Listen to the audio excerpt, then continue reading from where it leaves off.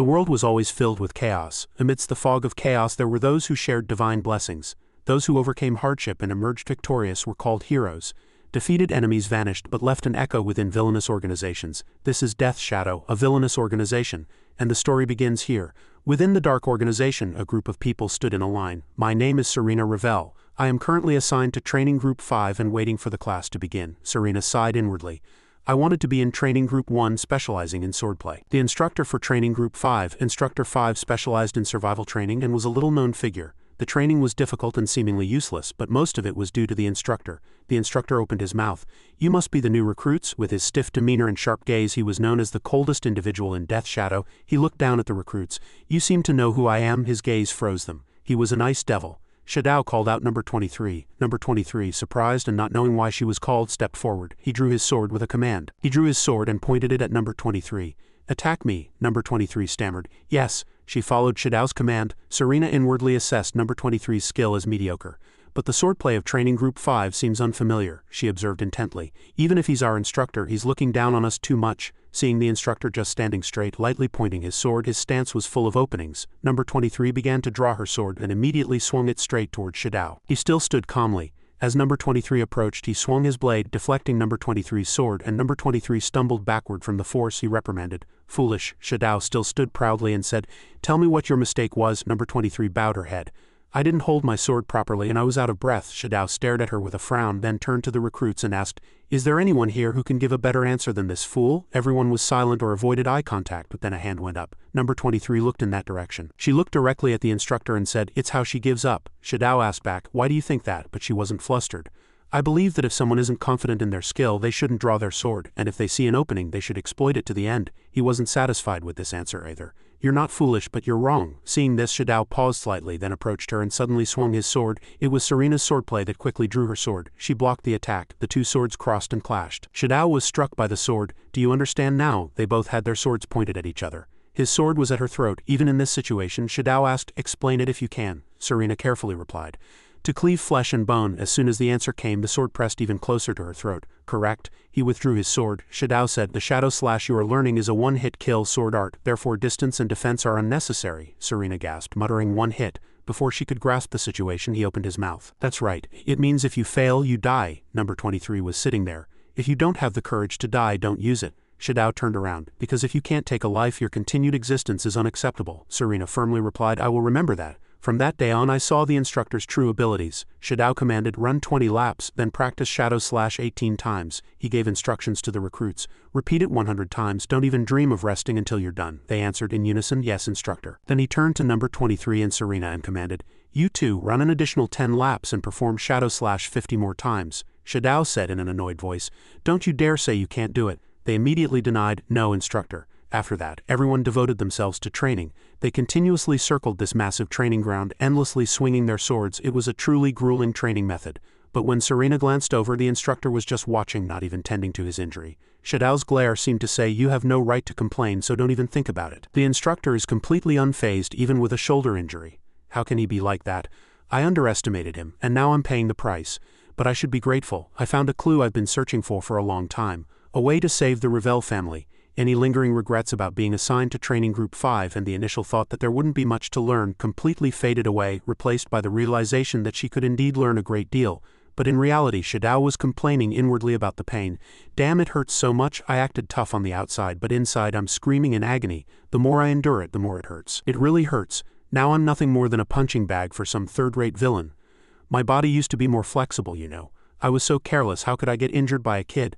But considering that number 7 managed to pierce my shoulder, she's no ordinary recruit. That hairstyle and color resemble a hero's appearance, Shadao thought carefully.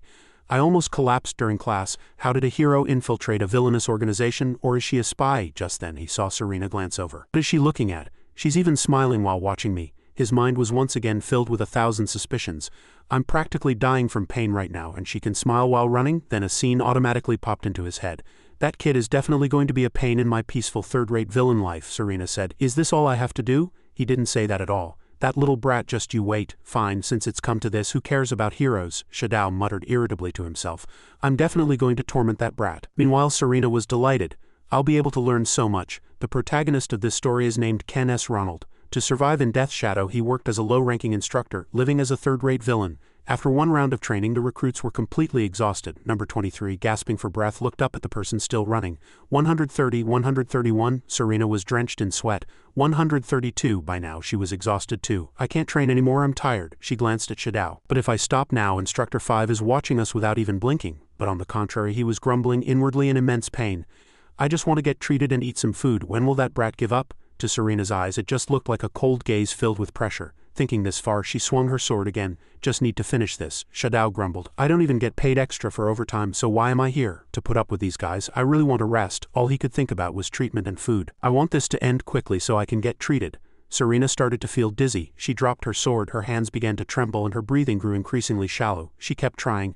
I have to train, but her stamina had already reached its limit and just a little more. Then Serena collapsed and fainted. Shadao commanded, "Training ends, everyone return." The recruits replied, "Yes, instructor." He grumbled inwardly, "This kid should have given up earlier. Why is she making more work for me?" Everyone rushed off, and number 23 hesitated for a moment, looking, then turned and left. Shadao carried her on his back. "Why do I have to do this?" But the action touched his injury and he couldn't help but yell inwardly. Shadao gritted his teeth. "That brat, just you wait." Upon arrival he plopped Serena down. "Damn, she's heavy.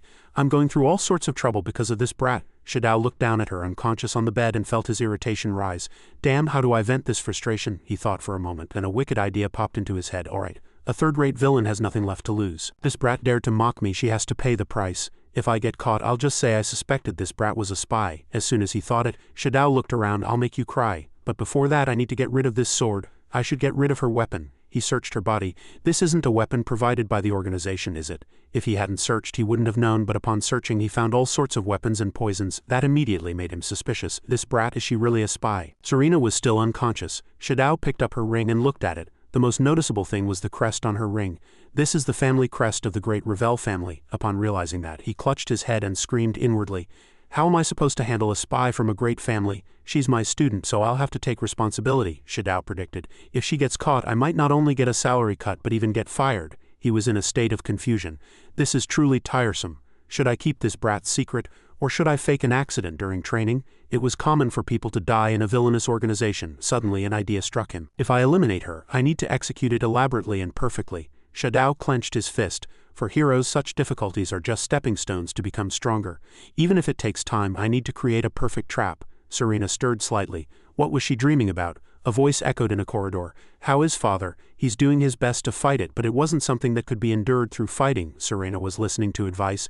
"Then why don't you look for an apothecary?" She was silent for a moment, then replied heavily, "I will consider one of the three great families. The secret organization of the Free Knights and the Revel family, which as a family of swordsmen created the stone sword. But the older a stone gets, the more moss it gathers." The stone sword became outdated and the family's reputation quickly plummeted. Father tried too hard to propagate his sword art. In the end he fell ill and gave up. She wandered the corridor. "For the sake of the family, I can't let father's efforts be in vain. As the heir I must find a way. Is there no other way besides inheriting the stone sword?" Then Serena thought of other swordsmen. "What if I could learn all three major sword arts?" Thinking this far, she paused and picked up a sword. "That's right, I can learn all three major sword arts." She held the sword up in front of her.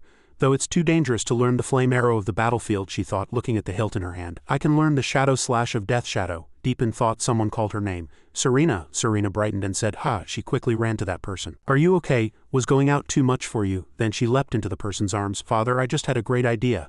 Serena spoke her thoughts. "Listen to me. What if I could learn Shadow Slash to complement the stone sword?" But then, blood splattered on her face when Serena looked up. The future of the Revel family was drenched in blood. Her father was covered in blood. "It's up to you now." His pupils violently constricted. "Don't forget." At this point she woke up with a start from her sleep. Serena sat up gasping. "A nightmare, wait. I was just training a moment ago." She was startled by a voice. "Brat, you're from the Revel family, aren't you?" She saw Shadao holding her ring.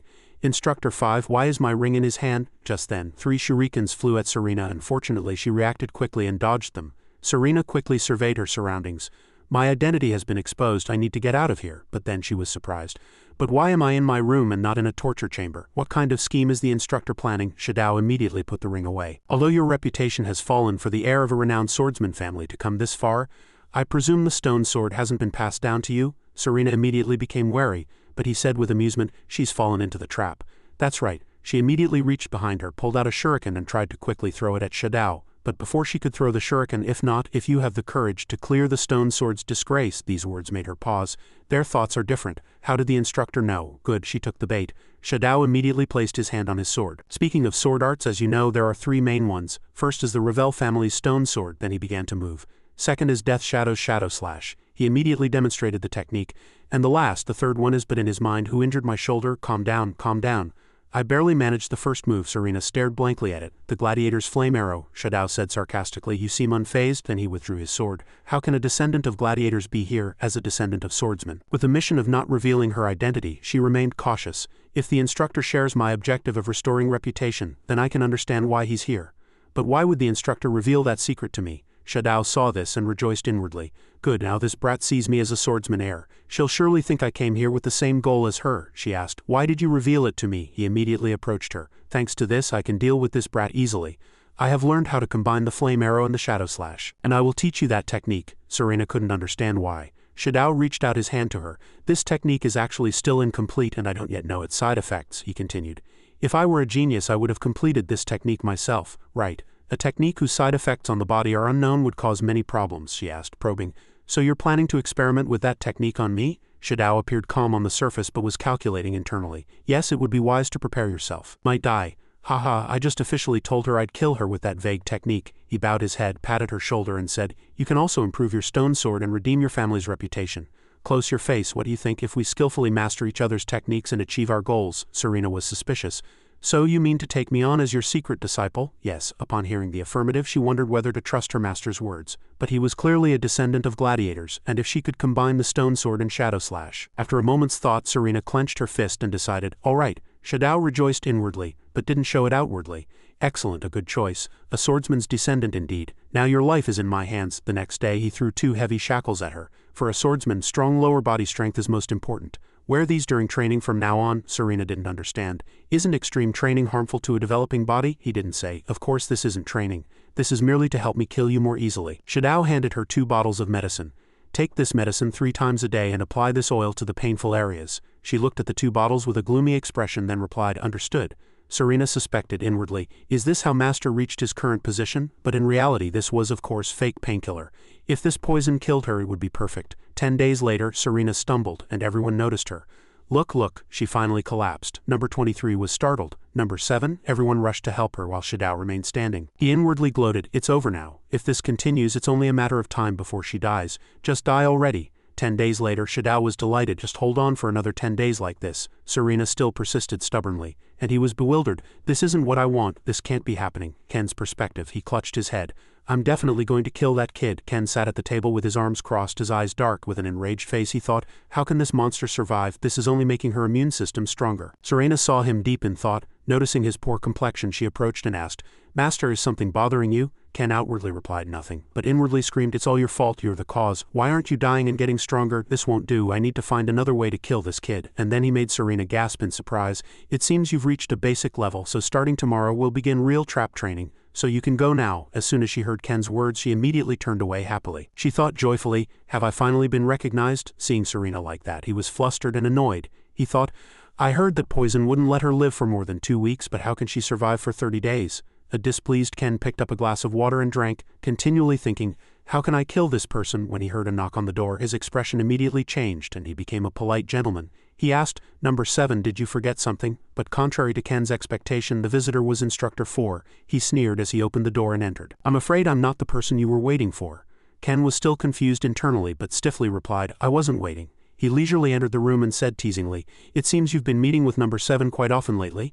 Ken took a sip of water, regained his composure and calmly replied, I'm merely giving her the necessary training instructions. Upon hearing that, Instructor 4 said worriedly, You're not by any chance fond of that student, are you? Before he could finish his sentence he was forced to stop as Ken, startled, spewed coffee all over his face. There's no excuse for this, is there? Ken, trying to hide his embarrassment, shouted in protest. Meanwhile he stood blankly covered in coffee. No, are you crazy? Where did you hear that rumor? Ken inwardly tried to rationalize. I'm racking my brain right now trying to find a way to get rid of her as quickly as possible. Instructor 4 calmly analyzed Ken's reaction and replied, wiping the coffee from his face with a handkerchief. He said, "You're acting so differently than usual. The image of the ice-cold instructor has melted away. If you have nothing else to say, I'll be leaving." After he finished speaking, he turned and left, and Ken stood blankly holding his coffee cup thinking, melted away, why did this guy even come here? And he replied, "See you later."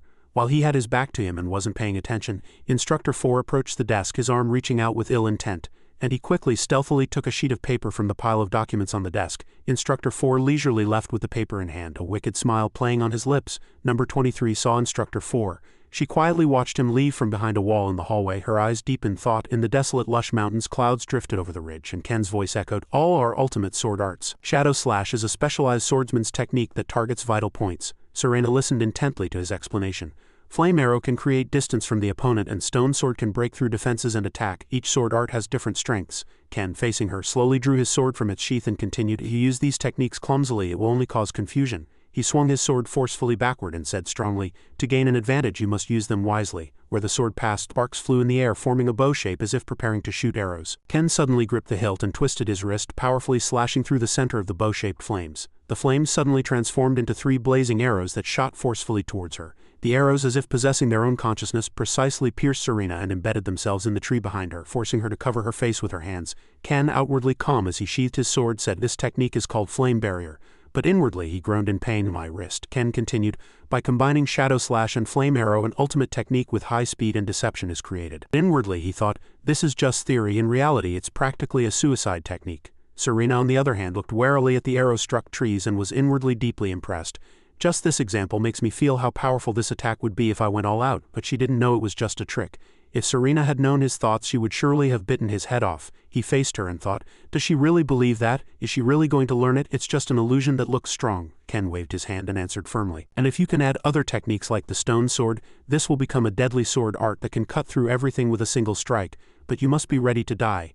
Serena asked cautiously and warily, "Is it possible to create such a sword art?" Ken shamelessly claimed to be an instructor and replied, "Would an instructor with a sword in his hand lie?" She stared intently at him as if trying to detect a lie, but thought, "It doesn't seem like a lie."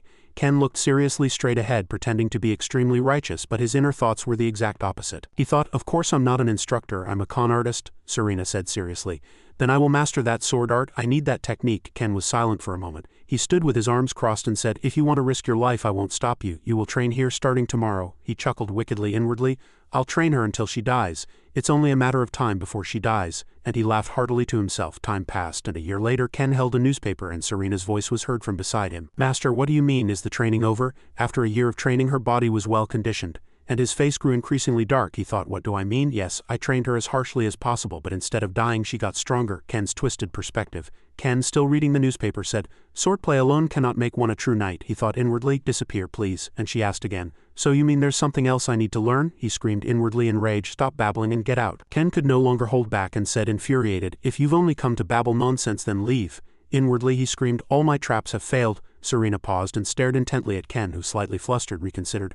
"I told her to leave. What is she looking at?" Serena took a deep breath, closed her eyes, and said, "I was thoughtless. I want to receive other training besides swordplay." Upon hearing her words, he reluctantly put the newspaper down on the table and replied, "All right." Inwardly he smiled bitterly, and cursed inwardly. Serena's monologue began. 10 days passed since then, and I learned various subjects from Instructor 5, including philosophy, science, history, and even magic. My master's knowledge surpassed most scholars. Who was my master truly? Where did he come from? Ken, tired, fell asleep face down on a pile of work documents, a coat Serena had draped over him hanging on his shoulders. She quietly watched him sleep, then silently turned off the light, closed the door, and retreated outside. Someone was already waiting outside. As she came out, that person spoke. "Come here, let's talk for a moment." Serena slowly turned her head as if trying to stall for time. The visitor was Instructor 3. He approached with a deep frown. She said, "Instructor 3, how can I help you?" Standing with a sword at his hip, he said, "I heard from Instructor 4 that you've been meeting with Instructor 5 too often." Serena was slightly confused inwardly but replied, "That's natural, isn't it? After all, I'm in Instructor 5's training group." Instructor 3 took a step closer to her. "Don't try to hide your dirty schemes from me. Am I right?" Then he bent down face to face and lowered his voice to warn her, "Revel family spy, hand over the sword art you've learned." Serena's killing intent surged and she stared intently at him, uttering a refusal. "I don't think I can do that." Her voice became even more dangerous and her hand gripped the sword at her hip. "If you leave now, I won't draw my sword," he replied, almost shouting at her confidence. "You're too overconfident, even if you're from the Revel family. Do you really think a student's skill can defeat an instructor?" and then he suddenly rushed quickly towards Serena, drew his sword and attacked. "You wretched bitch, let's see if you can still be so arrogant when you're dragged to the torture chamber." Instructor 3 with a sneer swung and slashed with one hand, but she blocked it, her eyes sharpened like an adult wolf. The sound of swords clashing echoed, and Instructor 3, who had been standing proudly, was suddenly cut down on the spot without even a chance to counter. Serena, witnessing this entire process, was utterly horrified. Completely shocked, she stood blankly, sword in hand, staring at the corpse. "Wait, this is strange. Even if he's not a specialized sword art instructor, he shouldn't be this weak. The fact that Instructor 3 approached me so carelessly means the other instructors also knew my identity." Before other instructors arrived, she looked down the dark hallway, then quickly escaped through the door. Serena ran with all her might, desperately trying to get out of there, her face filled with worry. "I have to get out of here." She hurried her steps, leaving the forest. At the top of the trees behind her, people in black clothes quickly chased after Serena. She sensed the presence of others, so she became even more cautious. While running, Serena drew her sword in case of an emergency. Ken, who had woken up from a deep sleep, was roused by the noisy sounds outside. He complained lazily. "Why is it so noisy?" Number 23 suddenly burst open Ken's door and called out to him loudly, startling Ken. Instructor 5, Ken, having just woken up, was slightly annoyed. He complained. "Damn it, what's wrong?" she panted and replied. 7 killed Instructor 3 and ran away. Upon hearing this news, Ken was shocked and stunned. He arrived at the scene with number 23 and heard someone say that Instructor 3 had suspected number 7 of being a spy and tried to investigate, but this happened. Ken displayed all sorts of emotions, shock, fear, and worry. He thought, how did they find out about number 7's identity? Since when, if they suspect number 7, they'll definitely suspect me too. He turned around and walked away, asking, "Which way did she run?" Number 23 replied. "She ran west," he continued to ask. "Where are the other instructors?" Her answer made his steps even faster. "Instructors 1 and 2 are chasing her, and Instructor 4 probably just heard the news." His speed became faster and faster. He thought, Instructors 1 and 2 have already moved? Even Instructor 4 who just got back? If I'm the only one who hasn't heard the news, it means the organization suspects both me and number 7. While number 7 is escaping, I should escape too. Ken asked number 23, who was struggling to keep up behind him. "Has it been reported to our superiors?" She replied. "Instructor 8 and Instructor 11 have already gone to report." Ken entered the room, gathered his coat and essential items, and continued to ask, "Then what about the remaining trainees?" Ken put everything on while she answered, "They are gathered at the training ground." He walked forward, then turned back and said seriously, "All of you go to headquarters with Instructor 4. I will pursue number 7. Number 23, worried, tried to dissuade him, saying, "But Instructor 1 said we should stay with Instructor 5. Ken cut her off coldly. He gave her a murderous look. "Didn't you hear me?" Number 23 fearfully took a few steps back and replied, "Yes, I understand." Ken covered half his face with his cloak and leapt out the window into the forest. Ken followed the direction Serena had fled, tracing her path. Somewhere in the forest he saw people in black clothes lying on the ground. Their hands were loosely relaxed and their entire bodies were covered in blood. Corpses were strewn everywhere Ken passed and blood was pooled all around. Ken paused briefly and looked around. He thought inwardly, "She killed 3 people with a single sword strike, and they couldn't do anything. She's truly a monster." He spotted a trail of blood leading in one direction, and as if finding a breakthrough, he quickly ran in that direction. It came from exactly this direction. Upon arriving, he indeed saw many people covered in blood lying on the ground. Ken approached a person leaning against a tree. Ken looked at everything with a complex and horrified gaze. A sound came from behind him. It was Serena. One of them spoke. "Who is it?" Serena appeared, her body covered in blood, breathing heavily. She lifted her gaze. Serena appeared, her body covered in blood, breathing heavily. She directed a cold gaze at Ken. Their eyes met, and they stood silently for a moment. She calmly drew her sword from its sheath and spoke first. "I knew Master would come." Inwardly she thought, "But I didn't expect to meet him so quickly." Ken, still outwardly calm and serious as before, drew his sword and replied, But inwardly he screamed, "Why is this crazy woman drawing her sword?" Serena pointed the blade straight at him and said in a cold voice, "It seems I must repay evil with kindness," and he silently took a defensive stance. She attacked first. She lunged forward with quick and light steps. Serena charged at Ken with her blood-stained sword. Her eyes were sharp, aiming with all her might. He, not to be outdone, charged with a determined frown. The two of them, each holding a sword, rushed and slashed. It seemed like it would be a fierce battle, but Ken was stabbed in the shoulder by Serena on the first attack. She stood motionless, eyes wide and gasping for breath. Behind Serena was Instructor 2, holding a sword, whom Ken stabbed in the heart. He stumbled backward, spurting blood to her horror. The dagger fell to the grass. Instructor 2 lay motionless on the ground with the sword still embedded in his chest. Serena, still unable to hide her surprise, quietly looked back at the corpse with a blood-stained face, thinking, "Instructor 2, when did he get behind me?" She stammered a question to Ken, thinking of something more important. Why did you aim for Instructor 2 and not me?" Serena asked, perplexed, looking back at him who had been stabbed in the shoulder. Ken stood up, blood seeping through his clothes, running down his arm and dripping onto the ground. He said with a slight hint of disappointment, "I can't believe you were so consumed by emotion that you didn't sense the killing intent behind you." Inwardly he muttered, "Why exactly? He clearly would have dealt with you and then me." He clutched his shoulder wound and forced a painful laugh. "Still clumsy and foolish, aren't you?" But inwardly Ken's eyes were wide as he screamed, "Why did you stab my shoulder?" Serena's body froze, her face contorted in bewilderment. After speaking, he picked up the bag hidden behind his cloak. Though it was difficult to move his arm, Ken opened the bag, took out a small pouch inside and handed it to Serena. Enduring the pain, he looked at her and said, "Right now her heart must be filled with regret and guilt. I've brought a few things you'll need while escaping. Follow the map inside." Serena received it with trembling hands. She said, distressed, "I tried to kill you, and yet you're giving me this?" Ken paused for a moment, then withdrew his hand and said in a cold voice, "Don't misunderstand." And he closed the bag and replied casually, "Wherever you go, you'll only be a decoy." Inwardly, he thought, "Now the instructors will definitely try to kill me. I should use this kid as a decoy to escape more easily." Serena looked at the items in her hand, and his retreating figure looked lonely. She said, choked up, "A decoy." She turned around and said in a cold voice, "If it's a way to repay Master, it's fine." Ken, barely treating his wound, thought inwardly, "What is with this woman? Is the map not enough? It would be problematic if this brazen girl didn't act as a decoy." Ken clenched his fist and stopped it in front of her face. He opened his hand and on it was a bundle of gold coins. He said casually, "She'll always accept that. You have enough now, don't you?" Inwardly, he was annoyed at the waste of money. "Take it, please." Serena stared silently at the bundle of gold coins in Ken's hand for a long time. Then she quietly took it. He looked at his empty hand, his heart aching. "She's not even refusing," she thought in a different direction. "Master must have given me money because he wants me to live long enough to be a decoy." And Ken coldly dismissed Serena. "Go now." Inwardly, he quickly thought, "Damn, I need to hurry too." And he quickly walked forward, continuing, "There's no time." The night wind blew. Serena spoke. "Someday." She resheathed her sword and said in a sad voice, "I hope Master finds a suitable successor." Ken sneered, thinking inwardly, "There won't be anyone foolish enough to endure all that idiotic training." Hearing Ken's laughter, she looked back in surprise. She continued to look at his retreating figure, thinking, "Did Master just laugh?" Serena stood blankly, covered in blood, deep in thought. A cool breeze blew under a clear sky, and the forest looked even gloomier. Atop a steep cliff, a group of people stood facing one person. Instructor 1 stood at the head of the group, and she spoke with a dignified expression. "In the end, you chose a successor from outside the organization." Ken replied frankly, "Isn't that obvious, Instructor 1? The group behind her drew their swords and took defensive stances, and she asked him as if giving him a way out, "Is it really necessary to go this far?" He replied, "I know the organization has always wanted my swordsmanship, and they won't allow me to leave." Instructor 1 drew her sword and said, "There's simply no other way." She smiled strangely and pointed her sword at him. "I'll give you one last chance. Fight as an instructor." Ken replied seriously, "Thank you for allowing me." But inwardly, every time he moved, his injury pained him, and he cursed Serena.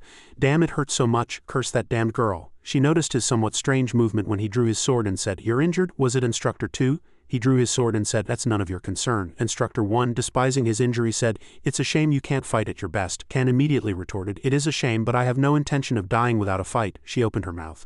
"Of course not," and immediately charged at him with her sword. She slashed and he dodged. The two swung their swords at each other, neither backing down. Flames suddenly erupted from Ken's sword, blocking Instructor 1's powerful blow. Ken barely parried, saying, "Shadow step, impressive." She also replied politely, "Flame arrow is excellent as well," and as she put more force into her sword, he hastily retreated. The story continues. Each sword art has different characteristics. Stone sword can break through defenses, shadow slash quickly kills targets, and flame arrow creates distance for counterattack after defense. Use these characteristics to lead to victory. Among the sword arts, flame arrow is vulnerable to stone sword, which has the ability to penetrate defenses.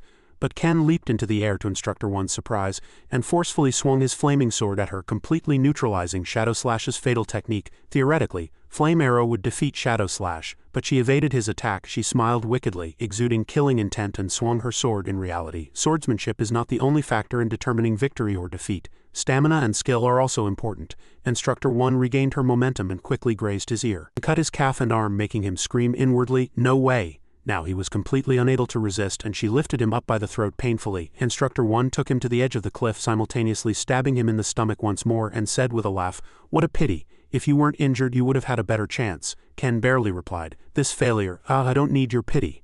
And he tried to provoke her before being dealt with, but that little brat won't fall for it easily. Inwardly, he gritted his teeth. "What is this decoy doing?" Instructor 1 scoffed. "The Revel family's successor will soon follow you."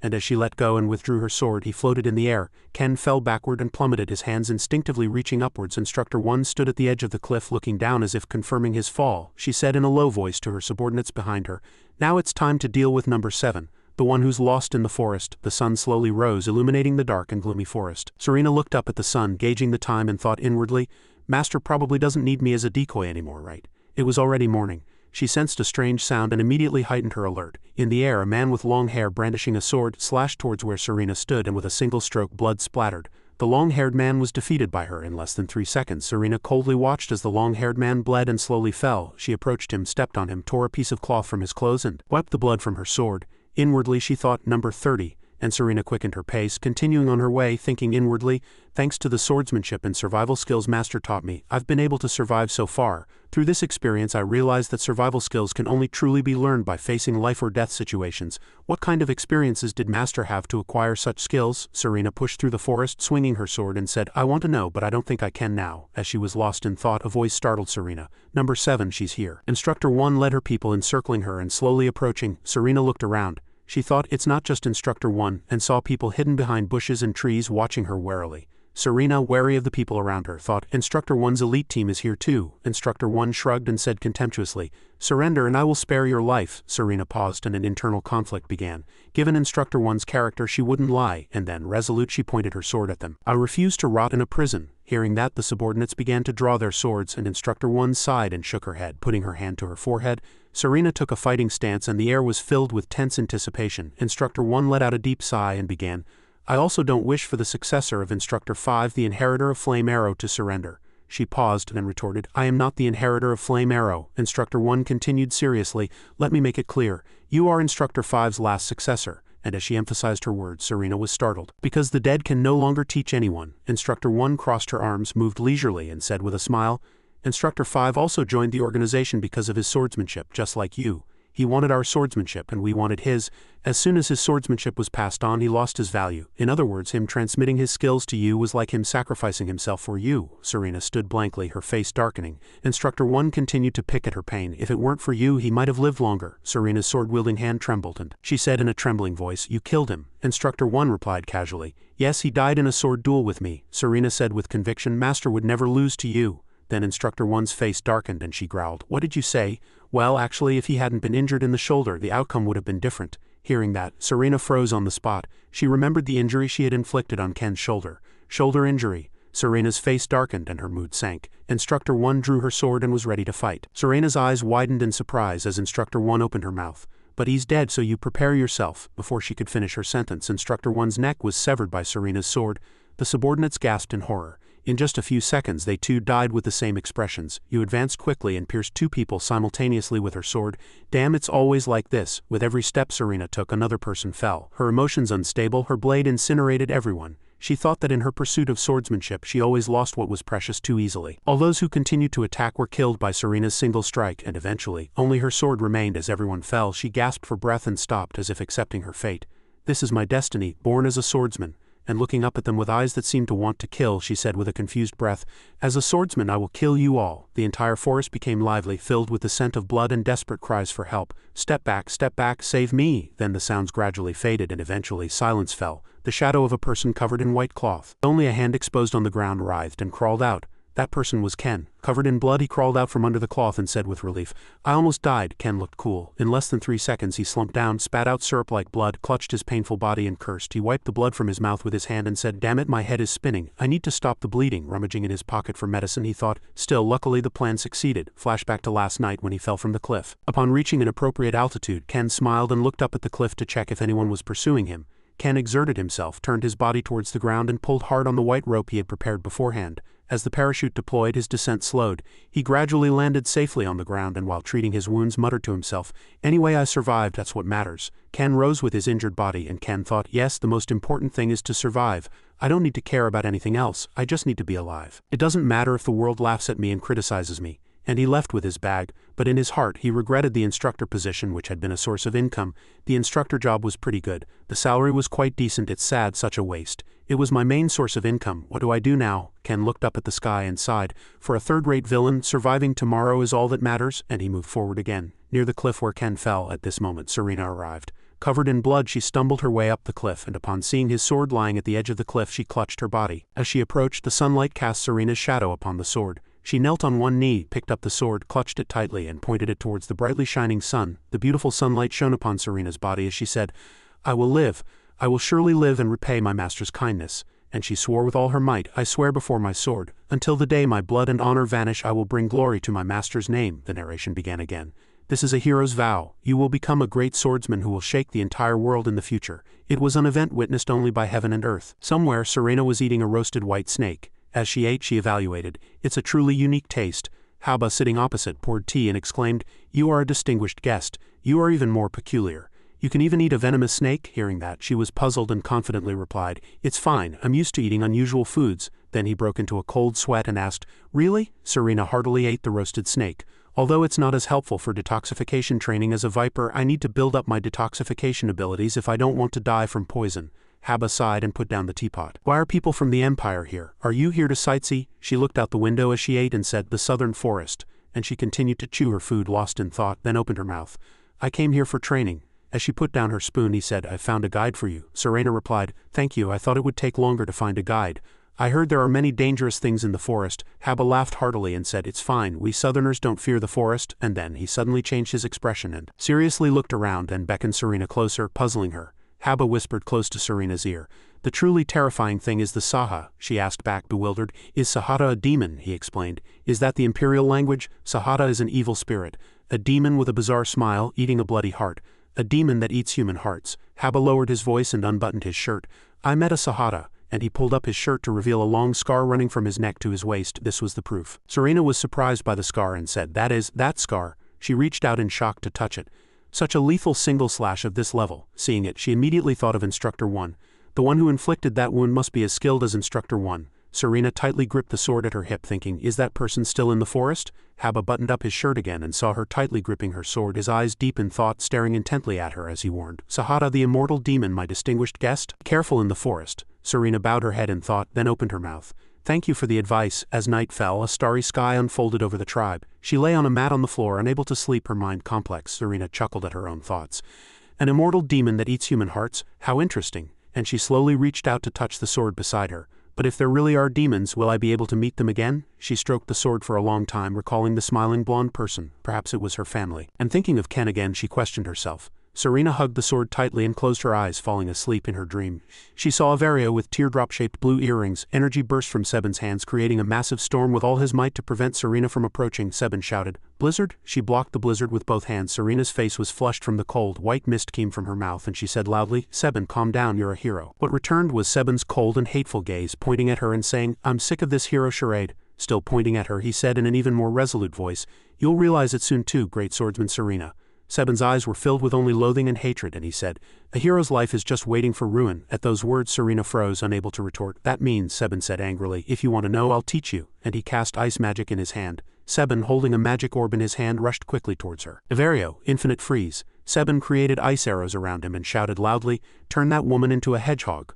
Serena was utterly horrified by Seben's words. The nightmare woke her, and beside her was a white snake. She squeezed her eyes shut, unconsciously grabbing the snake that was trying to crawl, thinking, "I'm having all sorts of nightmares." And she violently threw the snake out the window and sat blankly, thinking, "Has it been 3 years already?" Serena recalled the battle in the forest again. "Since I destroyed Death Shadow, I've traveled all over the continent to restore my family's reputation." She helped many children and participated in knights' tournaments. She fought against evil forces and endured countless hardships. Yomakta, the lord of the Dark Mountains, I killed her and walked away, covered in blood. And Serena recalled Seben, who had appeared in her dream. Serena's heart was complicated as she touched the sword.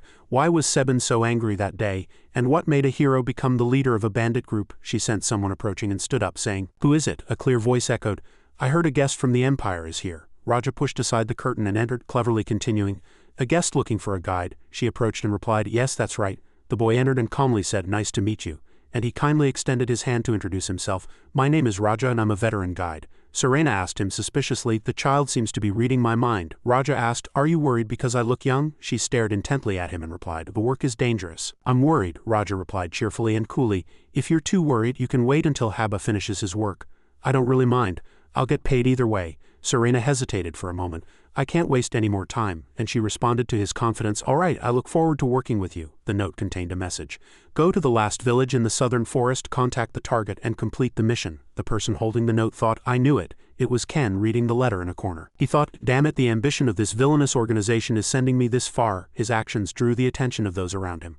A child said, "Mom, that man is acting strange." Ken, still focused on the letter, seemed oblivious. He sat lost in deep thought. "I knew I had to go far," and he put the letter in his shoulder bag and stood up, but Ken stood in the middle of the village, scratching his head, thinking exhaustedly, "The edge of the continent, I didn't expect that." He reluctantly stroked his head and thought, "First I need to find a guide." Now he was penniless and homeless. How could he afford the expensive guide fees? Just then he saw Haba rushing along energetically. The boy cheerfully asked, "Do you know a guide who knows the way to the last village?" and then, pointing behind him, he indicated that someone could be found in the empty lot of the village. Haba proudly boasted and hummed, "I could help you, but I'm busy today. Since I'm the only veteran, I can't be late." In his heart, no matter how much he disliked it, he had to act like a polite person when he sang. "All right, how embarrassing." Haba waved at Ken, constantly trying to entice customers. "Let me tell you, only 2 people know the way to the last village. You'll have to hurry." "I'm leaving now." Ken hesitated, thinking about the cost again. "Only 2 people. I wanted to hire them at a low price." Suddenly he stopped. Feeling something strange, he touched his hair. "What is this? It's heavy." Above him was the white snake Serena had thrown away. The snake revealed its terrifying fangs and Ken screamed. The adorable white snake bit his finger and he opened his eyes wide in shock. Reacting quickly, he knocked the snake away and shuddered, saying, "You devilish thing." And he hastily pulled out an antidote from his pocket and confusedly swallowed a few pills. Ken lay on the ground in a strange position, trembling with the white snake beside him. His face darkened, saliva drooled from his mouth, and he spoke with difficulty. "I almost died from white snake venom." A sound came from upstairs, attracting Ken's attention. Upstairs was where Serena was. He looked at them with unfriendly eyes, cursing inwardly, "These damn bastards, they're clearly setting this up and pretending it's an accident. Even if I expose them, it's useless and it'll only backfire." Ken struggled to stand up, continuing to curse. "You cunning bastards, I'll let this slide this time, but if it happens again, I won't stand for it." Just as his anger exploded and his face turned purple, Haba appeared with a kind smile and said, "Excuse me, sir." Haba asked worriedly, "Are you all right? Why are you lying there?" He looked hungry, and as if selling something, he offered a roasted snake skewer and asked, "Would you like a roasted snake skewer?" At the sight of the roasted snake skewer, Ken's reason snapped, and Haba, unaware that his wrath was about to be unleashed upon him, smiled and said, "Just have a bite. I'll give you the head part for free." He brought the snake skewer close to Ken's face and Ken was consumed by fury. With an unexpected thump, Ken instantly shoved the snake skewer towards Haba's face and the roasted snake shattered into pieces. Haba was utterly flustered, his hands trembling as he said, "What are you doing?" Ken, angry, gritted his teeth and said distinctly, one word at a time, "I was about to ask, why are you giving this to me? Who are you trying to mock?" Haba, flustered, hastily explained. "Why do you call this this? This is a local specialty. Imperial guests really like it too." Ken sharply noticed the teapot in Haba's bag and said loudly, "Isn't that antidote tea?" His face darkened. Angrily he pointed his sword. "Haba, did you think I wouldn't know what you're up to? You poison people with venomous snake meat and sell antidote tea at an exorbitant price. You sell tea at an outrageous price and if they don't buy it, you leave them to die in the village. Is this how you," Ken shouted, his face turning blue with anger, "treat guests who visit the village?" His rage peaked, and behind Ken it was as if a demon had appeared. "As an Imperial, I should repay your hospitality, shouldn't I?" Haba gasped in surprise, screaming and hastily grabbing his legs, flattering him and begging for forgiveness. "Brother, I'm sorry, I was wrong." Ken looked at Haba with anger and disgust and said, "If you want to apologize, pay the price." He thought for a long time, recalling the letter he had received earlier, then abruptly said, startling Haba, "Do you know anyone who knows the way to the last village?" Haba quickly and cheerfully replied, "Oh me," he answered, "you, perfect." He flashed a devilish smile. "Now you're my guide." Meanwhile, Haba, still unaware of what was happening, unconsciously replied, "Of course." But as soon as he came to his senses, he couldn't regret it enough. Haba hastily wailed, "No, I can't. I'm not familiar with the path," he firmly replied. "That strange kid said she was busy and couldn't help me." Ken flashed another devilish smile, grabbing Haba's head with one hand and holding his sword with the other, saying, "And since only 2 people know the way, the other one must be you." Haba was startled by the helplessness of the people around him, but Ken's face hardened as he threatened, "Otherwise you'll have to face the consequences." At the mention of consequences, Haba hastily agreed, "Ah yes, I understand. I'll do as you say, brother." Outwardly, Ken coldly ordered him to hurry, but inwardly he was delighted not to have lost any money. He had saved money. He crossed his arms and smiled triumphantly. "I found a guide in such a short time. I'm truly amazing. I'm truly a veteran villain." But his smile didn't last long and he was humiliated. They had to wade through a swamp in the dark forest. Ken asked blandly, "A swamp?" Haba looked around and replied, "It seems so." Ken's face hardened and he went to draw his sword. "A guide and he didn't even know there was a swamp?" Haba's tearful reply came back, "I told you, I don't know the way very well." Angry, Ken had to save himself. He pulled a rope from his pocket and swung it powerfully a few times. In an instant the rope was securely wrapped around a nearby tree. Ken gripped the rope tightly and pulled it taut. Haba, surprised by the movement, said, "Are you a wizard, brother? Is that a magic rope?" Ken's irritated reply came back, "Don't you even know how to mark it? If you babble one more time I'll leave you here." Haba clutched Ken's clothes and pleaded, "Take me with you too, a brother, consistent in both appearance and heart." Ken rolled his eyes and said irritably, "I'm tired." He thought it would be helpful then. After that things kept getting worse. Haba happily brought a beehive. He thought it would be helpful, but after that Ken had to apply medicine to the bee stings. Next a sudden rain poured down. Then Haba calmly dropped his backpack into the swamp, which was Haba's backpack. Haba clutched his hungry stomach and shouted, "All my food fell into the water, I'm so hungry." Seeing that, Ken had no choice but to share his meager food with him. Haba happily accepted, and probably inwardly he was calling him father. Ken stood still, helplessly watching Haba eat deliciously. He cursed inwardly and even thought about eliminating Haba, that bastard. Should I have pushed that guy into the swamp earlier? In a lush, verdant forest, Raja warned Serena from behind a tree, "This is a swamp. If you fall in, you won't be able to get out." He turned his head and saw that she was already walking quickly across the swamp. So walk carefully, he said, surprised, with a question mark over his head. Are you walking on the swamp here? Usually people sink. Serena calmly replied, you just need to walk fast, it's easier than walking on water. She quickly leaped onto dry land, accidentally hitting her head on a beehive in a tree. He quickly said worriedly, Lady Knight, be careful. Serena clutched her head in pain, and at that moment a swarm of bees flew out from the beehive. Suddenly a sword was swung towards the bees. To Raja's surprise, the bees fell dead to the ground, and he stammered, how did you do that? A radiant aura emanated around her, and she said, full of conceit, you just need to slash fast, it's easier than slicing grains of sand from a handful. He stood stiffly, worried, and stammered, I'm glad you weren't stung. After that, Serena caught a white snake. She successively killed other animals like vipers and leopards for training, and then spewed fire to defeat all the carnivorous flowers and swamp creatures. Raja, trembling with fear next to her, said, Sister, are you even human? Serena said, as if unable to understand, Of course I am. What kind of question is that? He continued. It's just my guess. Are you a modified human, sister? She replied, Wrong. You're not that kind of person, sister, Serena continued. You underwent special training. She recalled everything that had happened daily before. Ken stood by the river watching her run on water with difficulty. Running on water, next training to consume poison to strengthen her immunity, consuming poison. Finally training to kill assassins, countless assassins. Serena calmly replied to his helplessness, I went through such training, this southern forest is still far from it, and she continued, Alright, let's keep going. Raja's expression suddenly darkened. They continued to the next village. Raja said, This is village 2. Serena followed him and asked, Is the village name that simple? Raja walked forward with his hands clasped behind his head. Villages in the forest are easily destroyed, so it's quite troublesome to rename them, so they're just called by numbers. As they approached, everyone around them watched them. Serena replied, I see. He happily hummed, Let's go eat. The village was located deep in the mountains, cool and mild. Serena fiddled with a dining knife on the table and asked, Raja, are the people here from the Empire? Raja replied while eating, No, why? She voiced her thoughts. They seem to be avoiding you, sister. He chewed on a chicken leg and said, They're probably busy. A village hunting competition is about to start. Serena looked out the window and said, There are 5 villages around, so it must be a big competition. Below, people were busily building something with wood. She said admiringly, They seem really busy. After eating her fill, Raja stretched his arms and said with a smile, Do you want to participate too, sister? There's no eligibility. Serena took a big bite of the apple in her hand. No, he replied, Really? That's a shame. Serena ate her apple, lost in thought. My purpose for coming here is to improve my swordsmanship, not to hunt. Even if I participate, I won't be able to compete with real hunters. They chatted happily again, unaware that someone was secretly following them from below. She looked at them with hostile and jealous eyes.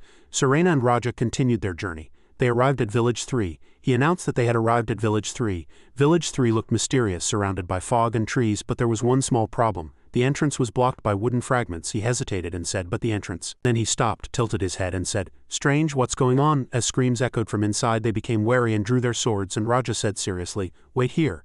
As Raja called out, Lady Knight, Serena gripped her powerfully flaming sword tightly. She swung her sword with all her might, smashing the obstacles blocking the entrance. Flames burned the pile of wood. Her face was serious, and she destroyed the obstacles without even taking a breath. Serena stood majestically, and the village slowly emerged from behind the smoke. Behind the flames, something resembling human legs gradually appeared, which was a pile of blood-soaked corpses scattered everywhere on the ground. She was horrified by the sight before her and moved her footsteps inward. Seeing more corpses, Serena's body trembled, and people lay dead in various poses everywhere. She hastily covered her mouth, and the strong smell of blood stung her nose. While Serena was still horrified, a man holding a knife slowly stood up from the opposite side. This seemed to be the culprit. She noticed his presence, but he stood without any fear of being discovered by others. He stood towering over the pile of corpses, looking like a grim reaper. In one hand he held a human heart, still warm and syrupy with blood, which he calmly brought to his mouth and chewed deliciously. Serena, horrified by the sight, glared at him with hatred. She quickly moved, kicking off the ground and advancing. Serena leapt and swung her sword, aiming to finish him off quickly and cleanly. He was no less formidable, lightly blocking her attack and quickly retreating. Serena was also pushed back. Like a beast that had just fed, he licked the blood from his knife, then sat down and crouched again. She stopped and thought, a single knife, the shape of the knife, and this guy's skill. Serena recalled Haba's warning. Imperial language. Asahata is an evil spirit, a demon that eats hearts. This is the proof. Serena gripped the hilt of her sword tightly, convinced in her heart. There's no mistake, that guy is that demon. She regained her composure and like a true swordsman declared, My name is Serena Revel. I will punish your sins. The man bowed his head and then gave a silent, cruel smile and rushed at Serena like lightning, attacking her. Serena reacted quickly, raising her weapon to block his knife, but with an explosive force his knife struck her weapon away. Serena didn't just stand there. She quickly counterattacked and struck him. But he, no less quick than her, also dodged the attack. He agilely lowered his body and slashed at Serena's ankle, causing her to let out a painful groan. She wouldn't allow herself to be slowed by pain.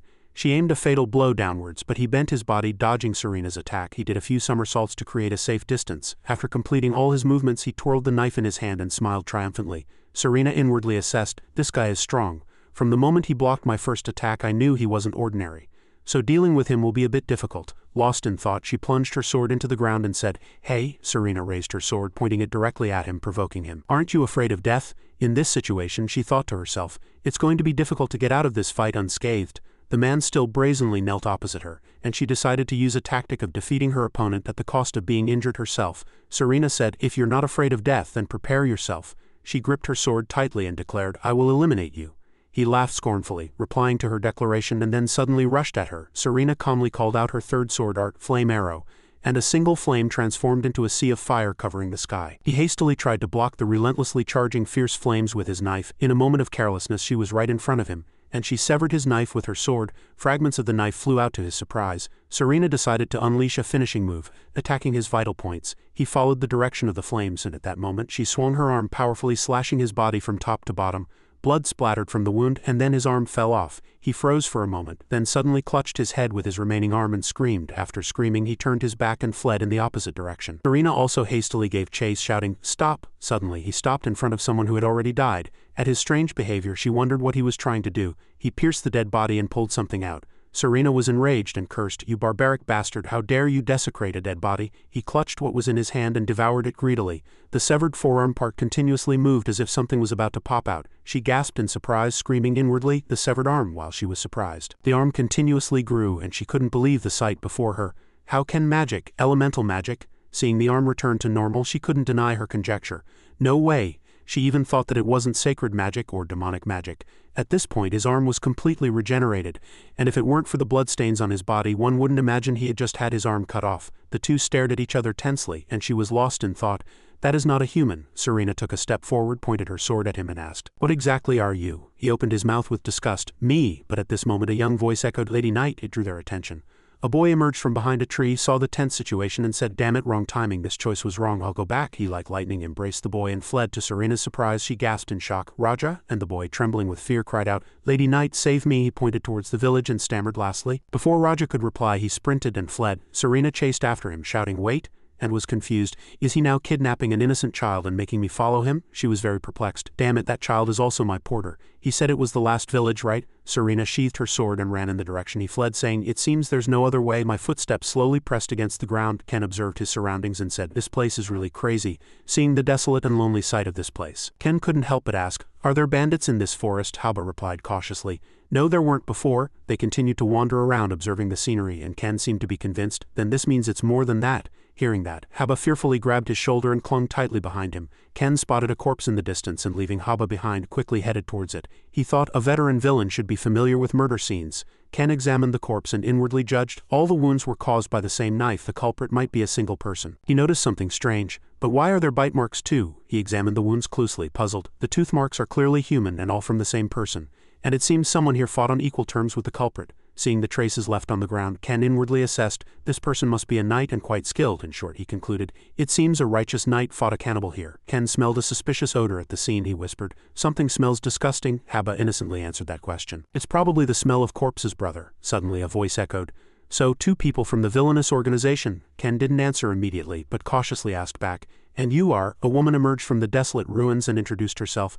"My name is I, and I've come to escort guests from the last village." They slowly followed her. Ken inwardly assessed that she was a far better guide than some guy.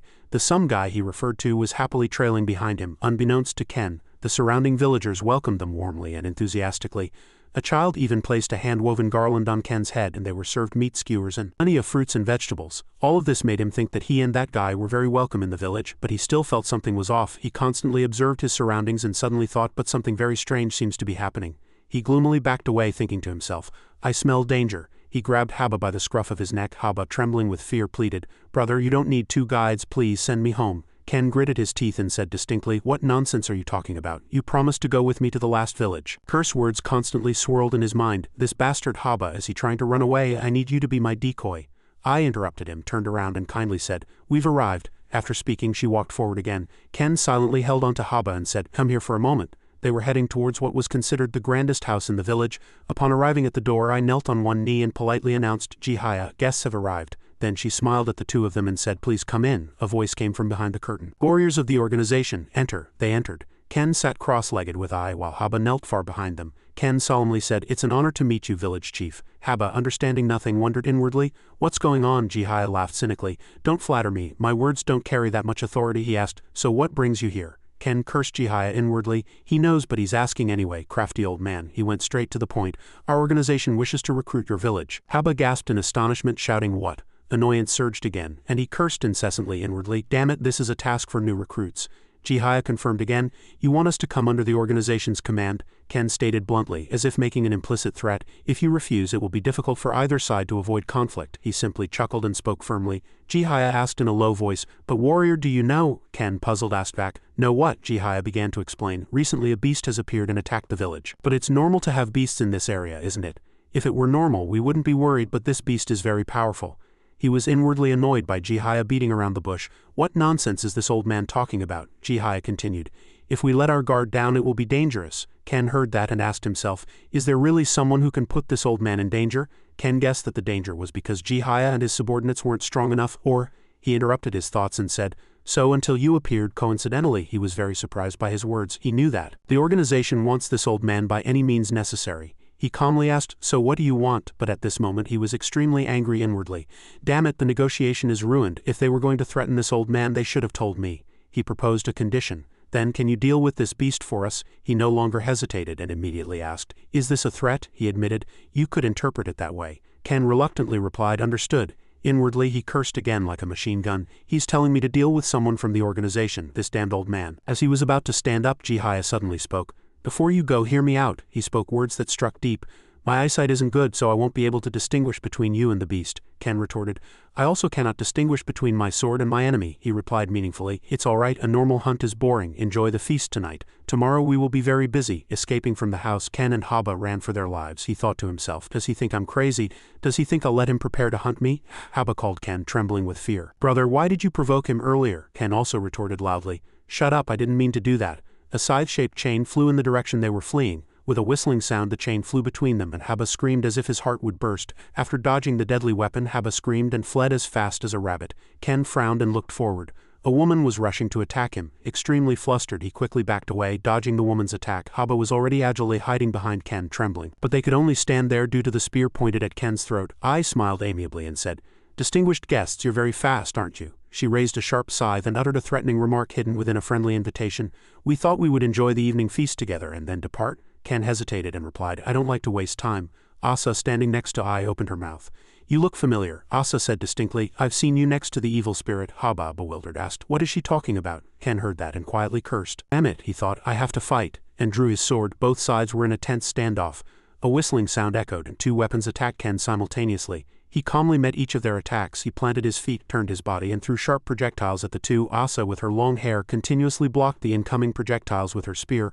I, standing beside her, was no less formidable. During this fierce battle, Haba was too terrified to stand properly and crawled away. Suddenly a projectile embedded itself in front of him, and he was completely flustered. After throwing the projectile, Ken landed lightly. But what greeted him was an enraged spear just approaching. She, enraged, shouted, "How dare you!" Ken approached her and attacked. The moment she let her guard down, she was struck, fell backward, and groaned in pain. From behind, a scythe flew, and its chain immediately tightened around Ken's neck. I calmly appeared from behind and said, "Don't forget me."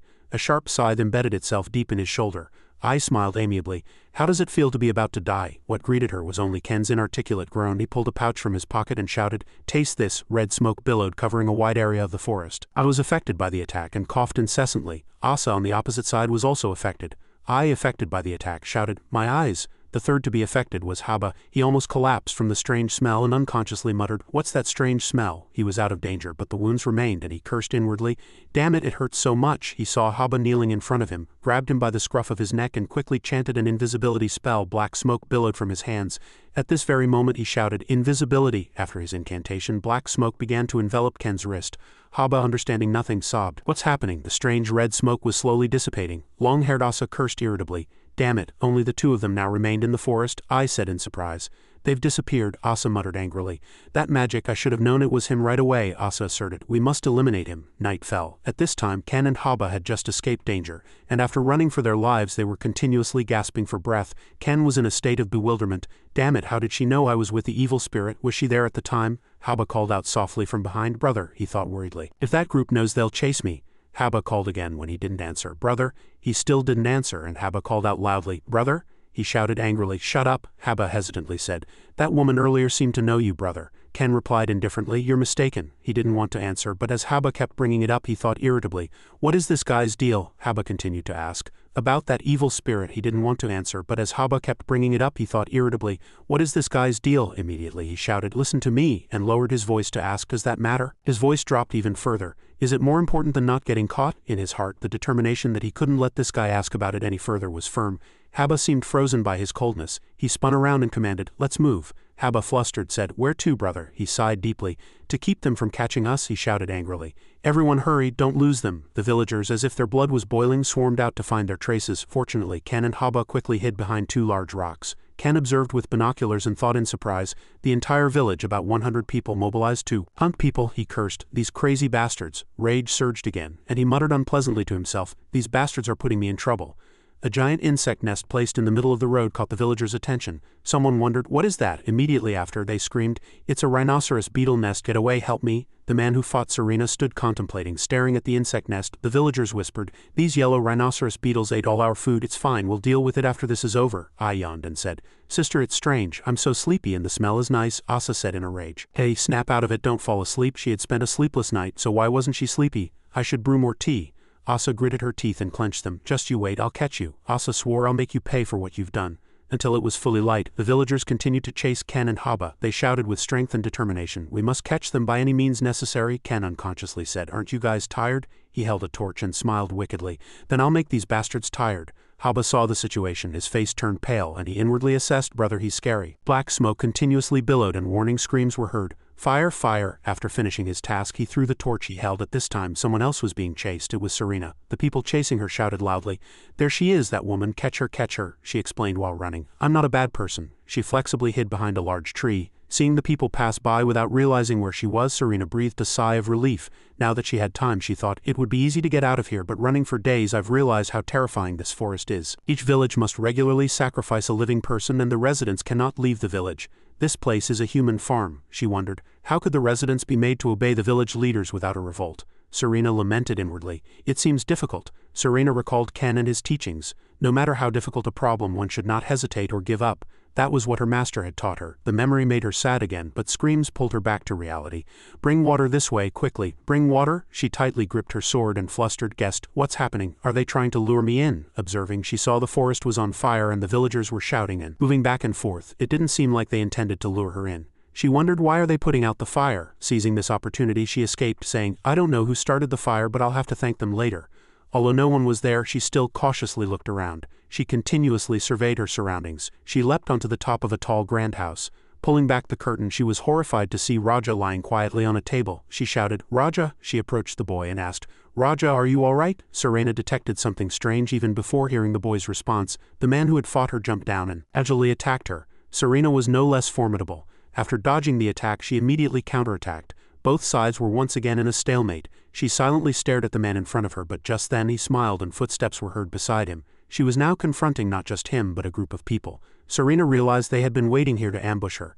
A man threw a weapon at her, but she dodged it, and immediately after, a woman rushed in, ready to deliver a fatal blow. Serena parried the attack and leaped sideways to evade. Like a flash of fire, she flexibly leapt up and powerfully slashed forward with her sword. She quickly and cleanly injured 3 people among the enemy group, but the man who had fought her from the beginning suddenly charged. She gritted her teeth and shouted decisively, "Art of the Flesh, Flame Barrier." As soon as her shout ended, fierce flames erupted from her sword, sweeping through every part of the small house. He was surprised by her destructive power, and the most powerful flames struck where he stood. He retreated and dodged to prevent himself from getting injured. He landed heavily on the ground and at the same time was so dazed that he couldn't tell where Serena was. Seizing this opportunity, she turned and rushed towards Raja. Holding the boy, she saw the scene outside the door and knew she had to make a quick decision. She ran out carrying the boy. She gritted her teeth, determined, "I have to get out of here quickly." Unbeknownst to her, Raja moved. He swung a weapon at her. Serena was startled and Raja smiled triumphantly. He mockingly said, "What a waste," then flung himself out of her arms, pushing her hard at the same time. She fell to the floor, groaning in pain. Raja leaped onto the roof and said, "Lady Knight, you're truly amazing." He sat on the burning roof laughing and said, "Now I understand why people call you Absolute Sword, sister." She stood up and asked, "You too?" He interrupted her and said, "I should reintroduce myself. My name is Razaba." Amidst her bewilderment, he stated distinctly, "I am the chief of Village 1. A moment later, Serena regained consciousness. She sat up, twisted her body slightly, and thought, "I must have slept for about 10 minutes. A week had already passed since she was chased by cannibals and villagers. Serena picked up the sword lying beside her. She guessed that someone was helping her. That person had set the forest on fire to distract the villagers, released yellow rhinoceros beetles to gnaw at food and destroy houses, and used a sedative made from cut flowers to put the cannibals to sleep. She had many questions. Who was that person? Why were they doing this, and why were they helping her? If I ever get the chance, I would like to meet this person directly. Serena secretly sighed, looking at her current situation. Unfortunately, this isn't going to end easily. This hide-and-seek is dragging on too long. As she said it was time to end it, Roger appeared with a smile. It's not you who's ending it, it's us. He twirled the shining weapon in his hand and approached her, his companions also appearing. He exclaimed, I didn't expect this hunt to take another week. She held her sword forward in defense and asked, Aren't you angry? I killed one of your comrades. Roger replied, pretending to think, perhaps they died because they were weak. She asked again, Does that mean if you're weak you should die? He calmly admitted. That's right. Serena gripped her sword tightly and said, All right. Then she provoked them. Then I'll show you the privilege of the strong. The long-haired woman rushed at her, shouting harshly, Don't make me laugh. Serena, however, was completely unfazed by her technique. As the two fought fiercely, a sharp object flew towards her. The tip of the blade touched her face, but she managed to strike the weapon away with quick reflexes. The knife returned to Roger's hand and he still smiled as he joined the fight. Deadly attacks poured in incessantly. At this point, Serena began to sweat as she continuously blocked the attacks. The man fighting Serena suddenly rushed in and struck her abdomen with a full-force knee. Unprepared, she groaned in pain from the blow to her stomach. The impact sent Serena flying several meters back, only stopping when she crashed into an old tree. Seizing this opportunity, the long-haired woman swung her spear and strongly stabbed Serena's thigh. Serena immediately cut the spear with her sword, splitting the woman's spear in two. The woman, seemingly drained of all energy, stumbled backward in dismay and collapsed to the ground. Serena gripped the spear tightly, endured the pain, pulled it out and prepared to throw it with all her might. Just then, a wooden stake was driven into the ground. In another part of the forest, Ken drove in the last wooden stake. This was to complete the tent where Ken and Haba would rest tonight. At this moment, Haba was greedily staring at a piece of meat roasting over the campfire. As the meat cooked, Haba picked it up and ate it ravenously. He mentioned the names of a few ingredients: a stimulant extracted from red berries and a sedative extracted from cut flowers. Ken explained, the sedative's effect is amplified when the opponent's nervous system is stimulated. Haba asked while eating, So where are we going now? He replied that they were going to Village 5. Haba, startled, dropped the meat in his hand and exclaimed, Village 5 is Lord Jihaya's territory, Ken said calmly. I want to negotiate one more time, he calmly instructed. You'll probably have to be the decoy. Haba trembled and backed away, pleading. No, why me? He asked again. Who looks more harmless, you or me? Ken growled with a cold face. I've been dragging you along all this time, haven't I? Haba could only reply cautiously. Yes, that's right. As day broke, Haba fearfully ambled into the village. Did brother really tell me to go in alone? He hesitated in front of the house from last time and said, Excuse me. Jihaya greeted him from the center of the house. You've come. He suddenly turned his head to look at him. The two of you haven't been seen lately, have you? Haba immediately flinched and stammered, Yes, well. He quickly approached him and said, It's because of that unpleasant guest, isn't it? He smiled mercifully. You were just dragged along by him, weren't you? Haba immediately denied. No, brother saved me a few times. As he spoke, he exclaimed in surprise. Oh no, I spoke out of turn, Jihaya said regretfully. Is that so? What a pity. He struck the ground hard with his staff as a signal and said, Ryu, you cannot participate in the hunt with us. Jihaya reached out his hand to Haba, comforting him. But it's all right, don't be afraid. He placed a hand on Haba's shoulder, looked him straight in the eyes and growled dangerously. Where is that beast now? Haba immediately trembled in fear and stammered about him.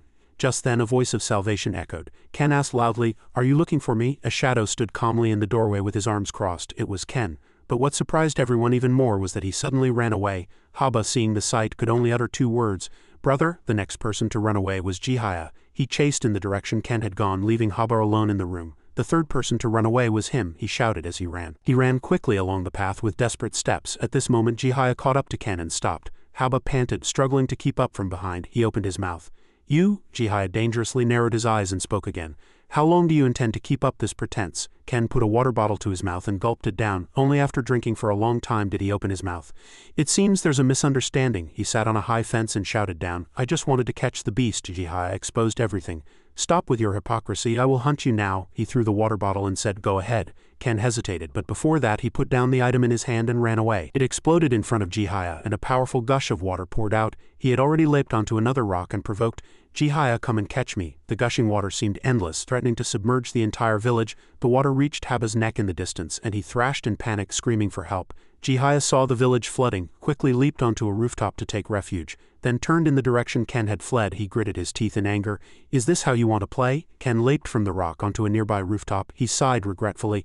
I wanted him to be swept out of the village, Ken said admiringly. What a pity, and he thought, should I make him surrender with words? The effort of breaking the dam was in vain. He raised the wooden staff in his hand and chanted a spell.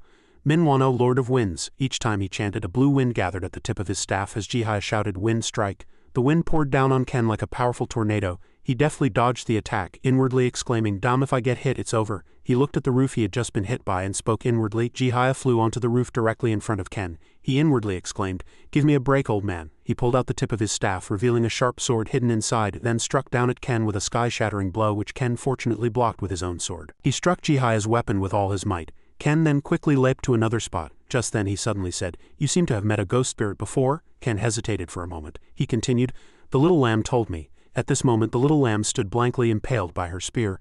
Serena finished him off with a single blow and he fell to the ground. Serena sensed something strange behind her and immediately turned to defend, but she was still struck in the abdomen by the man once more. She groaned in pain as she crashed into an old tree again. Raja leapt from below to the opposite tree. He looked down from above and threw two small sharp weapons at her. She blocked both weapons amidst immense pain, and then flames were added to those two weapons. To Raja's surprise, she threw them back at him with all her might. The weapons cut through the wind, emitting powerful flames like lightning. They struck exactly where Raja had been standing, but he leaped down from the tree completely unharmed. At this moment, something even more surprising happened. A scream erupted. Raja's long-haired man ran towards him and shielded him with his body. He was hit by the flames that burst from the weapon, and a painful scream tore through the sky. After that scream, he fell to the ground motionless. Raja gritted his teeth, stood up, picked up his knife and shouted, Hey! Then rushed at Serena. As he was about to swing his knife, she was a step faster and attacked him. She even finished with a kick. Raja was sent flying far away like a fallen leaf, and she approached him and stepped on him. With her sword pointed at Raja's throat, she said, It seems I've won, he replied with indifference. Raja, lying beneath Serena's blade, opened his mouth very calmly. You're truly amazing. And yet people call us monsters, not you, despite how strong you are. When Serena replied, Because I am human, he retorted,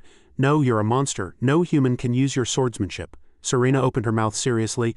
I have a question, she asked. What happened to the evil spirit? Raja replied. Go to the last village, he's waiting for you. Upon receiving the answer, she immediately raised her sword. Raja spoke with a sigh. Just as I thought, you won't forgive me. Serena was silent for a moment, then admitted. That's right, even though I was at death's door then. He showed no sign of fear at all. He merely said, it was truly enjoyable. As soon as his words ended, the sword plunged directly into his vital spot. She silently withdrew her sword, turned her back, and left without a word. The forest was filled with corpses and the remnants of the recent bottles. Flames remained everywhere. At this moment Jihaya and Ken were confronting each other on a rooftop. He chanted Minwano wind pressure. Then he held his sword in front of his chest and thrust it straight at him. At the same time he shouted, I will kill you with my sword. Ken frowned and stepped back slightly, then quickly raised his sword to block Jihaya's attack. The two entered a decisive battle, and neither gave way. He thought irritably, damn, he's really nasty. As soon as the thought ended, he leapt onto another rooftop and fled, saying, This is hell. But a bolt of lightning blocked his path and he opened his mouth in pain. Jihaya leaped down and approached where he was sitting. He began to chant, Minwano. Ken looked at him in surprise, and just then he shouted the final word of his incantation, Windstorm, and swung his sword, sending a tornado straight at him. Ken reflexively raised both arms to block and his sword flew away, but he was still hit by the attack and sent flying hundreds of meters. He coughed, inwardly exclaiming, My poor spine. Jihaya looked at the house with a large hole in its wall from the recent attack. After the fierce attack just now, the space seemed to fall silent for a moment. Ken slowly rose from the debris. He muttered a spell. Reflect stealth. He transformed into a stream of black smoke and streaked past Jihaya, but he hadn't gone far when he let out a painful cough. Jihaya immediately recognized him and chanted a spell again. Minwano wind strike. A tornado powerfully swept over him, and Ken, unable to evade, shouted, Fire conquers wind, old man. Fierce flames flowed into his sword. Ken slammed his sword down, making the flames spread fiercely. Fire and wind, two energies, clashed head-on, causing a blazing explosion. The flames instantly engulfed the entire village. Jihaya was hit in the face by the heat and light. In that unguarded moment, Ken quickly attacked him. Jihaya was struck by Ken's flame-engulfed sword. Immediately after, he fell to the ground, clutching his wound tightly. Jihaya gritted his teeth and glared at him. Ken wiped his sweat and opened his mouth. Let's stop here. He chose to flee instead of continuing to fight or surrender, and Ken opened his mouth in surprise and shouted, Hey, stop, you still have strength left? Upon closer inspection, he wasn't fleeing but running towards Haba, who stood far away with his mouth agape. Ken immediately shouted, Hey, run away quickly. He instantly understood Jihaya's intention. Is he trying to eat that guy to recover? I have to stop him, he shouted. Hey, at this moment, contrary to Ken's expectation, he warned loudly, Get out of the way quickly. Haba blankly exclaimed, Lord Jihaya. At this moment, a burning branch was about to fall on Haba's head. Jihaya pushed him away. While Haba stumbled elsewhere, screaming and groaning, Jihaya took the branch instead of him. Haba hastily asked, Lord Jihaya, are you okay? He replied, panting. I'm fine. Ken was speechless. He approached while speaking. If you want to be the king of this forest, he continued, What is the right path? Jihaya asked back in confusion. What are you talking about? He replied. When I destroyed the village I found that you don't kill people wantonly, he analyzed. Furthermore, seeing you save him it seems you want to unite and protect the people of this forest, don't you? Jihaya was silent at his words. At this moment he spoke seriously. Kingship is a tree that must be watered with blood, but if you become addicted to watering that tree, you will suffer the consequences. Jihaya turned his head and replied quietly, I will remember that. He extended his hand to him, suggesting they stop this meaningless fight. Outwardly he was calm, but inwardly he was screaming, please, I'm so exhausted. Jihaya smiled and stood up. There was no other way, he declared. From now on, the southern forest will be your alliance. Haba's eyes twinkled and he smiled. It's all over. Ken put away his weapon and said, then it's good. Inwardly he exclaimed, thank goodness. This ended before I collapsed. Jihaya brushed past him and said, come, let's go repair the village. Ken stopped him and asked, before you go, there's one more thing I want to ask. He continued, tell me about that beast you mentioned earlier. Serena walked out from behind the forest and opened her mouth. Just as I thought, it was you. She called out the name of the person standing before her. Haba, he smiled. Hello, Lady Knight. She immediately asked, why did you help me? She frowned and said, I thought you were in league with the cannibals since you introduced Raja to me. He sat on a rock and replied, I simply couldn't leave that group of cannibals alone any longer. She bowed her head. So you were always ready to fight them? He asked her if she knew the origin of that group of cannibals. She looked up at him and replied that she didn't. Haba explained coldly, they were once slaves. She repeated. Slaves, he said. That's right, the Empire sold them for cheap before being dominated by the cannibals. This place was a crucible of chaos, endless wars between villages. To reduce the number of war prisoners and orphans and to increase war funds, prisoners and orphans were sold as slaves.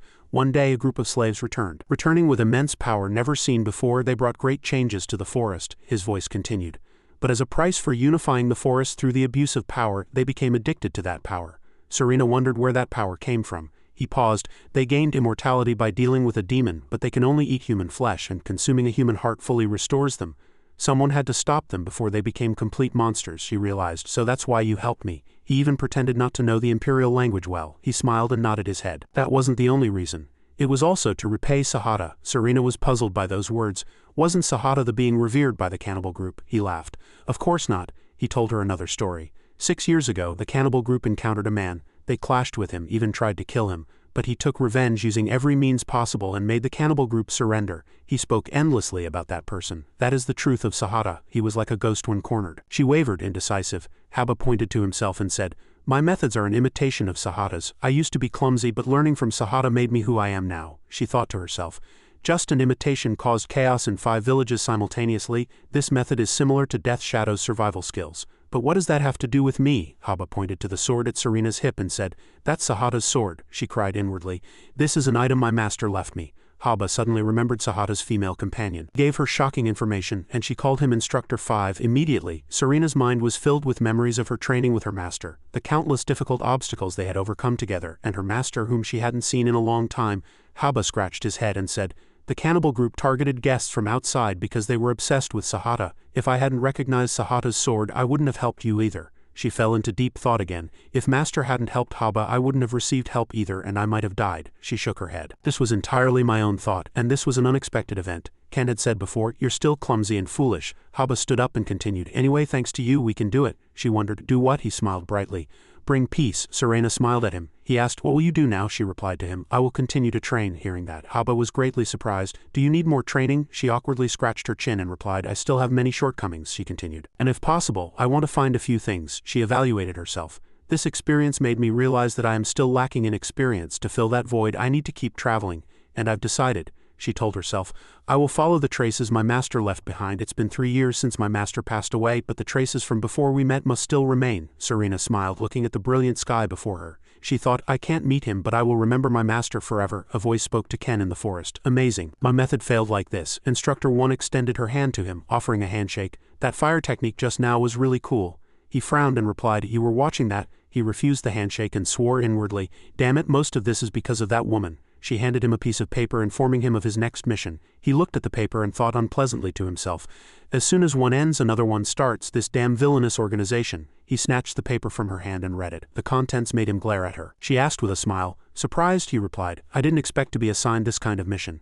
become an instructor and pass on your swordsmanship to future generations. Ken knew their entire plan and swore inwardly, damn it, they're trying to steal my swordsmanship. She still smiled brightly and said, don't be too disappointed. You're now Instructor 5 and I'm Instructor 1, he cried inwardly.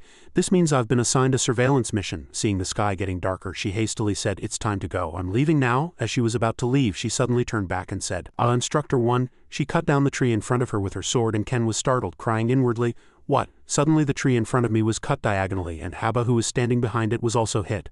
The tree split in two and fell, and Haba, who was hiding behind the tree, also fell severely injured. Ken saw the situation and thought inwardly, damn it, this won't do. Why is Haba here? She said coldly. What a troublesome rat. I hate rats. Ken grabbed her hand and said, wait a moment. Instructor 1 replied with a cold face. He was startled, thinking inwardly, scary. Ken hastily stepped forward and said, we just formed an alliance and I don't think we should kill their people. He continued, and that person is my guide. She replied, returning the favor. Alright, you handle this problem. Before leaving, she said goodbye coldly. See you next time, Instructor 5. Ken also replied, see you next time, Instructor 1. It was only then that Haba, puzzled, asked, why did you save me? Ken bent down searching for bandages and replied, you need to stay alive to guide me next time. He thought to himself, is this the relationship between a villain and a minion? I'll have to keep this guy alive, thinking he knows people here. Haba said with difficulty, I won't forget this favor. After treating Haba, he told him, you'll have to pay me back later. Ken thought to himself, not so bad. Instructor training in this organization is the safest position. No need for dangerous fights, the salary is decent, and I even get paid just for looking after kids, he decided, but I won't pass on my swordsmanship. Haba stared blankly at Ken. This was the story from 7 years ago when Ken first joined Death Shadow, but he didn't know that a tragic future awaited him a few years later. A wicked hero would appear and he would have to fall into countless abysses of hardship. Currently, the kingdom of Rot was once the home of demons, but now it is covered in white snow, as if concealing its past glory. In the ruins and frozen wastes, our villain awaits another fateful encounter.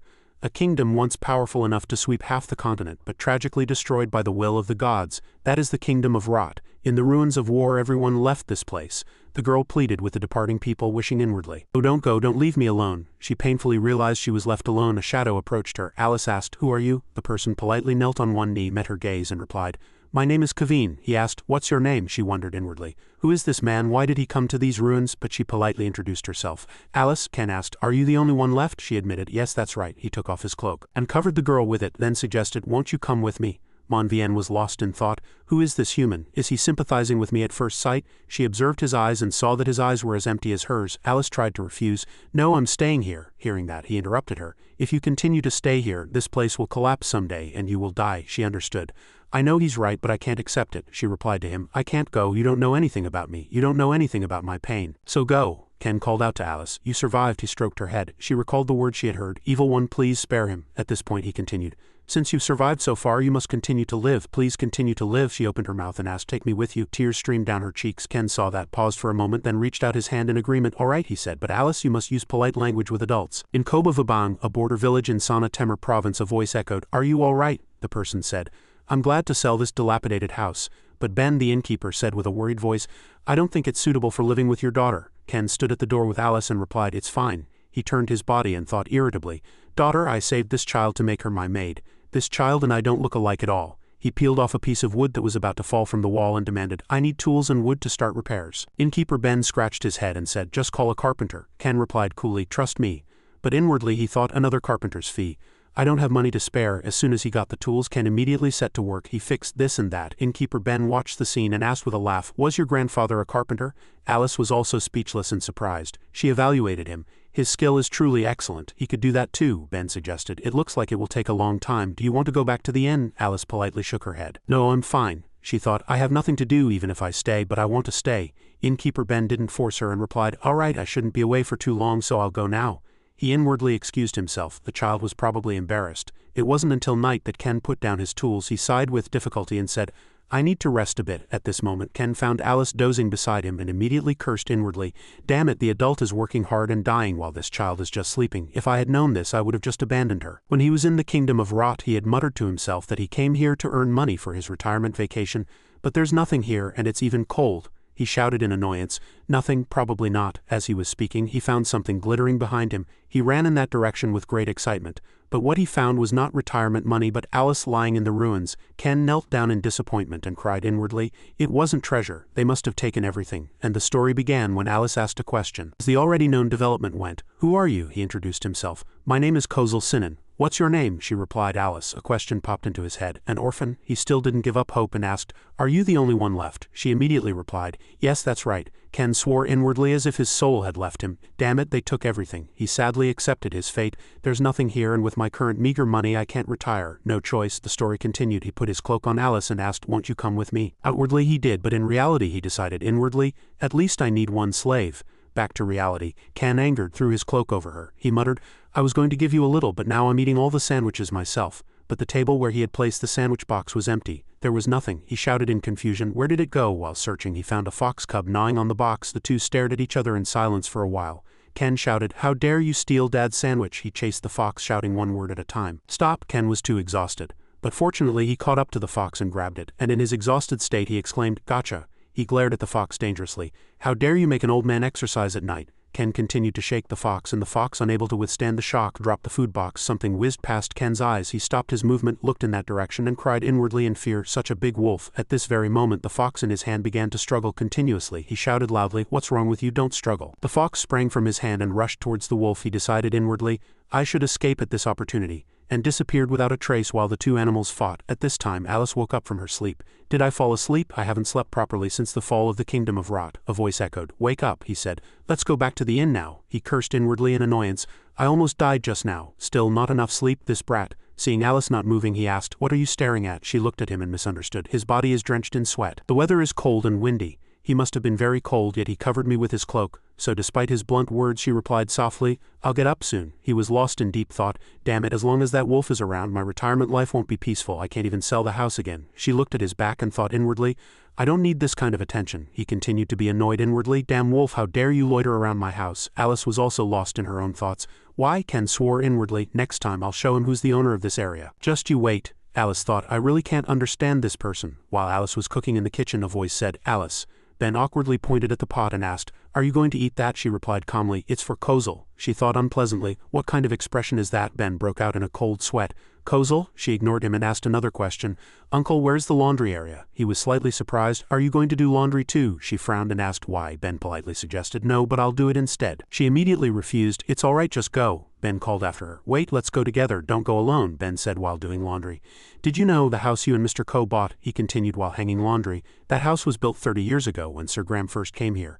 And time passed. As if by fate, that house is owned by an outsider again," he told her cheerfully. Alice repeated, "Sir Graham?" But at this moment she tore the shirt in her hand and inwardly evaluated, "Why is this fabric so weak?" Ben continued to say, "Sir Graham is now the village hunter. He was once a treasure hunter and traveled all over the place," he said proudly. "When I was young I stole my dad's liquor, brought it to him and listened to his stories. Childhood," but contrary to his friendliness, Alice thought unpleasantly, "He talks too much." Ben, completely unaware, continued to say, "Without liquor he won't tell stories. Perhaps something happened in the past." He called out to Alice. He asked, "Is that Kozel's clothes?" She nodded. "Why?" He looked at the pitiful clothes and said, "I'll have to prepare a few spare outfits." She didn't understand and asked, "What do you mean?" In a grand house, Graham greeted them. "Nice to meet you. I am the hunter of this village." "Graham, you said you needed something." Ken quickly offered a handshake and introduced himself. "Mr. Ben sent me here." He thought inwardly, "This old man looks familiar somehow." He said, "I heard you used to be a treasure hunter, so I'd like to buy some old equipment." He said kindly, "I don't use them anymore. And since you don't seem like a bad person, I'll just give them to you." Ken quickly said, "Thank you very much." He was so happy to save money that he almost wanted to sing. Graham opened the door and said, "Take anything you need." He looked around the storage-like room and thought inwardly, "This place is really old." Ken looked around, searching. Seeing the equipment, he thought, "These are old but still usable. This must be climbing gloves." Looking at a medicine bottle, he was slightly confused. "Wait, this is a potent poison." He wondered inwardly, "Why is something like this here?" On discovering an item on the bed, Ken immediately recognized it as an organization's weapon.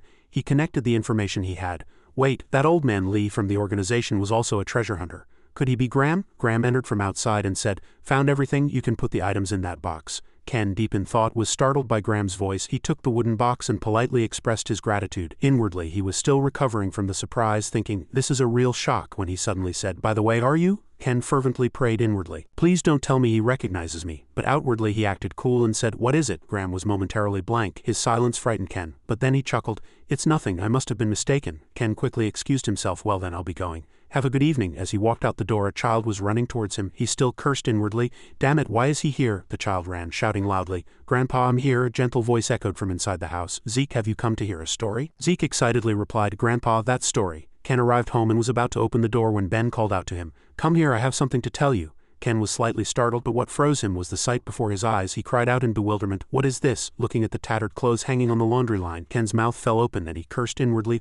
"Why are my third-rate villain clothes so ragged?" Ben smiled helplessly and said, "I'll give you a few spare clothes." He scratched his head and said with difficulty, "And Alice at the inn." He pulled the stunned Ken along. "Follow me." He dragged Ken to a house emitting black smoke and said, "Look at this." Again, curses flooded his mind. "What the heck is this?" Ben chuckled. "I don't know the material cost, but you'll have to pay for the repairs." Ken, holding back tears, gritted his teeth and handed him the money, and Ben immediately rejoiced. "Thank you," Ken said in a trembling voice. "I'll be going now," Ben replied with a bright smile. "Have a pleasant evening." Ken cursed inwardly with irritation. "That damn girl." When he saw Alice calmly waiting for him, he said solemnly, "Alice." Inwardly he added one more word. "You cost me money." He asked if she had made dinner. Alice proudly replied, "Yes, no problem." Looking at the soup that seemed to smell of poison, he again said inwardly, "What color is this?" The steam rising from the pot also carried a deathly aura. Ken gritted his teeth and swallowed it. To maintain his image, he didn't spit it out but thought, "It tastes terrible." Outwardly he simply asked, "You can't cook, can you?" She angrily stood up. "Isn't it just mixing powder with water and a few other things and boiling it?" he demanded. "Taste it." She ate it with irritation, thinking inwardly, "My soup is perfect, why is he complaining?" The two ate a spoonful each, then fell silent. Finally he broke the silence and spoke, "I will teach you how to cook and do laundry." On a sunny day in the restaurant, delicious smells wafted from the kitchen window. Ben was waiting for Alice to cook. He pointed at what she had cooked in surprise.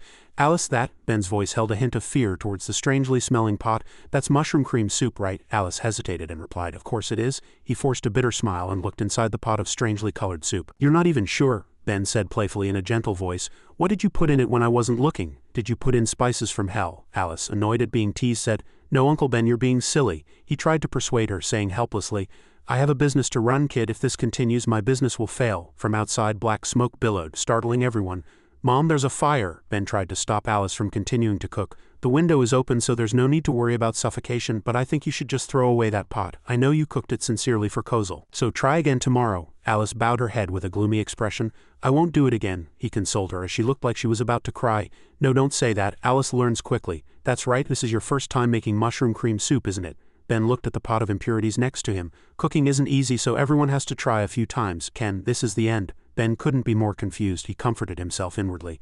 "This isn't cooking, this is madness. This is killing," seeing his complexion worsen. Alice also knew she couldn't cook. But Ben held on to the end. "No matter how bad it tastes, if it's made with sincerity, Mr. Kozel will eat it happily. Mr. Kozel will surely understand your heart." Suddenly, strangers broke through the door from outside. "Boss!" At this moment, the leader removed his hat and said, "Some beer and snacks, please." But the person next to him was not so friendly either. "What's this smoke?" "All right." Ben rushed out to greet them.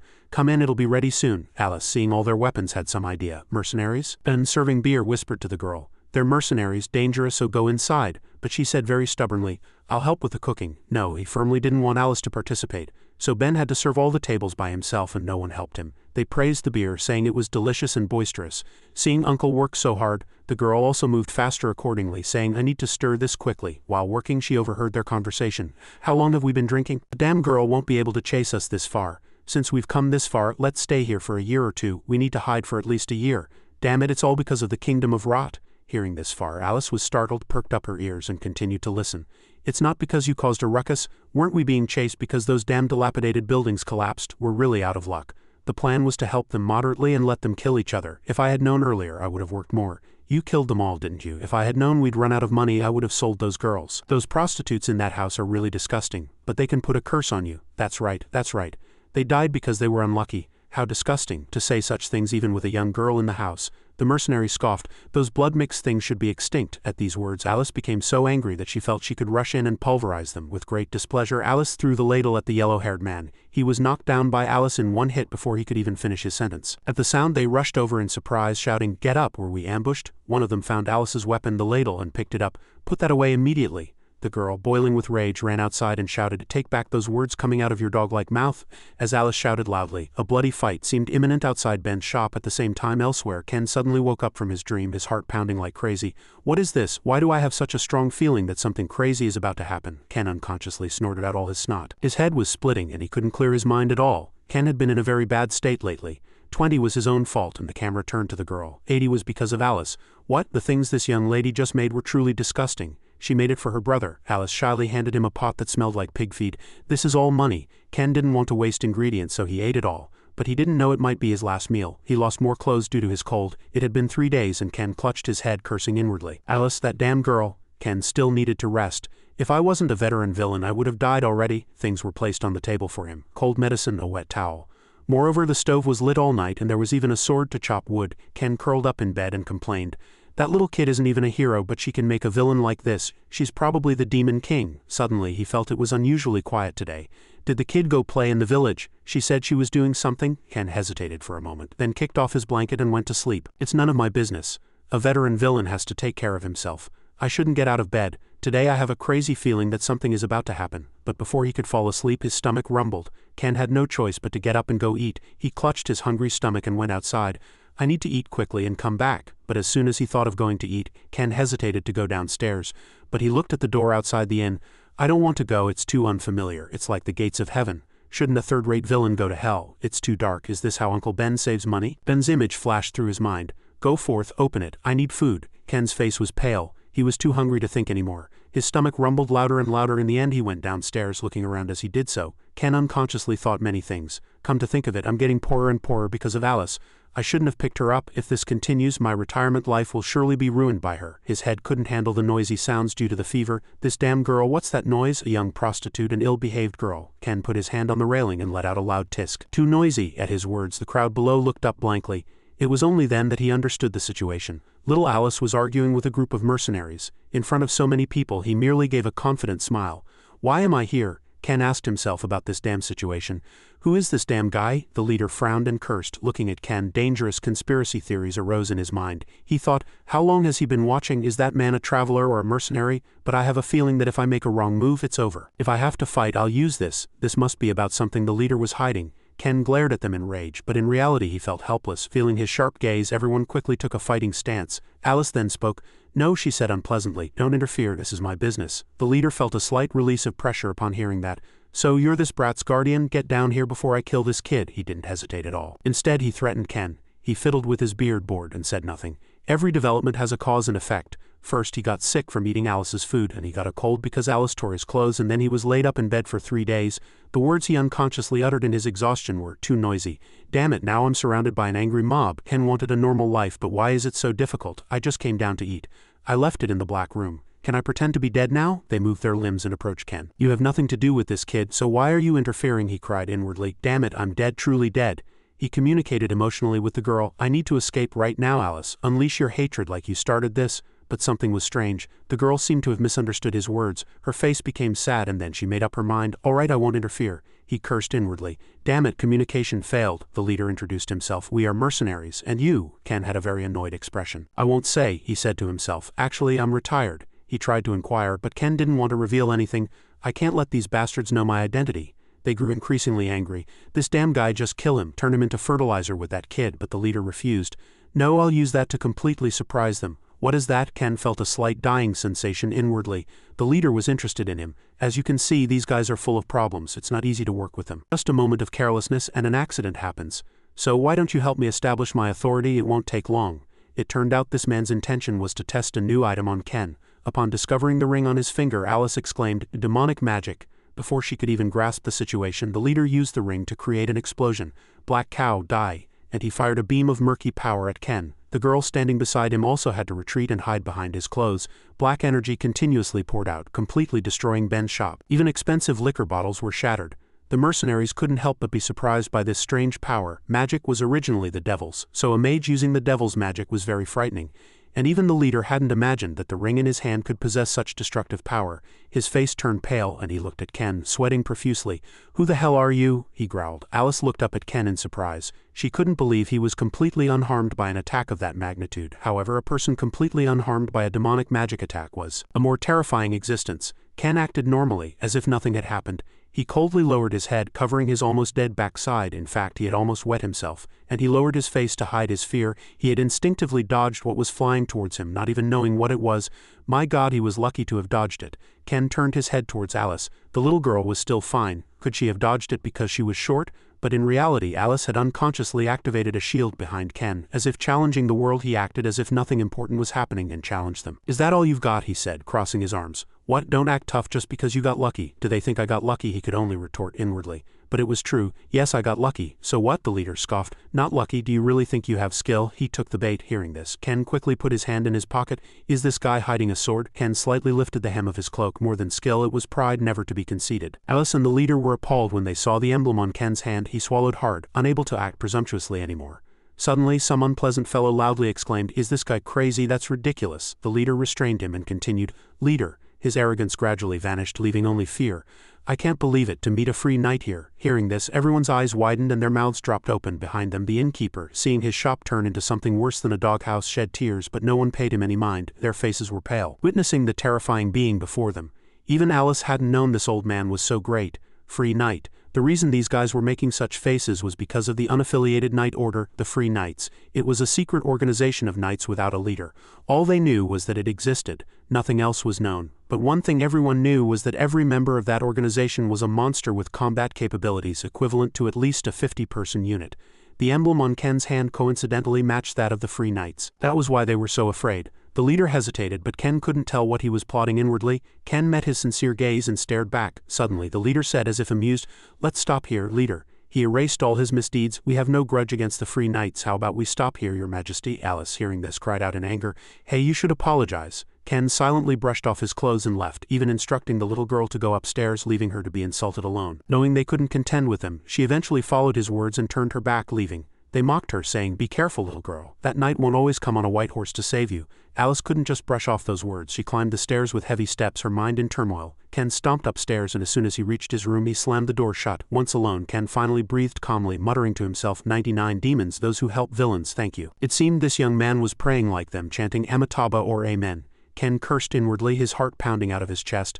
"You all die quickly, you damn bastards. Is it that hard to have one delicious meal? I can't even eat. Why the hell are you all flocking to this remote place? I'm really going to have a heart attack." It turned out the young man thought he had gone to eat, accidentally said something wrong, and the mercenaries picked a fight, preventing him from eating. And the magician guy was the same. He went too far. The image of the leader in his mind was both friendly and dignified. Country air is the best. 99 of people would agree. Ken inwardly shed a small tear. Get out of here. In fact, the reason the young man put his hand on his hip was to pretend he was carrying a sword, not to show off the emblem on his hand. "I was really scared since I didn't bring my sword." Thanks to his excellent rhetoric and acting skills, they didn't notice.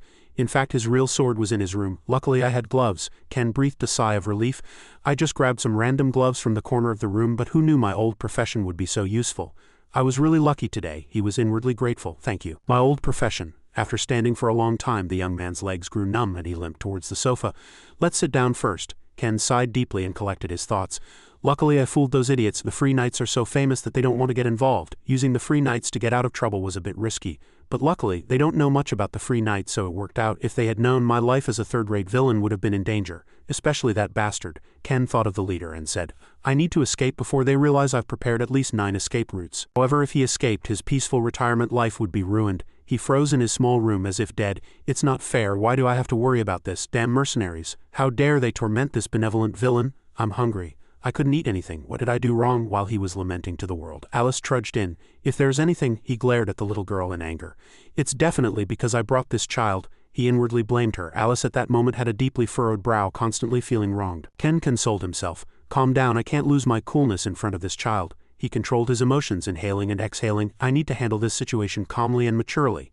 The little girl opened her mouth to complain. "Brother, you don't need to help me." Ken struggled inwardly but didn't utter it. "Damn it, then why did I bring you? If this continues, I'll die young." He pretended to clutch his head. "Alice, haven't you forgotten that place yet?" Ken's words referred to the little girl's home. Alice, with a tearful face, said again, "Of course not." The little girl adamantly denied her longing. Ken sighed helplessly and said, "Forget it." The little girl's face was deeply furrowed. Ken avoided eye contact and said again, "If you can't forget it, bury it. It doesn't matter how you lived in the past, what memories you have, or what you're clinging to. You must live in the present." These words were like a knife piercing the little girl's heart. Alice cried out unpleasantly, "Forget it, bury it, and live in the present." "Brother, you saw what I had to leave behind. How can you say such a thing?" At this point, Ken turned his gaze to face her. "Then how long do you intend to carry those corpses around?" His words meant she shouldn't keep remembering her family's death. At that moment, Alice's emotions were extremely complex. Hearing his words, she couldn't help but think of her tragic past. Dozens of corpses shattered beneath her shadow. Alice tried to understand Ken, but she didn't know he would erase everything. "It's because he doesn't understand." The reason Ken could speak so casually was because he didn't understand her pain.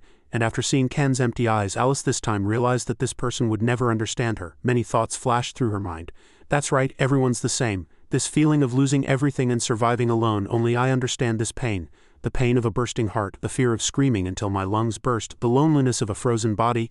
I will be alone forever. The little girl gave him a furious look, and after saying such words to him she let go and left. Her heavy footsteps gradually left the room. When she reached the door she asked mournfully, "Brother, why did you bring me?" Ken answered as if everything was a very simple matter. "Does that need a reason too?"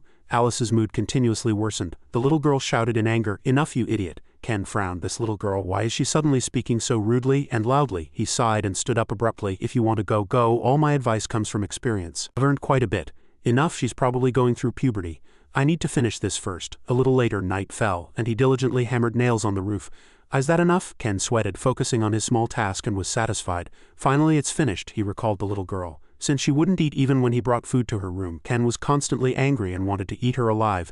That Alice really leaving me to work alone. I need to punish her somehow. But Ken thought again. That little girl kept me cooped up in there for days. He pondered for a long time and finally decided to punish the little girl by not letting her into the house. He made all sorts of complaints. That little girl should reflect on herself. Whose fault is it that I've been going through all sorts of things lately, and thanks to her, my food expenses have decreased. Now Ken looked into the distance. It's pretty good. He meant his small house. It was quite far from the village and surrounded by forest, good for hiding houses and traps. The young man was full of arrogance. "This house is perfect for my retirement, plus it's cheap." What a peak of a seasoned villain's life. The time spent repairing the house wasn't wasted. Hearing the panting, Ken looked down from the roof. Uncle Ben stopped, wiped the sweat from his forehead and said, "Mr. Kozel," Ken said as if unable to understand. "Uncle, why are you here?" Uncle Ben stammered in fear. "Something's wrong, go back to the inn quickly." Suddenly he shouted at Ken's dazzling house, trembling all over.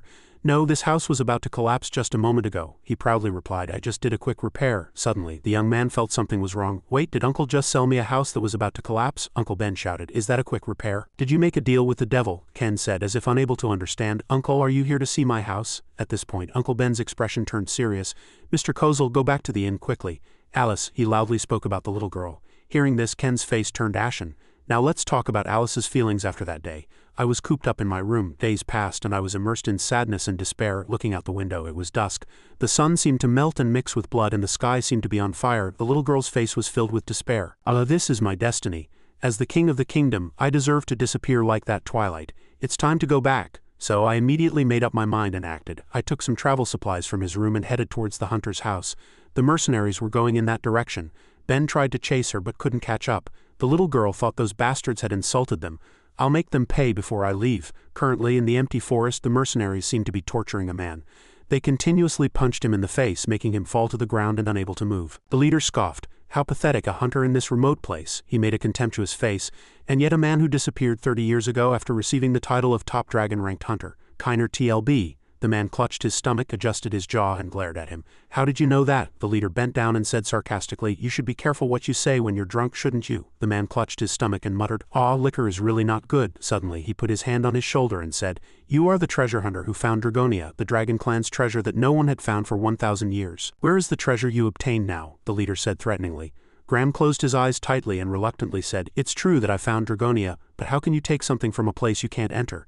He opened his eyes wide and said threateningly, "Do you mean you can't enter or you didn't enter?" Graham bowed his head and said, "Are you pretending not to know? There's a guardian who has protected the dragon clan's treasure for 1,000 years. Even a fool would know that. Even a dragon-ranked treasure hunter can't contend with it. You don't seem to believe me." Leader stood up abruptly and pressed on. "What's so difficult about it, old man? Just tell me where it is and I'll deal with it myself." The man sighed and replied, "All right, when I first came here I built a house deep in the forest. I hid the map to Dragonia there 30 years ago. I sold that house and it's already." Suddenly there was a rustling sound from a nearby bush and they became extremely wary, turning their heads to look around. However, when they turned their heads they found no one. The leader glared at the spot and commanded, "Search it." They followed orders and entered the bush. The leader slowly walked, drawing his sword. As he got closer to the sound he swallowed hard, hesitating. Suddenly something emerged from the bush on his left. The leader shouted loudly, "Who's there?" Sharp teeth crunched on bones in its mouth. It dropped the bone, its fur bristled, and it continued to bark at him.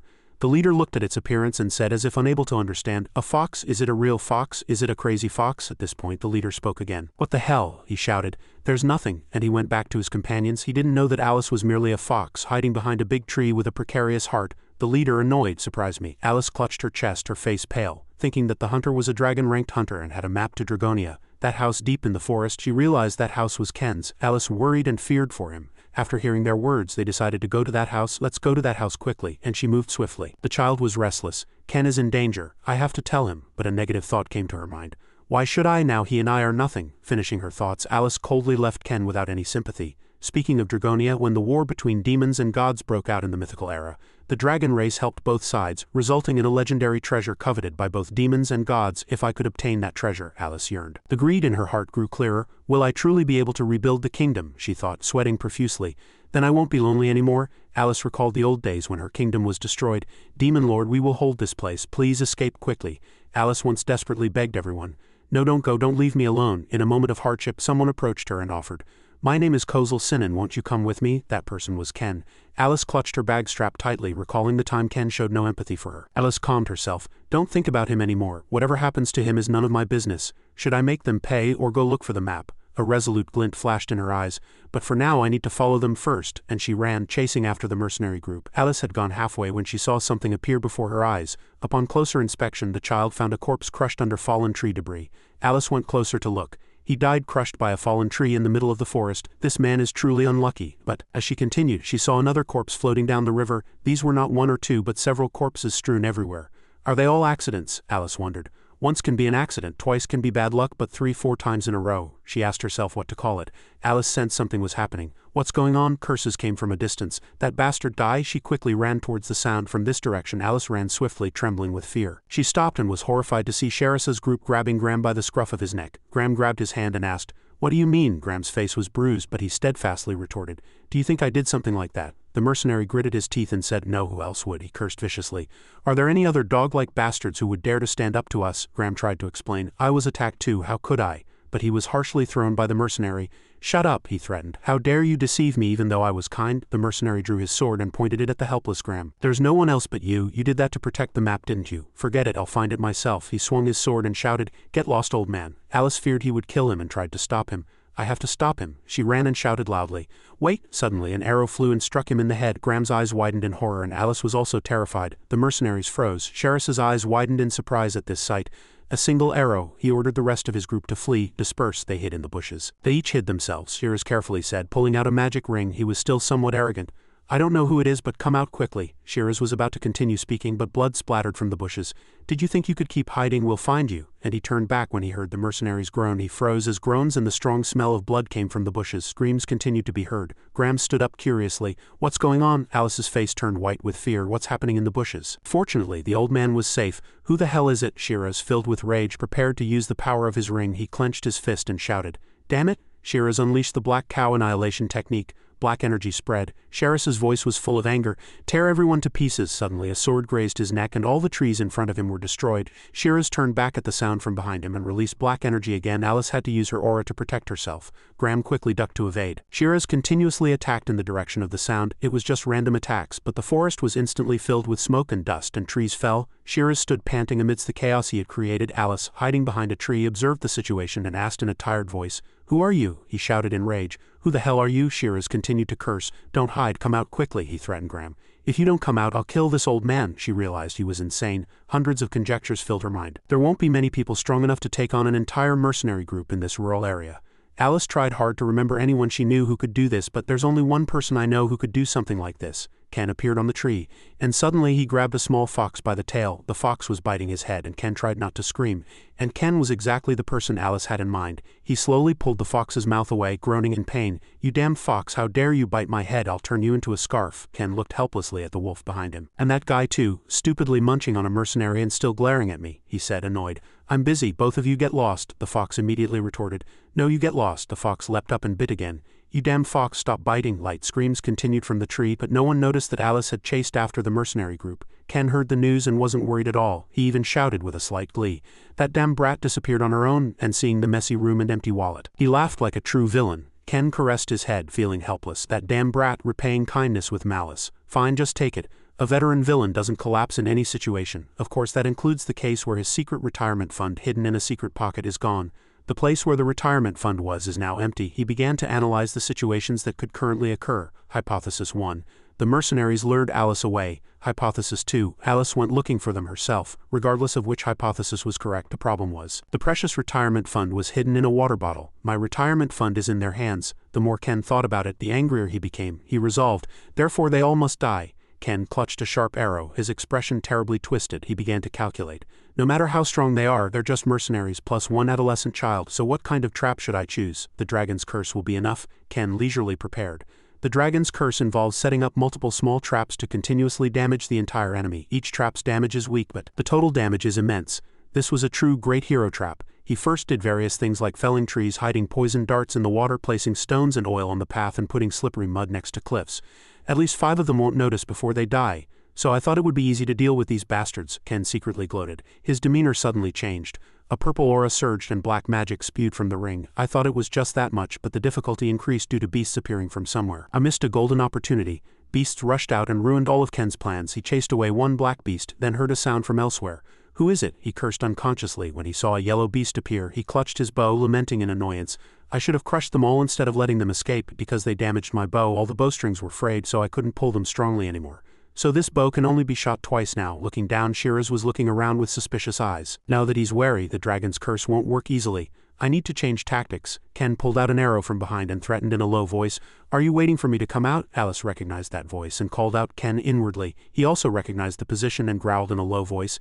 You're out, but only the sound of the arrow cutting through the wind was heard. Shiraz tried to block with his hand, but the arrow missed and stuck into the ground right in front of him. Ken's voice still echoed from deep within the forest. Do you want to see my sword? He growled. Answer me? Shiraz flinched. He looked around in a panic. How do you know my name? Ken didn't know how to answer from above and wondered inwardly. He keeps bragging about his unique magic, and now he's asking such a question. It's thanks to the voice amplification magic stone around my neck that my voice echoes without being detected. Below, he still tried to find the person who attacked him, and kept cursing. Damn it, I can't pinpoint that bastard's location because of the echo.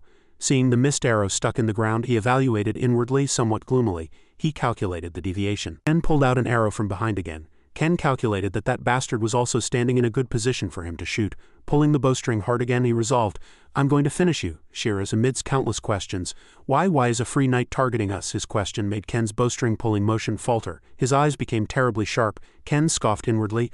Ah, you took my retirement fund. What I cherished like a child. He once held his retirement fund in his hand and cherished it, even sharing what he saw and saying, want to smell the flowers? At night he even held it in his arms and said good night, and now you ask why? It took a long time to calm down. Ken asked in a low voice, where is it? Shiraz was bewildered.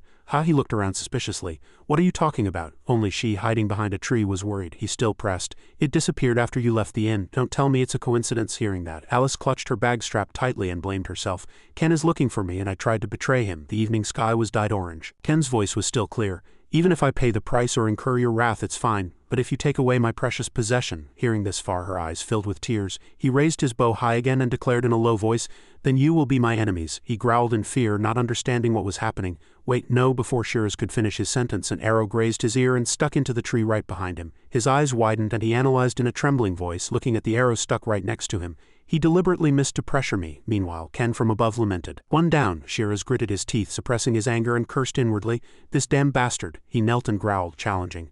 Don't you want to know where that child is? This question startled both people in hiding. Shiraz still shouted wildly. If you want to know where that child is, reveal yourself, Ken retorted in a low voice. And if I don't? His hand clenched and magic spewed from the ring, showing how angry Shiraz was. Alice, hiding behind a tree, tilted her head, feeling restless. He's pretending Ken is holding him. How can he use Ken's misunderstanding to trick him into revealing himself? She analyzed inwardly. But he's a rational person. He won't be tricked into revealing himself. Alice was sure, but reality taught her a painful lesson. Ken came down from above and landed opposite him. Amidst Shiraz's insane laughter, he coldly called out his name, Shiraz. His dark eyes scanned him, and Ken asked in a low voice, where is Alice? Shiraz laughed with insane excitement under Ken's cold gaze. All right, you're a truly interesting knight. Shiraz mocked him with a sneer. The free knights disappeared a long time ago, didn't they? His words displeased him, but his gaze remained cold. Shiraz, in a voice full of amusement, scoffed again. It really seems so. You were ruined by your chivalry. These words made Alice freeze. Her eyes widened in horror and she looked forward. The memory of that day came back. The day Ken crouched in front of her and introduced himself. My name is Kozel Sinan, won't you come with me? At that time, little Alice only had one question in her mind. What is this human? But she realized that his eyes were as empty as hers. The flashback ended and Alice felt helpless. Her eyes were wide, and in her mind, she realized, Ken also lost everything like me. That's why he held my hand when I had nothing. Alice covered her mouth to suppress her fear-trembling voice, and all sorts of crazy scenarios ran through her mind. Then Ken is beside him. He was still rambling on about escaping to this rural area. Perhaps you are one of the surviving knights who betrayed and massacred the liberals. Hiding behind the tree, she trembled and retreated, but unfortunately, her small foot stepped on a branch. The snapping sound drew the attention of both men. Ken was the first to realize who it was. He frowned and growled, calling out Alice's name. Shira's looked this way, hearing Ken's call with unease and surprise. The hostage plan had been exposed. How should he explain it? If he fought, it would be hard to defeat this guy. Seeing the imposing shadow before him, Shira secretly calculated. In that case, he only needed to target what he protected. Finishing his thought, he cast a spell at where Alice was hiding, startling the other two. The purple magic fiercely flew towards the bewildered girl. Shira's growled, "Die," and unleashed a few more spells. Let's briefly pause the attack and quickly examine why Ken dangerously appeared before Shira's, showcasing his heroic spirit. Hypothesis 1. Because of Alice. Her eyes sparkled and she shyly whispered, "Did Ko do it for me?" Hypothesis 2. Because of the old man hiding somewhere in the forest. Seeing the two fighting, the old man irritably whispered, "Both of you go fight somewhere else." Of course, both hypotheses were wrong. Saving people is a hero's job, but I am a villain. I only need my retirement fund. Right now, Ken only wanted to say one thing in his heart. "Stop, give me back my money," but he analyzed the situation himself. His eyes were red, he was sweating profusely, his mana was unstable, and he was at his limit. And the truth only a seasoned villain knows is that the biggest reason villainous mages die is when they are cornered. When a villain is cornered, they usually self-destruct. And if a mage self-destructs, the lethal radius is at least 1 kilometer. If that happens, my retirement fund will also be destroyed. Ken's imagined scene was of all three of them dying due to his self-destruction. Thinking this far, Ken's mood calmed down slightly. He began to calculate that to deal with this villain he must first go along with his wishes. So Ken turned around, shook his head at Alice, and put on a slight act. Of course, the plan was already made. The magic Shira's used was called demonic arts, which was actually stealing and using the power of a sealed demon. All mages had a common limitation, a time limit for using demonic power. Ken began to count the seconds inwardly. 600 seconds, he would soon hit the time limit. He mumbled 595, 596 seconds. But Alice's appearance ruined that plan, and now only 2 seconds remained. Seeing that magic, Ken made a plan. I have to move quickly, or something precious will disappear. Making a decision in 0.2 seconds, he leaned forward, took a step, and drew the sword from his hip. It took 0.3 seconds for his body to react to the decision. It took 0.97 seconds to move there. He stepped lightly, and he continuously calculated in his head, including the time to draw the sword, a total of 1.88 seconds. While he was focused on attacking her, Ken rushed to Alice before the attack arrived. Two forces collided, brightly illuminating the quiet night. Magic dust fell in the air and he held her in his arms, protecting her, and proudly held his sword forward. Alice stared blankly at the man before her, mumbling blankly, "Mr. Kozel," he replied softly. "Alice, you were here." Alice thought blankly, "This person also lost everything like me. He found me before and he found me again now." Ken's eyes sparkled, filled with infinite affection. "My precious retirement fund." His gaze stopped at the water bottle in her bag. "The thing Ken had always wanted to meet again. My love, we finally met again. Why did this child run away with someone else's belongings?" From this side, Shira's growled, "Kozel Sinan," cutting him off, and Ken unpleasantly shifted his gaze. "What?" he stammered. How are you here? You haven't shown yourself since that organization fell." Shira's frowned all over his face and growled loudly. "Leader of the Free Knights." Hearing that, Alice fearfully took a step back. He thought blankly with a hint of resignation. "I want to go home." Meanwhile, after a moment, she asked again in surprise, "Kozel is the leader of the Free Knights?" Ken cursed inwardly. Damn it. Meanwhile, he was still beating around the bush with his question. "How is the leader of the Free Knights here?" Ken, realizing the meaning behind Shira's question. Alice's eyes widened in confusion, and she continued to ask repeatedly, "Kozel, the leader of the Free Knights?" She turned her head to look at him, but she couldn't connect the two vastly different images. Ken's hair blowing in the night wind seemed to mirror her uneasy heart. Ken ignored all suspicious glances and replied loudly, "As you say, the Free Knights disappeared a long time ago." He forced a laugh and said dryly, "Really?" Seeing his indifferent attitude, he loudly suspected, "Perhaps you also want Dragonia and plan to use it to revive the Free Knights?" The woman next to him also nodded in agreement. "Yes, Kozel might also be thinking like me and trying to rebuild the Free Knights." Alice covertly glanced at the person next to her and hesitated again. "But can Dragonia alone fulfill both their wishes? If I go back, both Ko and I won't?" Just then, someone else's words interrupted. "In that case, let me join too." The two stared blankly at each other with suspicious eyes, and he frowned in bewilderment. "What is this guy talking about?" Shiras pointed at himself and confidently laid out his condition. "If you give me 10 of the treasure, I will help you until the end. I will also help you rebuild the Free Knights. I don't know how many subordinates you have, but it won't be easy to get help from a mage like me. Understood?" Hearing this far, Ken's lips trembled, wanting to curse. He parted his lips and barely uttered one word. Damn it, thinking of heaven, that is the retirement life Ken dreamed of. He pressed his lips together, took a breath, and said coldly, "I don't want to rebuild it." Shiras frowned and angrily asked again, "What did you say?" Alice next to him was equally suspicious, but could only ask inwardly, "What is he talking about?" Ken waved the sword in his hand and said nonchalantly, "What's the point of rebuilding? You can't bring the dead back to life and you can't turn back time." His voice resonated evenly, calming the emotions of both of them. Alice also became somewhat downcast. "Kozel is different from me. I still don't want to bury my regrets. I keep dwelling on the past and I keep carrying around corpses that should be buried." But now Ken said that living in the past was just a waste of time and nothing was as meaningless as greed. That shattered all of Alice's beliefs. She was consumed by an infinitely bitter emotion. I know. Even if I get Dragonia, I can't bring the dead back to life. I know it's impossible to turn back time. I'm just clinging to false hope." Seeing Alice's emotions become unstable, Ken immediately placed a hand on her shoulder and gently comforted her. But Alice regained a little strength and thought, "He was trying to tell me that these lingering emotions and regrets are only holding me back." Seeing Alice's emotions stabilize, Ken stepped forward, turned his shoulder and loudly warned, "Don't tarnish my past with your meaningless greed." His attitude was unusually serious, and Alice looked at the man before her with moved reddened eyes. "When Mr. Kozel told me to bury the past and live in the present, he was trying to tell me that." Leaving her behind, he frowned and unpleasantly faced the other person when he growled, "Then what about Dragonia?" Pressing him, Ken retorted bluntly, "If you want 1,000-year-old compost, go and take it all." Shiraz stammered disbelievingly, asking again, "Compost?" This successfully enraged him. Magic reappeared and surrounded Shiraz's body. Shiraz growled angrily, "Did you think I wouldn't know you were trying to trick me into monopolizing the treasure?" But he nonchalantly informed him, "I told you to take it all." Alice heard all the words from the side and became lost in her own thoughts. He doesn't need Dragonia. A person who has buried all their regrets doesn't need such a thing. He really doesn't need Dragonia. That's the difference between someone who understands and someone who doesn't. The difference between someone who has experienced and someone who hasn't. Experience of losing what you've built up over a lifetime. Shiraz, one who doesn't know what true loss is, will never understand. Looking at his cold back, she sighed and made a judgment. And after a moment, Ken changed his attitude and boasted with a sneer, Emergency funds are really good too. If you want a share, I'll give you some." He achieved his goal and laughed loudly. "You can't hide your greed and reveal your true nature, can you?" Shiraz challenged him frantically. "If you're the leader of the Free Knights, then disappear from this world with the Free Knights." But he still calmly mocked, "You're so impatient," from behind the tree. Graham leaned out and looked outside and was immediately caught by his keen senses. Shiraz growled, "Where do you think you're escaping to?" and launched a magic attack in that direction. Ken looked back in surprise, but the attack was too fast and he only heard the sound of wind cutting through. When he released his hand, a magical rope was wrapped around the old man's neck. Alice also recognized Graham and worried. Shiraz clenched the other end of the rope and growled, "You've made me wait a long time, old man. Guide me to where the map is." She looked at him in surprise, and he sneered mockingly, "Is your heroic spirit suffering?" Ken still stood indifferently and replied firmly, "Pitying the weak is a hero's job, not a villain's." Seeing Shiraz trembling restlessly, he felt a slight sense of triumph.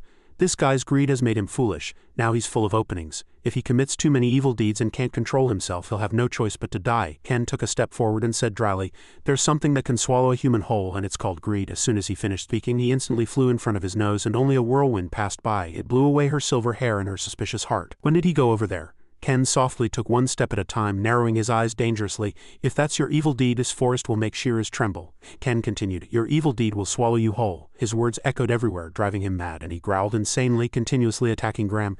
Ken hid behind the old man, his eyes full of calculation. He shouted, "Let him go!" Shiraz swung his hand, brandishing the magical rope, and sent Graham flying. Ken leaped up and caught him, and after helping Graham sit down, he stood in front of him. Just as he charged forward frantically, he swung his sword and slashed once, shouting, "Die!" with his mouth. Then he calmly sheathed his sword.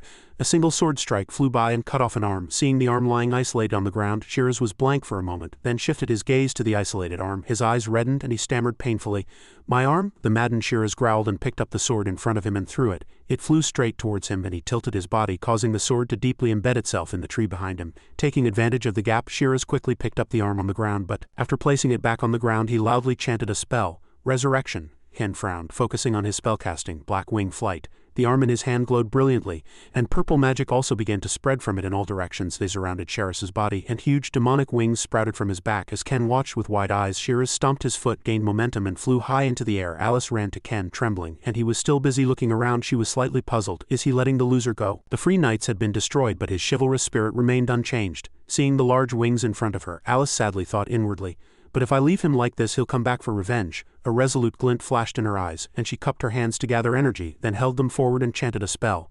Sinuous, avatar of despair and storm. With each syllable, a sphere of light gathered at her fingertips. She held her hand forward, and through the magical light, Alice coldly called out, "Storm of despair." A magical vortex appeared and rushed towards the shadow in the distance. By the time he noticed, it was already too late. After a moment, the night sky became quiet again, and the old man Graham laughed loudly and said courteously, "Thank you, I owe you a great debt, thank you." He put his hand on the ground and trembled as he stood up, enduring the pain and forcing a smile. Ken sneered inwardly, "If you're grateful, pay with money." But outwardly he still said coldly, "I merely did what had to be done." As if reading his mind, Graham spoke first. "In return, I will give you the map to Dragonia." Before he could finish speaking, Ken coldly cut him off. "Foolish man, don't be greedy anymore." Graham asked blankly again, "What do you mean?" he warned coldly. "I don't know how fixated you are on Dragonia, but don't transfer that obsession to us." He was startled, trembling, and stammering. How do you?" Ken sneered coldly. The dragon tribe's treasure is just a lie created by humanity's illusions and greed. There's no point in clinging to something that doesn't exist. Graham bowed his head and softly asked in a sad voice, "Is that true?" He turned around and gave a bitter smile. "Yes, perhaps so. You helped me find Dragonia." Krazer Striker also said that. He felt a little uncomfortable seeing his dejected back. Graham trembled and left, muttering to himself, "Then why did he go to Dragonia?" Ken frowned, and his mood completely sank. Alice approached, tugged at his sleeve and softly called out, "Mr. Kozel," and shyly held out her bag. Ken frowned, deep in thought, but inwardly he was triumphant. What? Does this little child think she can be forgiven after causing all sorts of problems? Recalling his retirement fund, he just wanted to hug her and exclaim, "Oh my love," so Ken decided to forgive her just this once. Without saying anything to her, he grumbled and left first, but he thought it wasn't good to leave a child behind. "I don't want heroes knocking at my door to punish me. I'm afraid of heroes, so I had no choice but to speak to the small shadow behind me." Ken said, "The biggest reason is that you brought my love back safely. So I'll forgive you." She stood blankly for a moment, then exclaimed yes, and scurried after him. They walked for a long time but were still in the forest. Alice felt a bit uneasy again.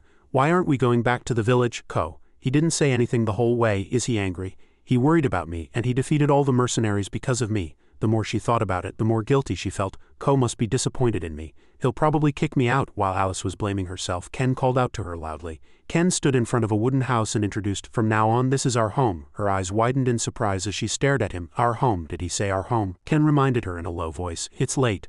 Let's go in and rest," Lungti muttered inwardly. "I'm really tired." Alice looked at him as if she couldn't understand, looking at the wooden house in front of her. She felt a bit blank in her heart. "I couldn't speak. Is this happiness, sadness, or regret?" She placed her hand on her chest, bent down, and asked herself, "I can't explain this feeling that is gradually filling my heart." Alice became lost in her memories. "I thought I would never forget the faces of the dead. I wanted to follow them. I wanted to change the past, but that's just a coward's stubbornness. Truth is, it's because I felt helpless." She asked again in a low voice, "Is this the moment to decide?" Ken looked at Alice as if he couldn't understand her, but it was no longer an issue. Even if the time spent with him is buried, it won't be meaningless. Looking up at the bright moon, Alice made up her mind inwardly. "As a survivor of the fallen capital, I will discard this regret for the past and only keep the good memories. That way I can create new memories and enjoy them.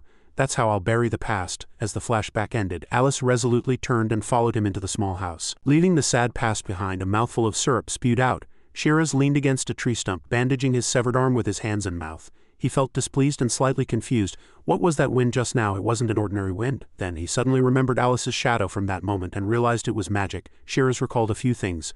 "I once saw something similar when I was employed by the Kingdom of Rot. Not even the 99 witches or even the 9 great mages could use such terrifying magic." That creepy feeling mixed in the wind was also similar.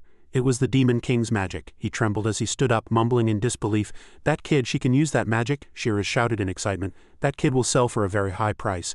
Damn it, you'll regret that I survived." Suddenly, he clutched his head in pain and his body felt dizzy.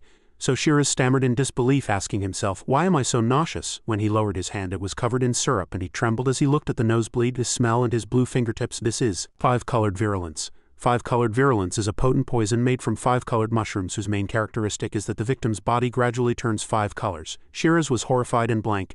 "This is the poison of the cursed blood who tried to rule the world with poison and disease. This poison should have disappeared after he died." He mumbled in disbelief. "Since when?" A series of images flashed through Shiraz's mind from the moment his wings sprouted to the moment he turned and fled. He only came into contact with one person. Shiraz guessed. That cunning bastard coated his sword with poison, he thought vaguely. How did he get such a poison? After a moment, Shiraz turned and fled, his heart uneasy. "I have to find an antidote quickly." But it was too late. A low voice echoed. "You're hiding here. I didn't expect you to be a remnant of the mercenary group, the ones who caused the massacre here." He trembled in fear and stammered, "You, how did you get here?" She gripped her sword tightly and declared, "Repay your sins with your life." Shiraz shouted in vain, "Serena?" And as the sword passed by, only a final desperate scream echoed. As soon as he resheathed his sword, his life was also cut short. Serena looked up at the bright moon above, a hint of sadness lingering on her face. She whispered, "I'm almost at Sana Temer now." Images of the past flashed through her mind. 10 years have passed since that day. I've experienced much and traveled all over the continent. My efforts have been recognized. I successfully restored my family's reputation, and people call me the Sword Saint. But the memory of that day still weighs on my shoulders to this day." She turned and left, her long legs swiftly heading into the forest. After a moment, Serena stopped in front of a wooden house. She then recalled Ben's words. According to the description, he's Kozel, but now she hesitated slightly. Did I find the right place? Is it really that, master? Gripping the hilt of her sword tightly, Serena knocked on the door, trembling slightly but still unsure. Is it just another stranger? Not letting her think for too long, Ken's voice came from inside the room.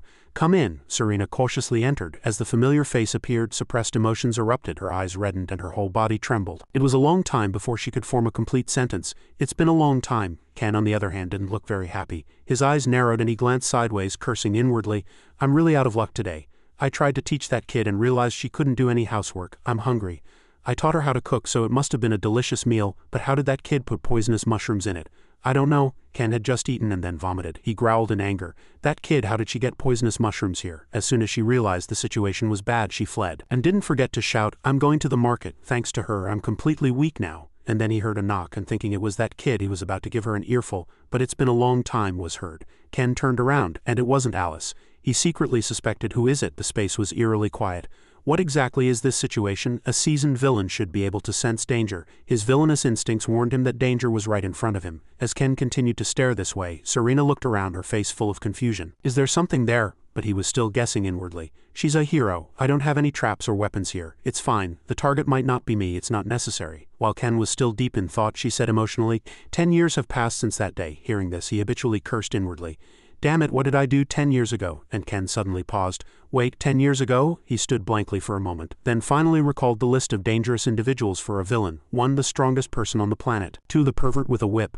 3. That monster. Looking at the person in front of him, Ken clutched his head in horror and shouted, It's the third one on my list. He cursed inwardly, calming himself. Damn it, calm down, calm down. So Ken turned around and coldly asked with a blank face, Why are you here? Serena paused for a moment, then became somewhat contemplative. The reason I sought Master, how can I repay Master's kindness? She slowly opened her mouth. I want to repay the debt from 10 years ago. As soon as she finished speaking, Serena gripped the hilt of her sword, drew her blade and decided for herself. How can I repay it? I've received too much, I can't repay it. There's only one way. Ken, on the other hand, was startled to see her draw her sword. Damn it, Mother is trying to kill me. I need to buy time quickly. Buy time quickly. As soon as he thought it, he praised loudly. What a magnificent sword, Serena replied in a low voice. This sword is what I received from Master 10 years ago. Inwardly, Ken made all sorts of conjectures. It's just an ordinary iron sword. Why is she keeping it? She's not saying she sharpened it with deep hatred, is she? Serena, on the other hand, was immersed in her own story. This sword is the medium that connects us, sharpened by my indomitable will. Now I have achieved everything I desired. There's only one thing left to do. She slowly raised her sword high, her eyes also resolute, deciding for herself. I will repay Master's kindness with my life. Suddenly, Ken said loudly and nonchalantly. What good is a corpse? At these words, Serena's movement paused for a moment. She lowered her sword and replied as if she couldn't understand. But that debt can only be repaid with my life, he sincerely persuaded. Forgiveness can only be found by the living. Inwardly, he was screaming frantically. Forgive me, let's live first and then think. Let's speak with confidence. Thinking that, Ken said loudly, a debt that must be repaid with one's life is nothing more than a form of escape. Hearing these words, all the strength drained from Serena's body. She stared blankly at him. For the first time in 10 years, the sword in her hand trembled again. For the first time in 10 years, she was taught by someone again. Serena mumbled in a low voice, How can I be forgiven if I live? She felt her heart ache like this again. He shook his head and asked nonchalantly, Why do you keep asking like a child? Inwardly, he quickly refused. Damn it, I don't know either. Serena nodded as if she understood. Ah, that's right, I'm no longer the child from 10 years ago, she declared loudly. If dying is not enough, I will live. What I must do, what I desire, I will stay by Master's side and repay his kindness little by little. I know better than anyone. Serena knelt with her sword and swore. Here at this moment, I, Serena Revel, swear before my sword until the day my sword breaks and my head falls, I will keep this vow. She stared directly at Ken and her serious voice echoed throughout the room. He sat motionless in his chair, not understanding what was happening, mumbling to himself. What's going on? Wasn't she here to kill me? Ken stared at Serena, who was still politely kneeling in horror. What kind of terrible situation is this? Someone please explain it to me. Even after witnessing everything, he still couldn't re-evaluate himself. I can't believe it. Even the Demon King would be surprised to see this sight, because all 4 future scenarios I predicted were wrong. Ken now began to imagine horror scenarios. I've never experienced a situation like this. This monster devoured everything I predicted. At this moment, his hands were still trembling. He calmed himself. It's okay, calm down. And Ken seriously reconsidered everything. The most important thing is that the danger of dying has disappeared. It still sends shivers down my spine to think about it now. Furthermore, he still couldn't understand. I don't know what this crazy woman is thinking. She seems to think I'm her savior. However, he discarded that thought and reconsidered, but she's the one who swept away Death Shadow. And that incident was also started by this crazy woman. He thought he had to find another way. But I'm a villain and she's a hero. It's normal for her to suddenly go crazy and stab me. I need to disarm her first. As soon as he thought it, he coldly pointed over there and said, The first room on the right is empty. put your luggage there. Hearing that instruction, she obediently followed. Yes, seeing this sight, he thought for a moment. Since the momentum is building, let's charge now. He suddenly uttered a word, and she paused slightly.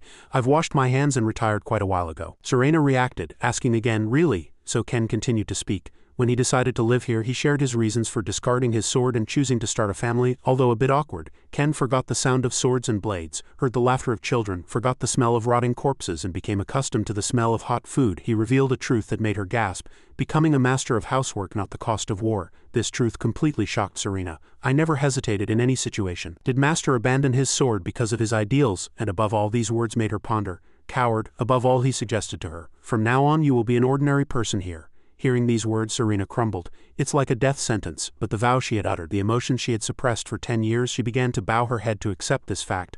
I understand. Seeing her concede, Ken said satisfactorily, if you don't have clothes, there's a set in the box in the room. Take it out and wear it. Serena followed his words. Yes, when she came out after changing her clothes, Ken was very pleased with his success. Perfect plan, she fell for it. Ken was very proud of this thought. Once she loses all her weapons, she'll be a fish on a chopping board. I've come up with a perfect plan. I'm truly amazing. Even if the plan fails, I still have 108 traps and 36 stratagems left to send her away. Serena, on the other hand, consoled herself as she chose her clothes. It's okay, don't hesitate. But she still looked sadly at Ken. For 10 years I've lived like a corpse holding a sword. Perhaps I'm not used to it yet. After a moment, there was a neatly folded set of clothes in the room. She felt a bit awkward looking at herself, and a little strange. Thinking about it, she had never experienced it before. Serena was completely unfamiliar with the current situation. An ordinary life, but she looked at his expression and couldn't understand. It hasn't been long since I reunited with Master, but Master has given me another new lesson. Does Master know what I need to be happy in this situation? She asked herself if she could discard her sword and continue living. Serena gripped her sword regretfully. Master looked completely unchanged from before he put away his sword, and she comforted herself. If her master could continue to live after putting away his sword, then she could too, Serena accepted. But then she became even more uneasy. It felt as if all the guilt, responsibility, and regret she had been carrying were being completely washed away. When she thought this far, Serena found the situation completely unacceptable. She knew her own capabilities. Her master, upon seeing her, immediately realized that she was a fool who foolishly couldn't lay down her sword and knew what she needed at the moment. She caressed an old photograph of herself with a wistful expression. Serena resolved firmly, I shouldn't have been wary of Master. At this moment in the dark mountains after sunset, Alice was wandering through the mountains as if searching for something. She shivered as she recalled Ken's scolding. So you were late because you fell asleep on the hill? At that thought, Alice trembled, fearing another scolding. As she was lost in thought, someone suddenly called out to her. Alice? Ben approached and greeted her. Are you on your way home? But Alice turned her head and said no, yet she was slightly puzzled. Why? Ben, hearing that, was flustered and said, I wanted to ask about a guest who came to your house. Hearing that, Alice was surprised. A guest? Ben, seemingly unable to understand, honestly recounted everything. That person stopped by my shop and it seemed they had known you for a long time. They were looking for them. They only asked for the address and left immediately. I've never seen that person before, so I was curious. It's probably their first time here. At these words, she fell into deep thought. What? Hearing this, she worried uncharacteristically. Alice morbidly speculated. A stranger who just arrived in the village came looking for Ko and only asked for the address. Could they be an assassin? She decided to act before it was too late. I can't feel any magic from his blood. Seeing her run so quickly, Ben was puzzled and called out, Alice, Alice. She rushed home, anxiously thinking, is Ko safe? He hasn't been assassinated yet, has he? Upon almost reaching the house, she saw a light on and was still worried. She was too scared to open the door and trembled in front of the house. It's too late. The moment she hesitated, a familiar voice echoed, come in. Hearing his reassuring voice, she smiled brightly and then entered. Seeing him, she breathed a sigh of relief. He's safe, he's safe. Seeing her return, he stood up and said, You're late. She stammered as if she had seen something. I had something to do. Ignoring Ken's nagging, she looked at the coat hanging on the wall. Next time, be on time. She heard that and thought gloomily, yes. At this moment, he brought up another topic. And a guest came. He understood Alice's thoughts. I need to tell the child in advance. It would be a big problem if the child angered that person. Alice trembled and asked again who. He replied coldly, an old friend. Hearing that, she became slightly curious. Is it his lover? At this moment, Serena aptly opened the door and entered, and Ken introduced again. From now on, we'll be living together. Introduce yourselves. Serena approached, extended her hand and happily introduced herself. My name is Serena, nice to meet you. Seeing her so kind, Ken was completely shocked and froze. He recalled with horror that she used to be like a mad killer, to change her clothes and her attitude too. It was terrifying. Serena secretly decided to change to adapt. Just you wait. For my peaceful retirement life. Ken watched them shake hands happily and thought, I'm definitely going to send this person far away. He could read their thoughts even from a distance. I can feel it just from this handshake. A hint of unease flickered on Serena's face as she shook hands. She seemed to be afraid of something. Alice, upon seeing her, was slightly nervous, but outwardly she greeted her and inwardly she worried. I'm Alice, nice to meet you. My life as a demon king has entered a difficult phase. Early in the morning, a sneeze echoed from Ken's house. Alice said in a still sleepy voice, "What should I make today?" "Egg soup," she walked, internally annoyed. So annoying. I couldn't sleep properly because of that suspicious person. At this moment, Alice was still frowning because of yesterday's events. Why did Ko let that person live with us? At this moment, Alice recalled yesterday's significant words. Could it be an old friend? Are those two really old lovers? As soon as she entered the kitchen, something caught her ear and she forgot about it. What's that smell? It's so fragrant. But she stopped again and became wary. Is it that person? Indeed, Serena was in the kitchen, concentrating on cooking. She frowned and said, "Sister, what are you doing?" Serena turned her head at her question. She didn't mind and smiled brightly as she greeted. "Did you wake up, Alice?" "I was preparing breakfast." Alice didn't answer and gritted her teeth, walked over, snatched the ladle and said, "I'll do it." "Sister, do something else." Serena still didn't understand and tried to take it back. "I can do it." Then she reluctantly said in a small voice, "All right, I'll go to the dining room first." Seeing her leave, Alice cooked, fuming. "That woman is really annoying. This is my job. Should I poison that woman's food? That crazy, devilish woman." In the end, she gave up and served everyone with perfect movements. But that would be too easy a win. Serving skills learned from Uncle Ben. Ko will definitely praise me. But as she entered, Alice couldn't help but stop. Seeing Alice approach, Serena smiled and praised, "Well done." Alice trembled with jealousy. When did that woman prepare the salad? She placed the plate heavily on the table with a defiant thud. That woman shamelessly used my kitchen without permission. Alice exuded anger from her entire body. "I hate that woman." Seeing that, Serena was bewildered. What was wrong with that child? Just then, Ken approached and broke the tense atmosphere. Alice's emotions calmed down a bit upon seeing him. "Ko, he's coming down." He turned his body and shouted, "Sit down." She looked at him with a slight bewilderment. "Yes?" Ken turned his body, looked at the wine barrel and wondered, "Why is the wine here?" "Yes." But Serena looked at it and fell into slight thought. "That is," and she recognized it as poison wine. At this moment, Serena was surprised and thought of poison wine.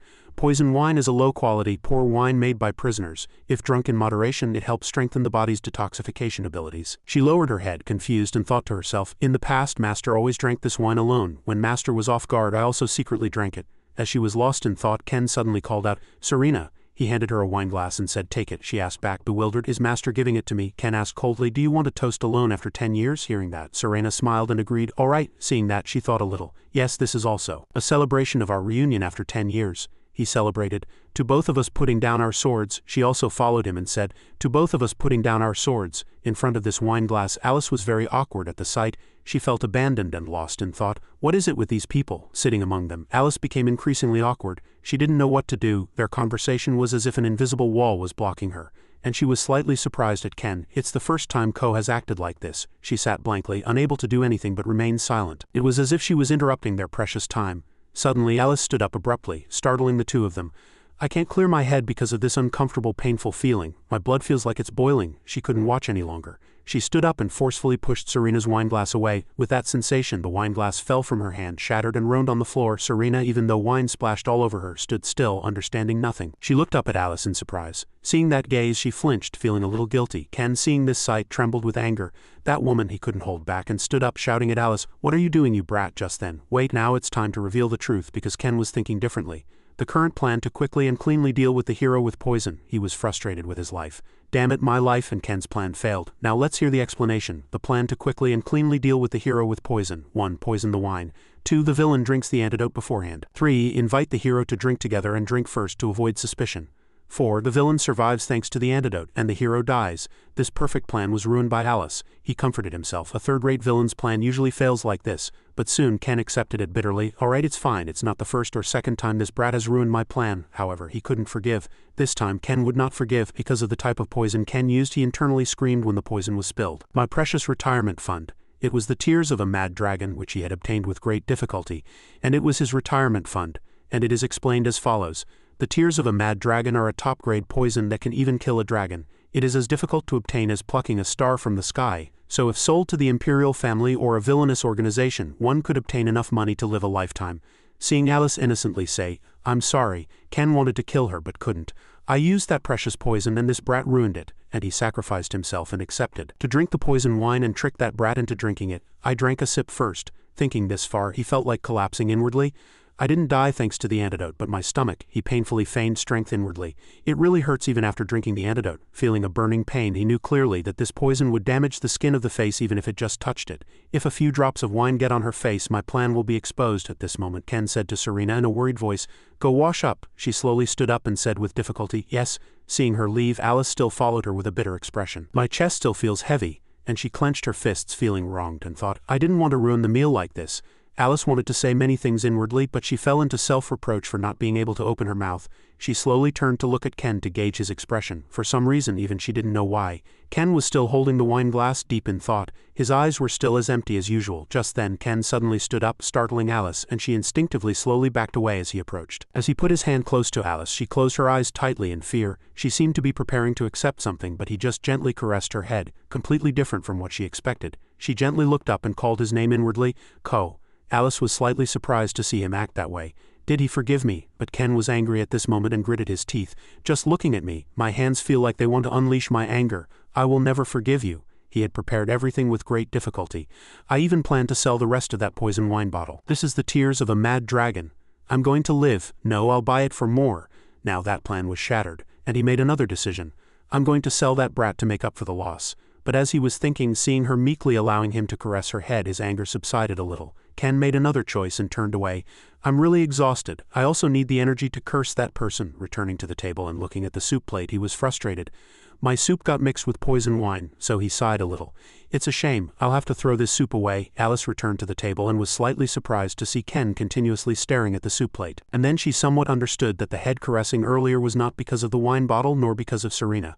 She thought happily, he's worried about the soup I made. As soon as she thought it, Alice quickly ran out and said, I'll get new soup. These words angered him again. He thought with an unpleasant expression, annoyed, but you should clean this up first. At this moment, Serena in the bathroom was showering, deep in thought and gloomy. Recalling the anger from just now, she understood that she would accept Alice's anger, because she knew she was still in debt. That child is Master's family, and I owe Master my life. That child will not forgive me. At that thought, Serena was frustrated, and she couldn't forgive herself either. While thinking, she suddenly felt a rise in body temperature. I mistakenly thought that child would accept me like Master. My face is too hot. Is it out of embarrassment? She began to blame herself. Did I hope too much and forget that all a monster like me can do for Master is to live and act like an ordinary person? When Serena returned from the opposite side, she saw the room had been neatly cleaned by Ken. In the end, I had to clean it up myself. She approached, bowed her head and said, I'm sorry I ruined the meal. But Ken, still annoyed, didn't reveal his true feelings and said, no need to apologize. But inwardly he thought, it's all your fault. He can't say that, but I shouldn't say that.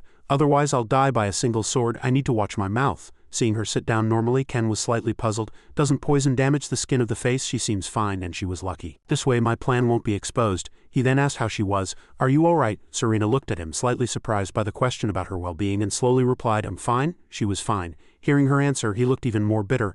I still regret that poisoned wine. The fact that she still looked normal made him even more resentful. What a waste, my retirement fund.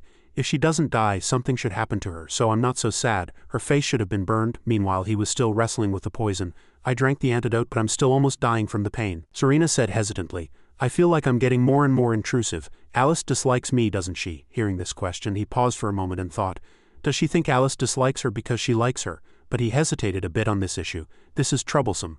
If this crazy woman ever kills Alice, my emergency fund will also disappear. He had already found a solution, but for a veteran villain this was an easy task. Ken began to tell her a story. Does that child bother you? In fact, Alice was an orphan. I found that child in the ruins. Hearing the story, Serena naturally bowed her head and thought, is that so? Serena understood it in a different way.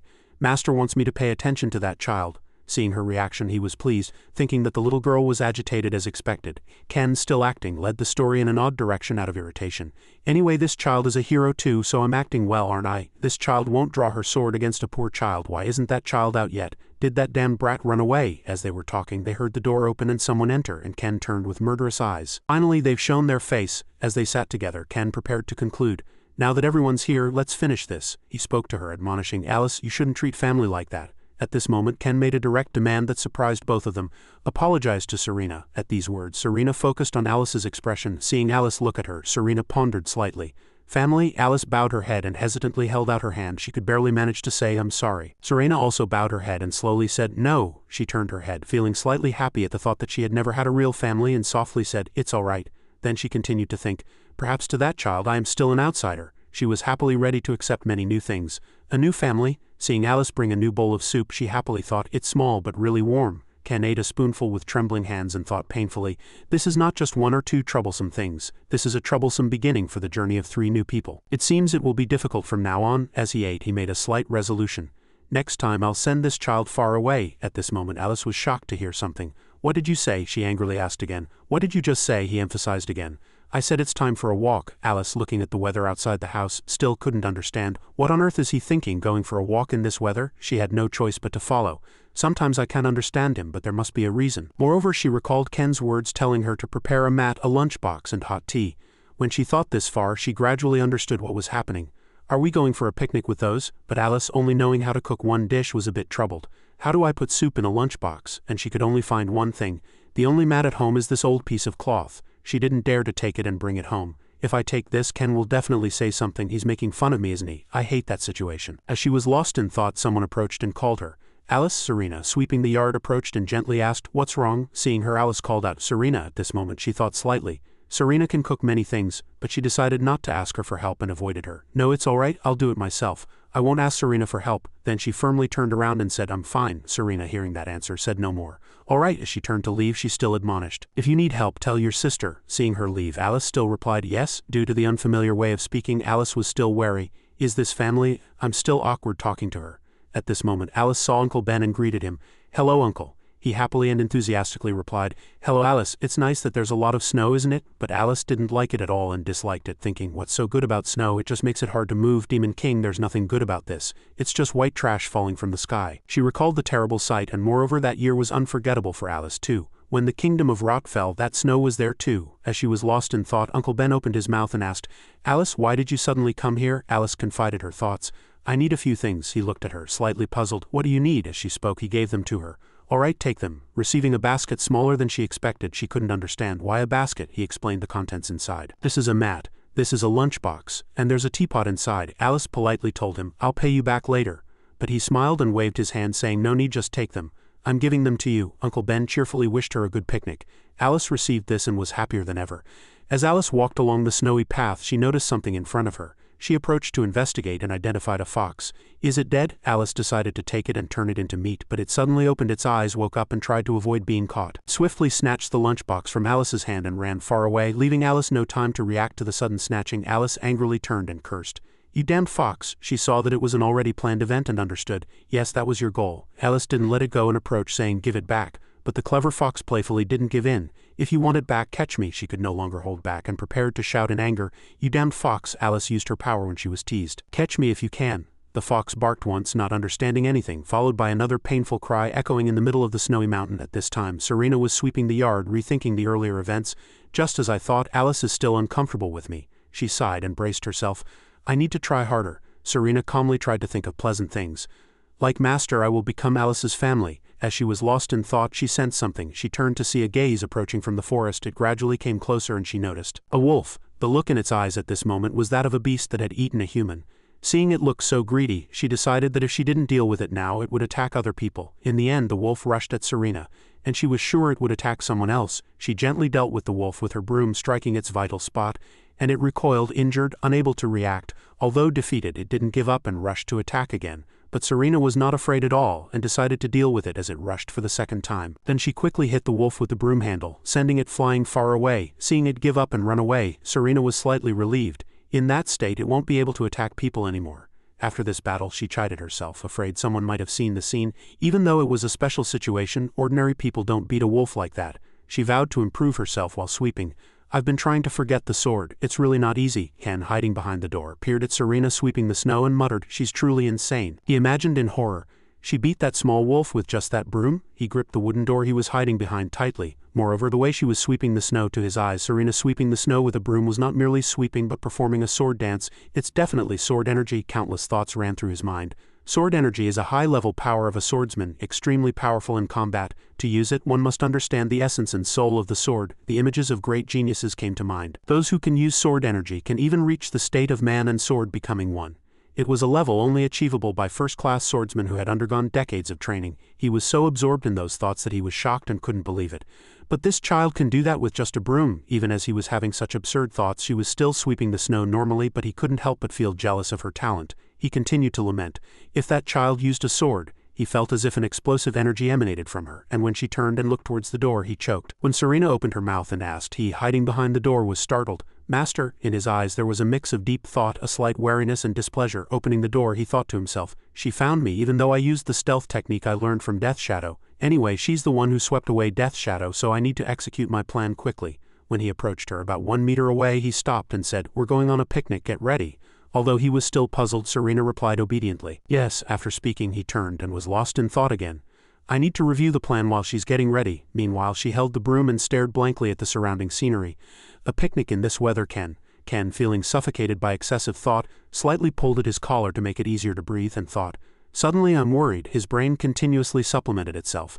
A sage who has experienced many battlefields once said, "Know your enemy and know yourself, and you can fight 100 battles without defeat." What does that mean? Why am I thinking about such a meaningless topic? Now it's time to explain the plan. The goal is simple, just to test that child's abilities.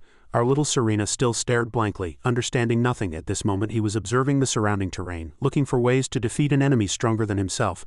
Information gathering is very important. He meticulously checked everywhere he passed and looked at the marked places on the map, gathering as much information as possible. "So I set up a bunch of traps on the path." He recalled the realistic situation again. "But there are also many problems. The weather is extremely bad and this hero is stronger than I imagined." The person he was referring to was our little Serena. In the end he concluded that this picnic would be difficult. Returning, he hung his coat on the hanger and braced himself. "No matter how dangerous, I can't be lazy because of the weather." Suddenly a voice called out, "Ko." The one who called him was Alice, and she entered from outside carrying a lot of luggage. "I'm all ready." Then he took off the coat he had just hung and put it on his shoulder, praising her. "Well done." Outwardly he did, but inwardly he was wary. Why did that child prepare so well? Is there some conspiracy? This moment another set of footsteps was heard from the door. The person who entered was Serena. He asked her, "Are you ready?" Serena, dressed in thick warm clothes and ready for the picnic, gently replied, "Yes, I'm ready." Ken scanned her, and inwardly he happily assessed, defense power 2 points. Meanwhile Serena entered the room and asked Alice, "Alice, are you ready?" But she was busy observing Ken, so she answered perfunctorily. "Yes," he thought inwardly. Most importantly, she didn't bring her sword. Perfect. He held the prepared bags, inwardly thrilled with joy. The plan will surely succeed. He held 2 bags in his hands and announced to the 2 behind him, "Let's go." Inwardly he continued to rejoice. "I'll show them my special traps." But as the group actually entered the snowy forest, Alice honestly felt she lacked confidence in her strength. Her feet sank deep into the snow, but she braced herself. "But I'm confident I won't get tired walking." And time passed and she couldn't understand, but Alice panted, stopped for a moment and caught her breath. She looked at the 2 in front of her. They continued to walk without any sign of stopping. What on earth are these humans? She wiped her sweat and looked at the woman in warm clothes. Even if Ko is a first-class knight, how can Serena keep up with him? The more she thought about it, the more jealous she became, and her face distorted unpleasantly accordingly. "Why am I the only one getting tired?" Suddenly, Ken stopped walking. In front of the 3, a rapidly flowing stream appeared and stones formed a path leading to the other side. He admonished the 2 behind him, "Be careful here." Serena gently turned and friendly asked Alice, and Ken crossed halfway without even looking back. "Alice, it looks slippery here. Do you want to hold your sister's hand?" But Alice, out of pride, firmly refused. "No," Serena, still worried and persuaded, "but you alone might." But Alice answered perfunctorily and walked ahead arrogantly. "No need," Alice grumbled and muttered to herself, "I'm not a weak child." She closed her eyes and walked on the stones. "It's a piece of cake." But before she had taken 2 steps she slipped. Alice couldn't maintain her expression and was panicked with fear. Serena, who was behind her, was also surprised and had no time to react. She loudly called out the name of the person about to fall into the raging stream. "Alice?" Just then a foot quickly spun around and he swiftly rushed forward to support Alice. He asked without emotion, "Are you all right?" Alice, forgetting her previous panic, stared blankly at him, feeling her heart pound. "I was too embarrassed and overreacted. I pushed away the person who had just saved me with both hands and shouted loudly, 'I'm fine.'" His face hardened. He was on the verge of falling into the water and left his last will. "I'm screwed." In that brief moment he recalled how he had created this. That stream was one of the traps I had set. It was an elaborate trap. Hundreds of thoughts poured out. The original plan was this. I would cross first and the child would follow, feeling safe. At that moment 2 small figures appeared in his mind. One was himself and the other was the lovely Serena behind him, and when I stepped on the middle stone the child would stumble on that stone, which I had intentionally made very slippery. If she fell, she would be impaled by needles soaked in paralyzing poison and her entire body would be paralyzed. This was the stream trap plan. His brain replenished itself again. If the child wasn't impaled by the needles, her head would hit the sharp rocks beneath the stream. This plan had a 70 chance of injuring the child. Unfortunately, things didn't happen the way Ken wanted in this world. He thought this was too perfect a plan and wondered how it could fail. Only if a god appeared could the child escape this trap. And it would be even better if the child died, he thought. He cried inwardly, "But I didn't expect that little kid to go first and fall into the trap." He thought of the worst-case scenario. If that child died in the trap I set for the other child. If that child died, the villain would have to live with the hero forever. If that child saved the other child, the child might discover the trap and meet their end. The moment the child realized my intention, my head would be gone. Then the hero and the child would live happily in the house I bought and repaired with my sweat and tears. That could never happen. He told himself that he had acted as quickly as he could to prevent such a thing from happening. I saved that child. Returning to reality, he cried out in pain, but how could that child treat the person who saved her like that? Such an ungrateful brat. He quickly turned his gaze toward the cold stream. Focus, Kozel. As he approached the trap he had set himself, his experienced villain's brain went into overdrive. I have to overcome this predicament. If I turn my body like this, I can avoid the stone, and that damn needle accurately pricked his heel. Too clever. These are needles soaked in paralyzing poison. An unavoidable end, but Ken didn't give up. He shouted in vain as he fell. Damn it, his fingers trembled, reaching forward. The poison has spread to my fingers. And a capsule-shaped pill appeared in his mouth. But he bit the pill with sharp teeth. He had brought an antidote just in case. But falling into the water was unavoidable. Ken was soaked. He was completely submerged in the cold stream, and Alice stammered on the stone. She angrily told him, "Brother, I didn't ask you to save me." But inwardly she blamed herself. "No, that's not what I wanted to say. I wanted to say I'm sorry." But to his surprise he said, "It's all right." But he wasn't speaking to her but to Serena, who had entered the cold water to help him up. She thought, seeing him emerge drenched, "I should apologize." But before she could speak he swung his cloak and walked away. First he left words of comfort behind him. "Be careful next time." Serena, worried, tried to approach Alice to comfort her, who was blaming herself. The scenery became increasingly cold and beautiful. The laid cloth was spread out. Ken flattened the cloth on the cold snow and waited for the two to arrive. Alice looked at him with worried eyes. Kozel. Her eyes, he was stroking his drenched hair and exhaling cold breaths. He must be very cold. She put down her basket and suggested, "I'll go get firewood." And Serena, not leaving her alone, said, "Sister will go with you too." Serena smiled while asking for her opinion. In her opinion, it was to improve their relationship. "Then will that be all right?" Alice saw Serena smile when she said that. But that smile in Alice's eyes looked like a terrorist's smile about to behead a hostage, which confused her. Somehow scary. She was wary. Something was off from the beginning. "I thought I could reconcile with Serena and live like family, but every time I see her I somehow feel scared and want to run away immediately." It was as if she was her natural enemy. Seeing that she didn't answer for a long time and her face grew increasingly frightened, Serena asked, "Alice?" She approached Alice and advised her worriedly, "If you're uncomfortable, don't overdo it." This time Alice replied with more complete subject and predicate, but without looking her in the eyes. "I'm fine." Seeing Alice turn away, she called out again, "Alice, let's go together." But at this moment Alice was busy blaming herself. "Why do I feel this way?" In the pure white snowfield the scenery became even more serene. After a long time, unable to bear it, Alice turned and looked at her. Alice asked, as if unable to understand, "Sister, are you going to keep following me?" At that question, our ignorant Serena also became blank. Then she smiled slightly and suggested, "Then shall we divide and conquer for firewood now? Sister will go this way and meet you later." After Serena left and Alice was alone, she said to herself, "She must have known I was uncomfortable. This won't do." And somewhere Ken sneezed after having fallen into the stream. Rubbing his nose, he muttered to himself, "Falling into a stream in winter, that was a terribly cold experience, really cold, so cold. Why are those two taking so long to find firewood?" He suddenly felt lonely. Suddenly a sound was heard and he turned his head to look in that direction. He didn't know what he saw, but his face was shocked as if he had seen a ghost. 2 blue wolves and 1 red wolf appeared before his eyes, growling and approaching, and he was speechless. "Really?" Meanwhile, Alice was returning with quite a lot of firewood. "This should be enough to warm Kozel up." She still blamed herself, recalling the scene where she pushed him away. "No, that also happened because of me." A moment ago she was proud of the pile of firewood she had collected, but recalling that incident she was now embarrassed. She walked, picking up more firewood. "Ko didn't get angry, but because of that I didn't have a chance to say I'm sorry to him. I need to take this pile back quickly." In front of her were scattered branches of firewood. An ordinary person would have known that someone had intentionally scattered them for another, but Alice didn't notice and wondered, "But why is dry firewood scattered everywhere in midwinter?" Suddenly, someone called Alice's name from behind her. It was Serena, sweating and panting. "You've collected a lot. Sister thinks it's enough." She wiped her sweat and smiled at Alice, saying, "We should go back now, shouldn't we?" Alice then realized that Serena had secretly brought the dry firewood here. Serena approached Alice and suggested, "Sister will carry about half." Alice said nothing, but inwardly she thought, "She's really bad at lying. She's still sweating from collecting firewood." The two divided the firewood. Alice also followed behind Serena, smiling. "She's really bad at lying." Serena led the way, still smiling cheerfully. "Let's go back quickly." Alice couldn't help but smile and thought, "She seems to have been born to fight evil." She looked at Serena's small but firm back. Was her earlier fear perhaps because she was too kind? She walked behind Serena, thinking that this was her 3rd time coming here. As Ken saw the wolves and instinctively stood up, he said to the 2 wolves also, as if they understood. "Why?" he shouted loudly. "Why didn't you show up last time and only now? Do you think I look weak now?" A tense standoff continued between the 6 eyes of the wolves and the man. No, perhaps it was just his own standoff. He saw the one-eyed wolf and suddenly remembered. "Ah, this was the wolf that little kid beat up, I forgot." He took an attacking stance. "I should have left one of the 2 kids behind." The effect of the paralyzing poison was still present, so he couldn't win now. He put his hand into the small pouch at his waist. "Fortunately, I brought cut flower powder." He recalled its effects. "If you're not resistant to medicine, cut flower powder will make you unconscious with just 1 inhalation." It's the best sleeping agent. He also recalled a few ways to use it. There were various methods such as making it into perfume or sprinkling it on the opponent's face. He opened the powder pouch, looked towards the two wolves and said, "Taste this," and then he immediately threw the powder pouch into the air towards the two wolves.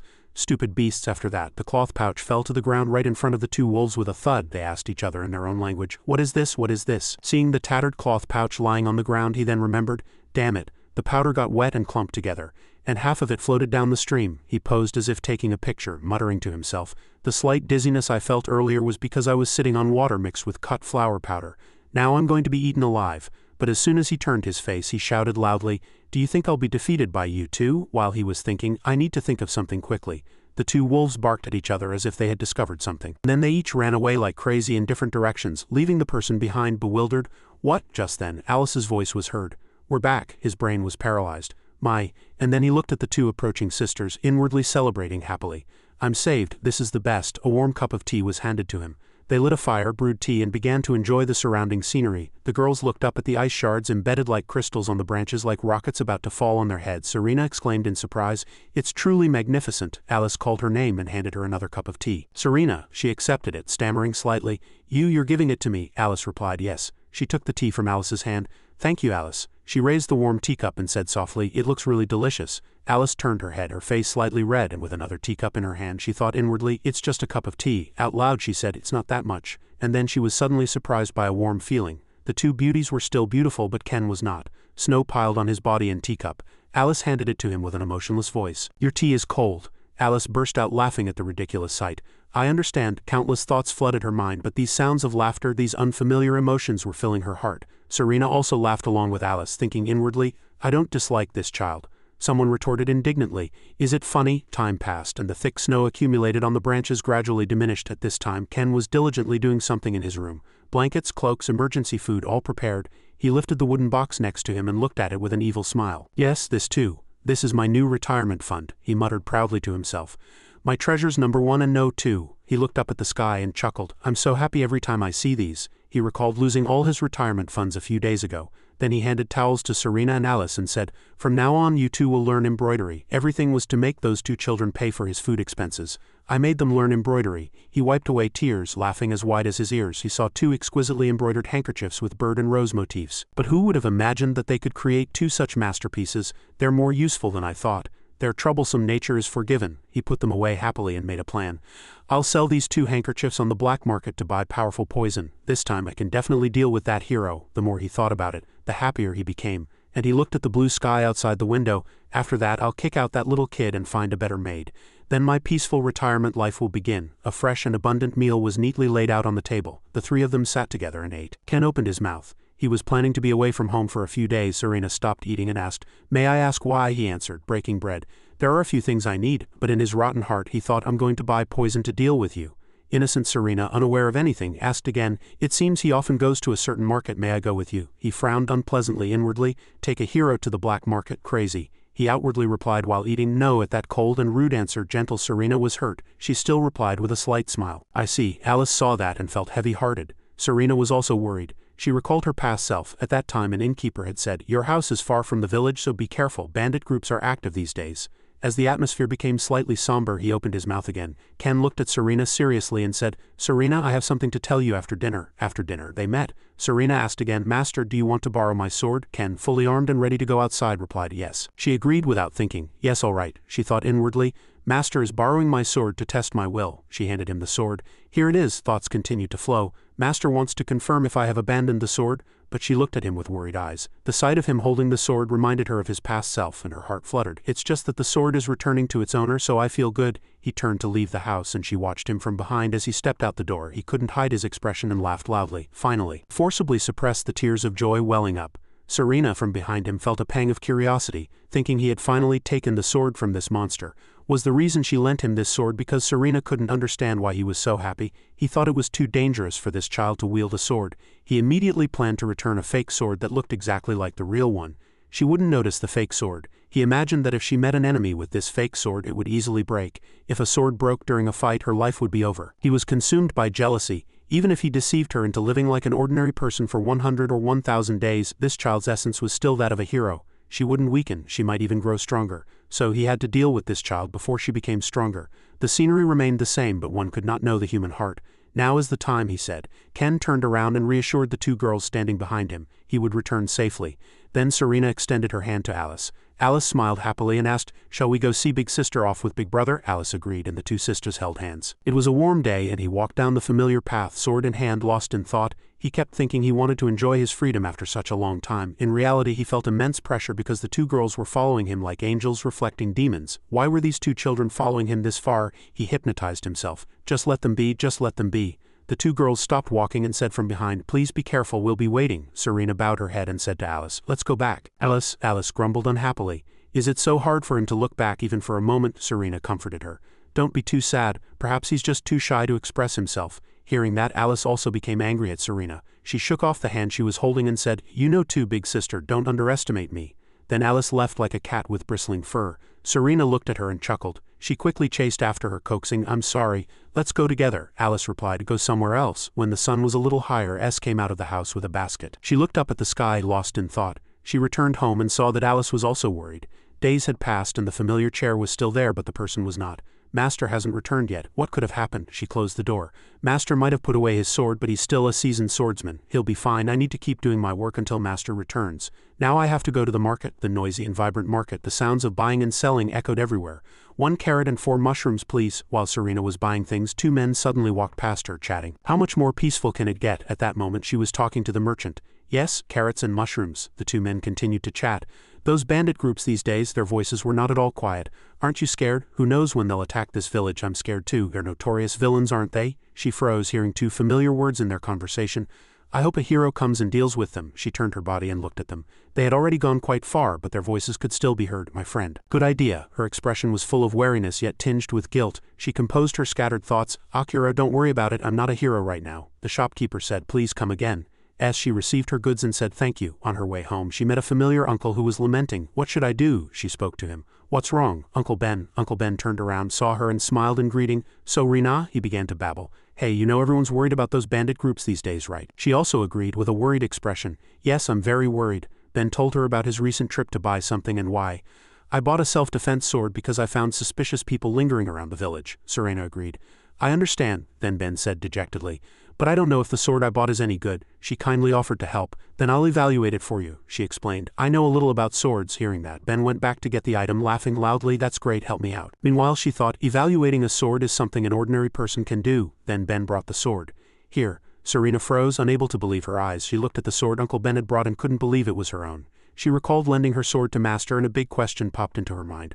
"Why is my sword here?" A calm voice echoed, making Serena freeze. "Here." She turned in surprise, and Ben was holding a familiar sword. "Why is my sword here?" Serena, trembling, received the sword with both hands. "Where did you buy this sword?" He smiled gently and slowly explained.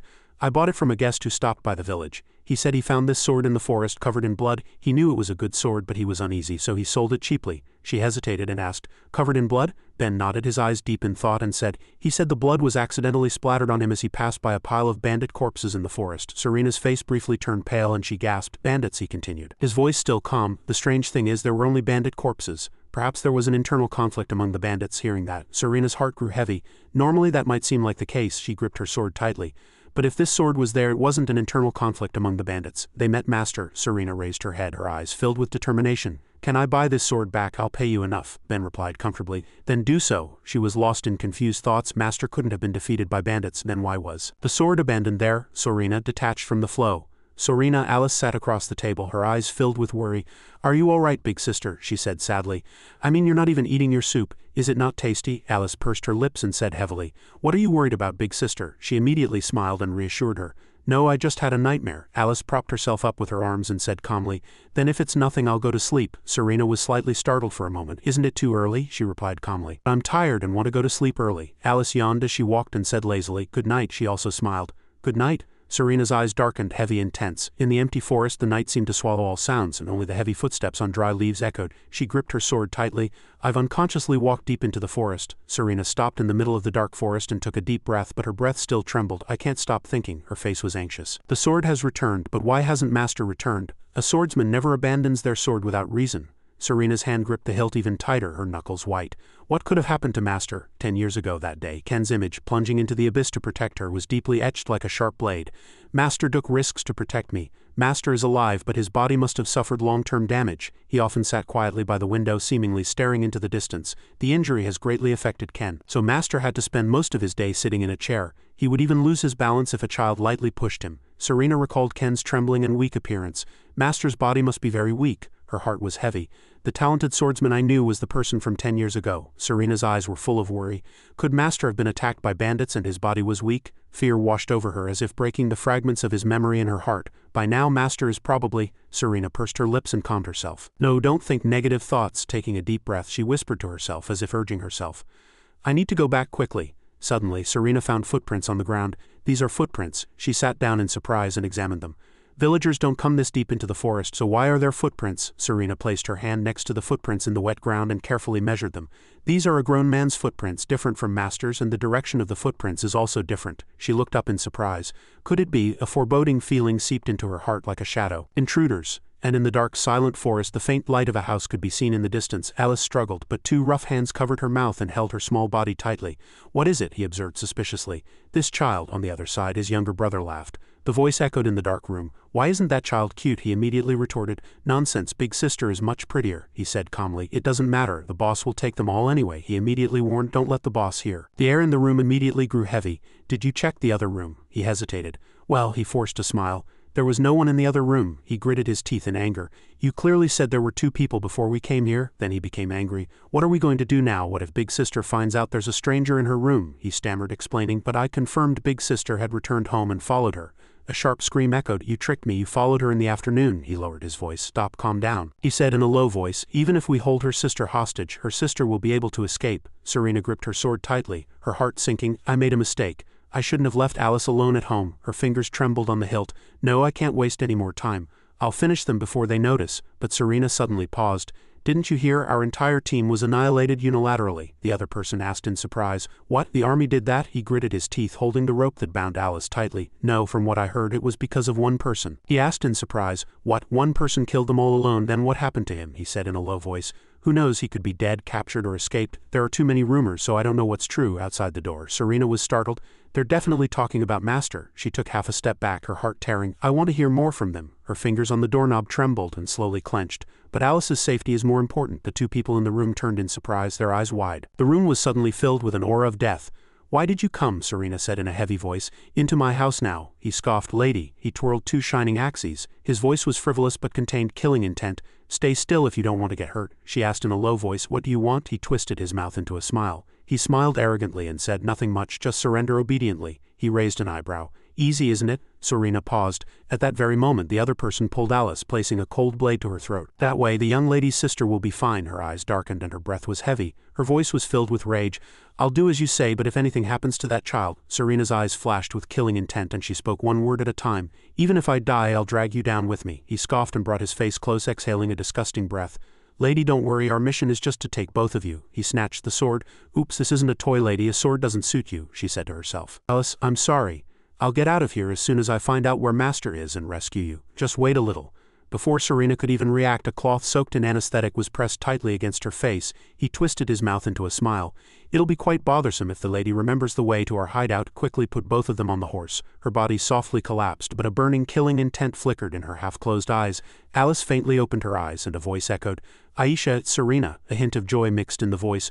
Are you awake? Serena was sitting, allowing her to rest her head on her lap. Big Sister was really worried. You slept for 3 days. How do you feel? She felt dizzy and uncomfortable. She stroked Alice's head. Go back to sleep, Alice asked in confusion. But where are we? She didn't know the answer either. We seem to be in an underground dungeon at the bandits' hideout. While you were sleeping, they broke into the house. Alice felt extremely guilty.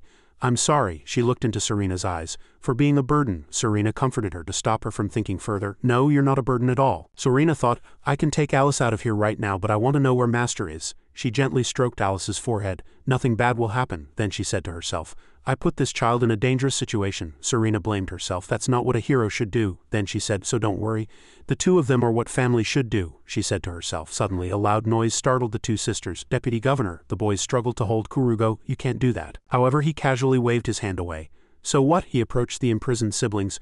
Why can't I admire the beautiful women you've brought? Someone still tried to stop him. "Young master, you really shouldn't do this." The person behind him worried that the leader would find out, which would be dangerous. At those words he gnashed his teeth. Kurugo turned around infuriated and threw a punch, sending the man flying. The man couldn't block it in time and spat out blood, yet he stood there calmly watching. Kurugo looked back at the people behind him, making them cautious too. "You all be quiet," he warned. "If anyone tells the leader, I'll kill them, understood?" They were disobedient, but after witnessing that horrific sight they had no choice but to follow his orders. "Yes," Kurugo grumbled, pushing open the door irritably. "Annoying guys." He looked at the two girls in front of him and smiled slyly. "These guys are quite obedient, they've quieted down," he said. "I'll have to admire what I can't see." Serena and Alice retreated in fear. Serena cautiously asked, "Who are you?" He made a contemptuous face. "How dare you stare at me? Usually outsiders can't even look me in the eye properly." He pointed to his chest and said, "I am Kurugo." He seemed quite confident. "I am the deputy leader of the Viper bandit gang." Serena thought to herself, this man might know what happened to Master. So she asked him, "Really? Then do you know what happened to those bandits a few days ago?" Kurugo was puzzled. "How do you know about that?" He was very interested in her. Beautiful and bold, a really good woman. "Sit still. I'll tell you slowly." As he spoke he approached her. "He said he met that damned guy a few days ago." As he spoke Kurugo lifted Serena's chin. "That guy is quite good with a sword. He took down 34 of our men." The more he spoke the closer he leaned towards her. "So I fought him." He pulled up his clothes showing her. "It was a bloody interesting fight. That guy left a mark on me," he added. "Since he killed our men and injured me he naturally had to pay a proper price." The more he spoke the more he unnerved her, and finally he smiled slyly and said, "My subordinates dealt with that damned guy." She was startled to hear that. "Master," Kurugo had a calm expression as if he had done nothing wrong, "and that guy fell into the river so we couldn't find his body, but he was so deeply cut he must have died after falling."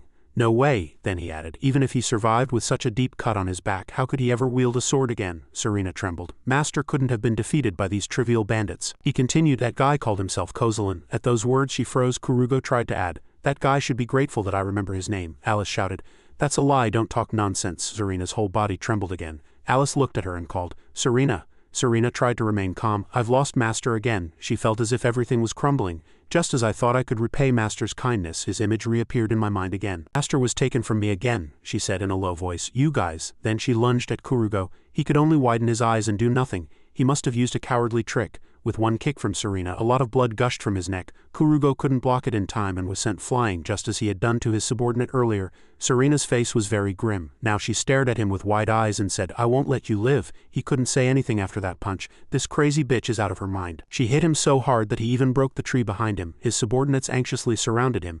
"Deputy leader, are you all right?" Kurugo glared at them angrily.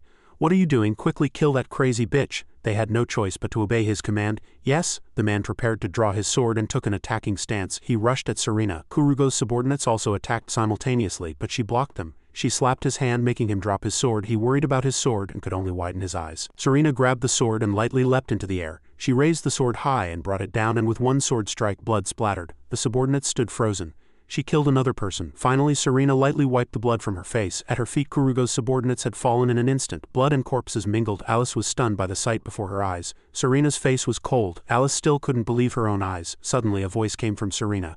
"You arrogant bastard." Serena calmly turned around. Kurugo was struggling to get up. "Who are you?" he asked. As soon as he finished speaking he was startled by the splattering blood on his face. She lightly swung her sword, slashing across his body. Kurugo couldn't block it in time and fell. Kneeling at Serena's feet she gnashed her teeth in anger. "Engrave this deeply in your memory." Serena said, "This is punishment for what you've done." Red flames. It was then that he truly felt fear. She raised her sword. "This swordsmanship will turn you to ash," with a single slash. He fell backward. Alice was afraid. She still couldn't believe her eyes. "What did I just see?" Alice's whole body trembled. "Seeing Serena, my whole body trembles with fear." She looked up in horror.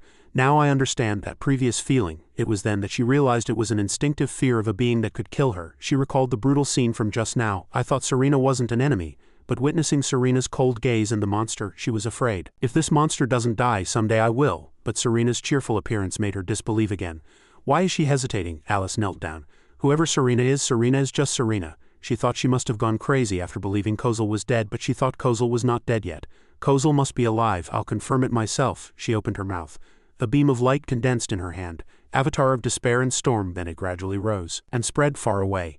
"Eye of heavenly wisdom." Then a black bird appeared and said, "Greetings to my master." After speaking, the bird lightly landed on Alice's hand. She asked the bird, "Is what the dead bandit said true?" Savit replied that what the dead bandit said was true, and she was greatly shocked. Alice was confused. Kozil is dead. The more she thought about it, the emptier her eyes became. He's dead. She stood there frozen. "Why?" From the other side, subordinates approached, trying to help Kurugo up. He's dead, he has no head. All the outsiders are dead, damn it, who did that? Suddenly, a bright flash poured in directly, rushing fiercely towards them as if a great fire was blazing. It exploded and not a single person there survived. Alice slowly approached Kurugo's corpse. She stomped on his body with her foot. Then she turned to Savit and said, "Savit," she commanded, "clear this place and ascertain Serena's location. Don't let the fire touch her." Savit replied, "Understood." After speaking, she sent Savit away. Looking at the desolate landscape, Alice felt extremely disgusted. "These worm-like bastards," she said to herself, "I'll make you pay." She created a ring of fire. "Agno, master of fire." Alice broke the seal with her magic. "I unseal you." Her eyes were very resolute. "Agno, flames of hell." Now Alice's eyes were filled only with rage. "Send," she commanded. "Turn this place into a true hellfire." On Serena's side, she was still dealing with them one by one. Everyone was killed by her, and no one could do anything. She just coldly stared at the corpses scattered at her feet. Unbelievable, to die from just this much. Serena consoled herself. Master could have easily blocked it. She firmly believed in her master. Her master even pointed out her weaknesses and taught her new things. Her eyes gradually became expressionless and he taught her new things. Suddenly a voice was heard. "There she is, the subordinates, prepare your weapons." The leader ordered them to fire. They fired arrows with sharp blades and they rushed at her, but she lightly blocked and countered them. Boring guys, the arrows flew and pierced the people. Seeing that sight, the people who had been so arrogant earlier retreated. "What is this, a monster?" Serena raised her sword with all her might. The sword plunged into the ground and from there red flames spread in all directions. It spread to them in an instant and no one could escape. Suddenly a black shadow appeared behind her. She asked, "Did I miss you?" After speaking, Serena swiftly attacked. Her face was covered in a lot of blood. "This is revenge for that person." Her sword strike came down but he blocked it. Serena was startled, her face pale without a drop of blood. He blocked it. Her sword couldn't reach his body.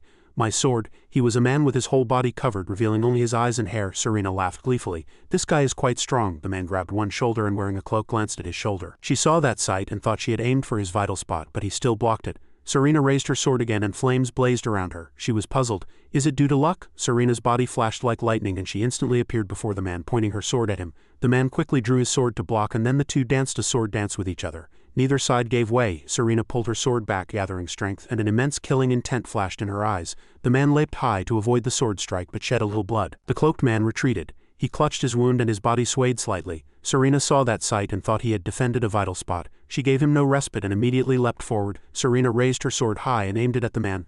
"I'll see how long you can last." A smile appeared on her blood-stained face again. Serena's attack came down and the man seemed to block it with all his might. Elsewhere, flames blazed fiercely. Someone shouted, "Fire, the fire is too big," and many people panicked in front of the flames. "Quickly put out the fire." "Where did the fire start? Why won't it go out? What is this fire anyway?" Alice smiled contemptuously. "Stupid guys." She created 3 more fireballs. Even the gods wouldn't be able to extinguish Agno's fire. The people saw that sight and shouted, "Who are you?" Alice's eyes were filled with amusement. She pointed her finger. "Mere humans dare to put out fire?" A pillar of fire immediately erupted and everyone panicked and fled. Run? But how could they be faster than the flames? The people were caught in the fire-induced explosion. Boom, it exploded. Alice called out to Savit in a low voice. A bird landed on her hand and replied, "What are your commands?" A person far away heard all of their conversation. "I'm farther away than Serena, right?" The bird said no, currently Serena was. Then suddenly a scream was heard. "He's here, the man with the sword is coming to kill." Alice didn't hesitate and gave him a silent flame. The corpse was burnt black but she calmly said, "Keep talking, Savit." Alice panted, asking with difficulty, "Or is there a reason you can't speak?" Suddenly people shouted, "There she is, prepare your weapons." She looked carefully. Alice asked the bird, "Is Serena there?" The bird nodded yes. She immediately left. "Then let's go." The bird called her and Alice stopped. "What?" she asked, turning back. The bird reminded her, "Perhaps I'm being presumptuous, but Master has used too much magic." The bird hesitated to speak. "If you continue like this," Alice grabbed her neck, "I know what you're trying to say. I've been feeling thirsty for a while now. Usually a witch or sorcerer would lose their magic if they continued like this. But I'm different. I'm not an ordinary witch or sorcerer.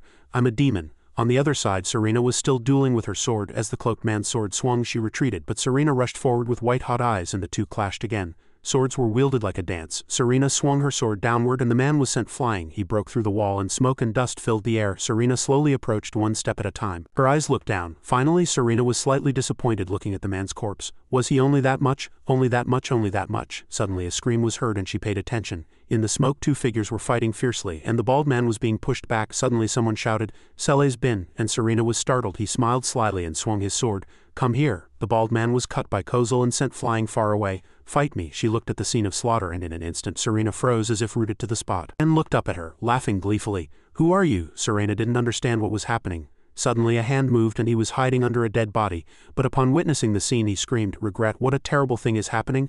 I don't know when everything became such a mess. I remember when I had just left the village, the full moon shone brightly over the green forest." Ken cursed, chewing on meat while his mother next to him mumbled something tasteless. Ken sat down, lamenting, "That's it. This is really tough to chew. I need to buy some poison quickly, so that I can—" Suddenly his eyes widened. Something flashed by and Ken had to dodge. He kept his distance and clutched his shoulder. Blood starting to flow from the wound, Ken groaned in pain, stopping the bleeding. "If I had been a little slower, my head would have flown off." Then Ken looked around. "Which son of a bitch?" He opened his eyes wide in shock. "So you were still alive." The familiar silhouette coffin approached slowly, holding two swords. He gritted his teeth savagely. "Of course I wouldn't die before you, you son of a bitch." Ken cursed inwardly, staunching his wound. When he called out to the crane in the forest under the full moon and cool breeze, Ken asked, "How did you find me?" Code immediately replied, "You used my name, didn't you?" Veins popped out on his face in anger. "I've had quite a few problems thanks to you. Thanks to that I found you easily." He was startled to hear that. "You're still doing well?" Ko bowed his head and burst out laughing. "Doing well, my ass." He gripped his sword tightly and declared, "I survived until now to deal with you. You son of a bitch who ruined my organization." Ken's face hardened slightly at those words. "Long ago I joined the Free Knights. That organization was divided into conservatives and liberals. The leader of the liberals was this guy. This guy wanted to make the secret organization public and turn it into a regular knight order. He began recruiting thugs with similar ideas and eventually internal conflict erupted, leading to the collapse of the Free Knights. This story was known only to a few, but it was actually fake news. In fact, I embezzled the Free Knights' money, and while I was accumulating my retirement fund, the liberals found out. That incident caused internal conflict. To prevent this incident from becoming known externally, the conservatives abandoned their honor and fought against the opposing faction. That's how the Free Knights collapsed." Ken picked up his sword. "Well, what's done is done." His face turned pale, and he quickly thought, "Damn it, I have to run away now. I need to piss this guy off to open up an escape route." Ken stood up and said, "You really are a stupid bastard." At those words, County calmed down. "Have you learned nothing even after losing everything?" Inwardly, he couldn't contain his joy. "Are you angry? Really so angry you're going crazy?" Company was extremely angry. "What the hell are you talking about?" He gritted his teeth. "You dog-like bastard." Ko rushed forward in a fit of rage. "I'm going to kill you." Ken looked at him and swung his sword. He knew this guy had taken the bait. Now Ken suddenly threw his sword away. Code immediately swung his sword to block. He looked at him in disbelief. "You dare to throw your sword?" Ko mumbled. "If you're a swordsman." Then he paused when he saw Ken reaching for his waist. A pouch hung from his waist. Before Ko's astonished eyes, a wisp of smoke completely obscured his vision. He covered his nose with his hand and cursed. "This bastard!" He threw his sword and hid in the smoke. "How can a knight do this, you dog-like bastard?" Ken laughed gleefully. "It's really fun to piss this guy off." He ran away and Ko shouted from within the smoke, "Come out and fight fair, Crane." Ken thought inwardly, "Sorry, I don't know how to do that." He ran, thinking, if you want a fair fight, you can do it yourself. As the sun rose, Ken's stomach also rumbled. He rummaged through his pouch on the tree. "I ran all this way because I was hungry. It's all that bastard's fault." But suddenly Ken realized his pouch was empty and had a hole in the bottom. No way. He recalled the scene where he dodged Code's sword. "Did my pouch get cut and the items fell out?" Ken's eyes narrowed to extreme points. He shouted in silence, "Damn it!" Ken pounded his pouch in anger. "My hope, my happiness, my two treasures." He bit his pouch, tears streaming down his face. "Damn it, my two precious handkerchiefs." Ken choked up. "All right, calm down. At least I'm not dead. Life is more important than money." But even as he thought so, Ken contradicted himself. Money is important too. He clutched his head, regretting no matter how he thought about it.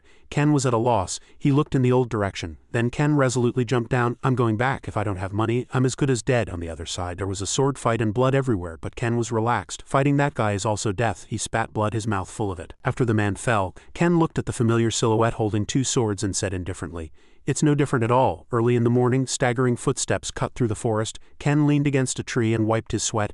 "It's really hard getting old." His whole body trembled. "Since when have I been living with such fatigue?" When he was young, everyone praised him as a prodigy. He recalled building many secret bases in the past, proudly. "I acted like a king. I thought there was nothing I couldn't do." He ran away, "But now I've become an old man who constantly complains about being tired. This must be my fate," Ken muttered, recalling the wooden box. "It's probably around here. I need to pick it up quickly and run away." An incredulous look flashed in his startled eyes. Ken broke out in a cold sweat. "What on earth happened here?" he asked himself, looking at the corpses strewn before him. "Are all these bandits?" Ken passed by the corpses. That sword wound, suddenly he noticed. Ken immediately recognized the sword wound on the back of one corpse. He touched the wound. "That bastard's doing. Wait, if that bastard fought more than 20 bandits," he thought inwardly, "that bastard must have fainted somewhere." Ken looked around, but that bastard was nowhere to be seen. "Where did he run off to?" he muttered, standing up. "If he's not dead, he must be injured. He must have run away." Ken stood among the corpses. "Now I have to search through this mess. I'm really tired. If my treasure gets dirty, I'll be really angry." He clutched his head. "I don't know when that bastard will come back. I need to find it quickly and escape." A voice echoed, "It's not here." Ken fell to his knees in despair, crying out, My treasure isn't here, he clutched his head, blaming himself. Why isn't it here? It should be here. Where did it go? Suddenly Ken realized. Away, did you take my treasure? Ken was struck by lightning at the thought that that bastard had taken his treasure. Suddenly he heard a sound and looked around in panic. How someone's coming, no time to breathe, the man walking complained. This is terrible. The young man with his hair tied up said, it's not terrible, it's amazing. All this by one person, the other man retorted. I said it's terrible because if that bastard is still hiding around here, it would be really scary. Ken lay flat on the ground playing dead, he cursed inwardly. Please disappear quickly. The young man with tied hair said, the deputy leader dealt with that bastard, so. We're not scared, right? He said. We also picked up all of that bastard's belongings. The deputy leader really liked that bastard's top-grade treasure. Upon hearing that, Ken's eyes widened. The other young man lamented, everything belongs to the boss, we have nothing. He hesitated. That's right, then the two left. We can't clean up this mess ourselves, we need to go back and call more people. I'm tired. Ken slowly stood up, his face as black as the bottom of a pot. He recalled the young man with tied hair saying the deputy leader really liked that bastard's top-grade treasure. Ken was so angry that veins popped out on his face. What did that bastard say? He bent down and picked up a dagger from a corpse. Now I know where my treasure is. Ken put the dagger away. Helpless. I can't not go. He stood up with a determined face. I'm going, my treasure. The full moon seemed to illuminate the entire forest brightly. Ken hid behind a tree. He looked at the door. 4 people are guarding the front gate. Ken assessed the situation. 4 guards outside and the door is locked, he thought inwardly. From what I overheard, there seem to be guards inside too. If I make a mistake, I'll go straight to the afterlife. A hero might face them head on, but I'm a villain, so I have to have my own way. Ken skillfully pulled out a brick. He laughed confidently. Found it. After making a passage, Ken crawled inside. I knew it. There would be a secret passage. Now it's easy, he recalled when he used to build bases proudly. I've built many secret bases, so this is a piece of cake. Ken pulled back a curtain and entered an empty room. Ken asked himself, what kind of room is this? He looked around and assessed. For bandits, they live quite cleanly. Is this the deputy leader's room? Ken looked at the door. The door is locked with 3 layers, and it seems to be soundproof. He looked at the documents on the desk. There are 12 encrypted documents here. Ken casually picked up a few documents. This writing style isn't for rural bandits. Ken tried to escape reality, recalling when he had been hit. There's no way rural bandits would have such a system, right? Ken broke out in a cold sweat.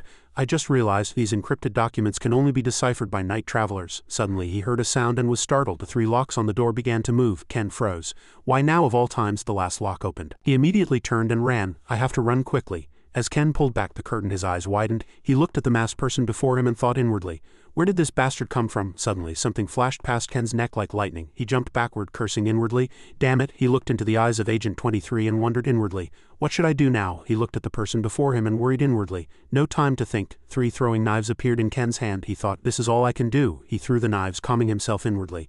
Trust your instincts and act. Agent 23 remained calm even as the throwing knives almost reached her. Taking advantage of her blank state, Ken quickly rushed forward. He swung his sword at Agent 23. She quickly blocked with a small sword. Ken suddenly smiled strangely. Suddenly he let go of his sword. A sword fell from his hand. Agent 23 was startled and paused. Ken quickly struck Agent 23 hard in the stomach with his hand. She fainted and fell to her knees on the ground. Suddenly a small sound came from the door. Ken worried. The last lock has opened. I need to hurry. He quickly threw Agent 23 inside. He smiled eerily and now put on Agent 23's clothes. He walked and said, should I change professions for a bit? As soon as Ken put on the cloak, a shadow entered from outside. He knelt down and politely introduced himself. I am Agent 12 Everest Bruce. Agent 12 continued politely. My respects, Your Excellency. Ken looked at the person before him, filled with questions inwardly.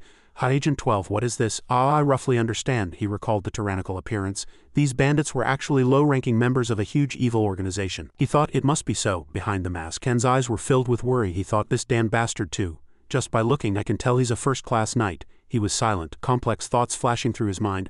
A first-class knight, yet only a middle-ranking position. The scale of this organization must be comparable to the Night Travelers Guild, currently the most powerful bandit group. Ken cursed inwardly. Damn it, how did I get into this tiger's den? Agent 12 continued. According to Your Excellency's orders, we have searched all 4 regions of the duchy, but we still haven't found the key. Ken was puzzled. Key, he wondered inwardly. What is it? The key to open a treasure chest. How big is this organization? Agent 12's words interrupted his thoughts. But Your Excellency, don't worry. He raised his eyes and said in a resolute voice, we will surely find it by the end of this month. Ken nodded worriedly. Inwardly he worried, 1 nod should be enough for subordinates. It's enough if the superior just listens. Agent 12's voice continued to echo.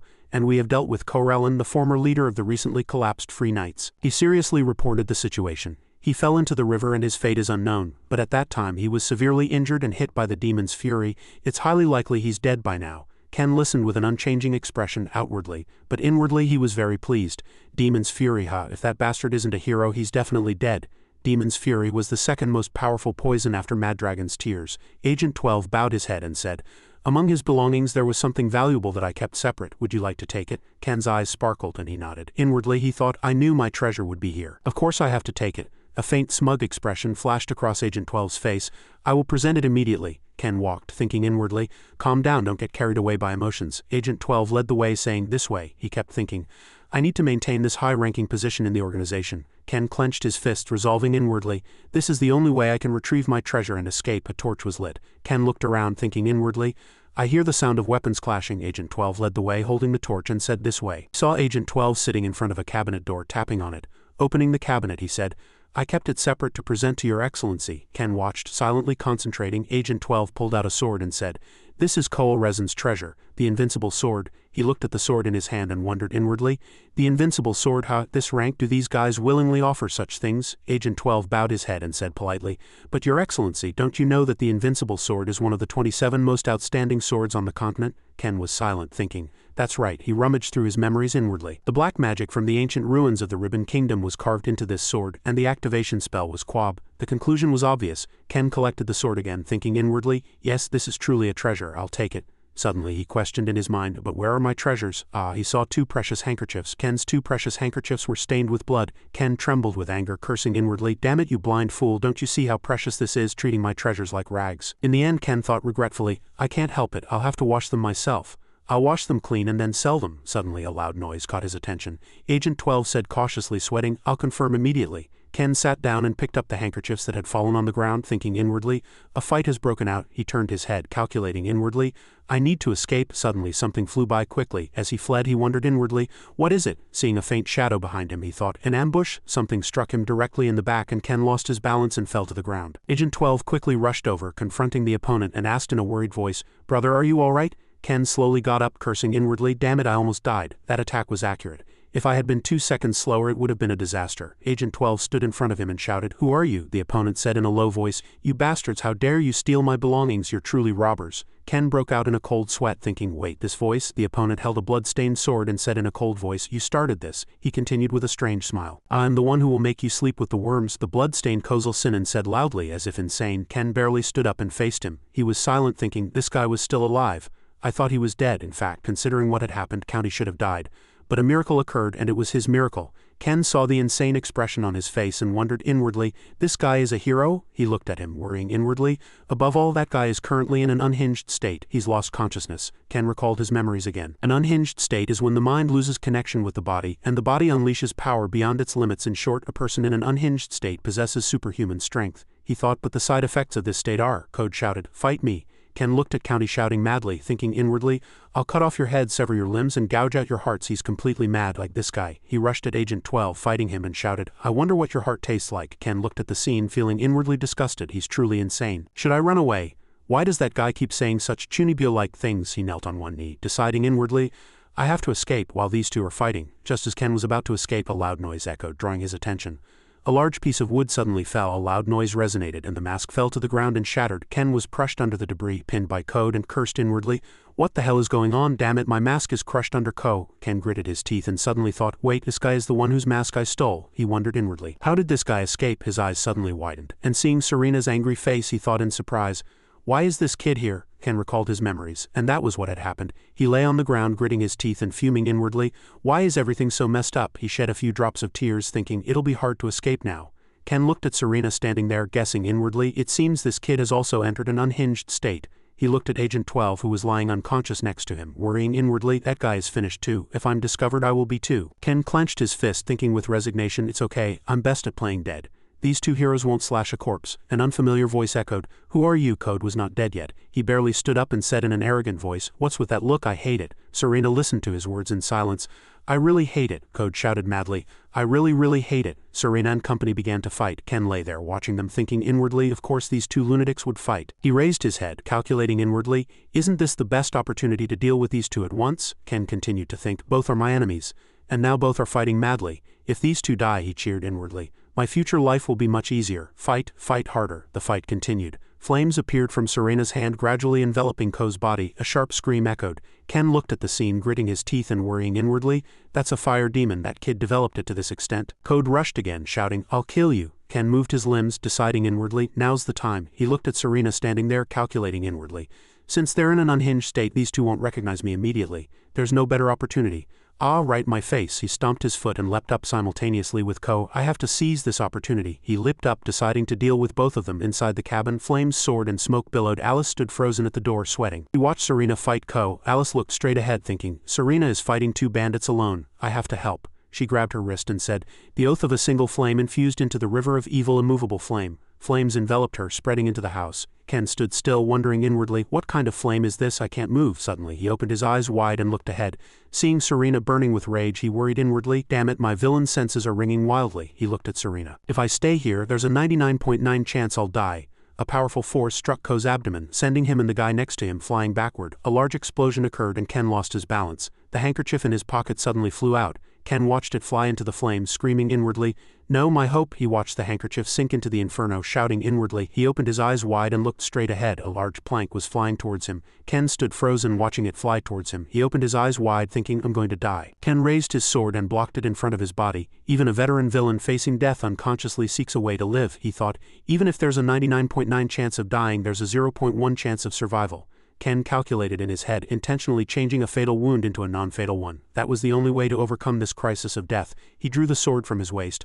I can't change direction. He stomped his foot and leapt up.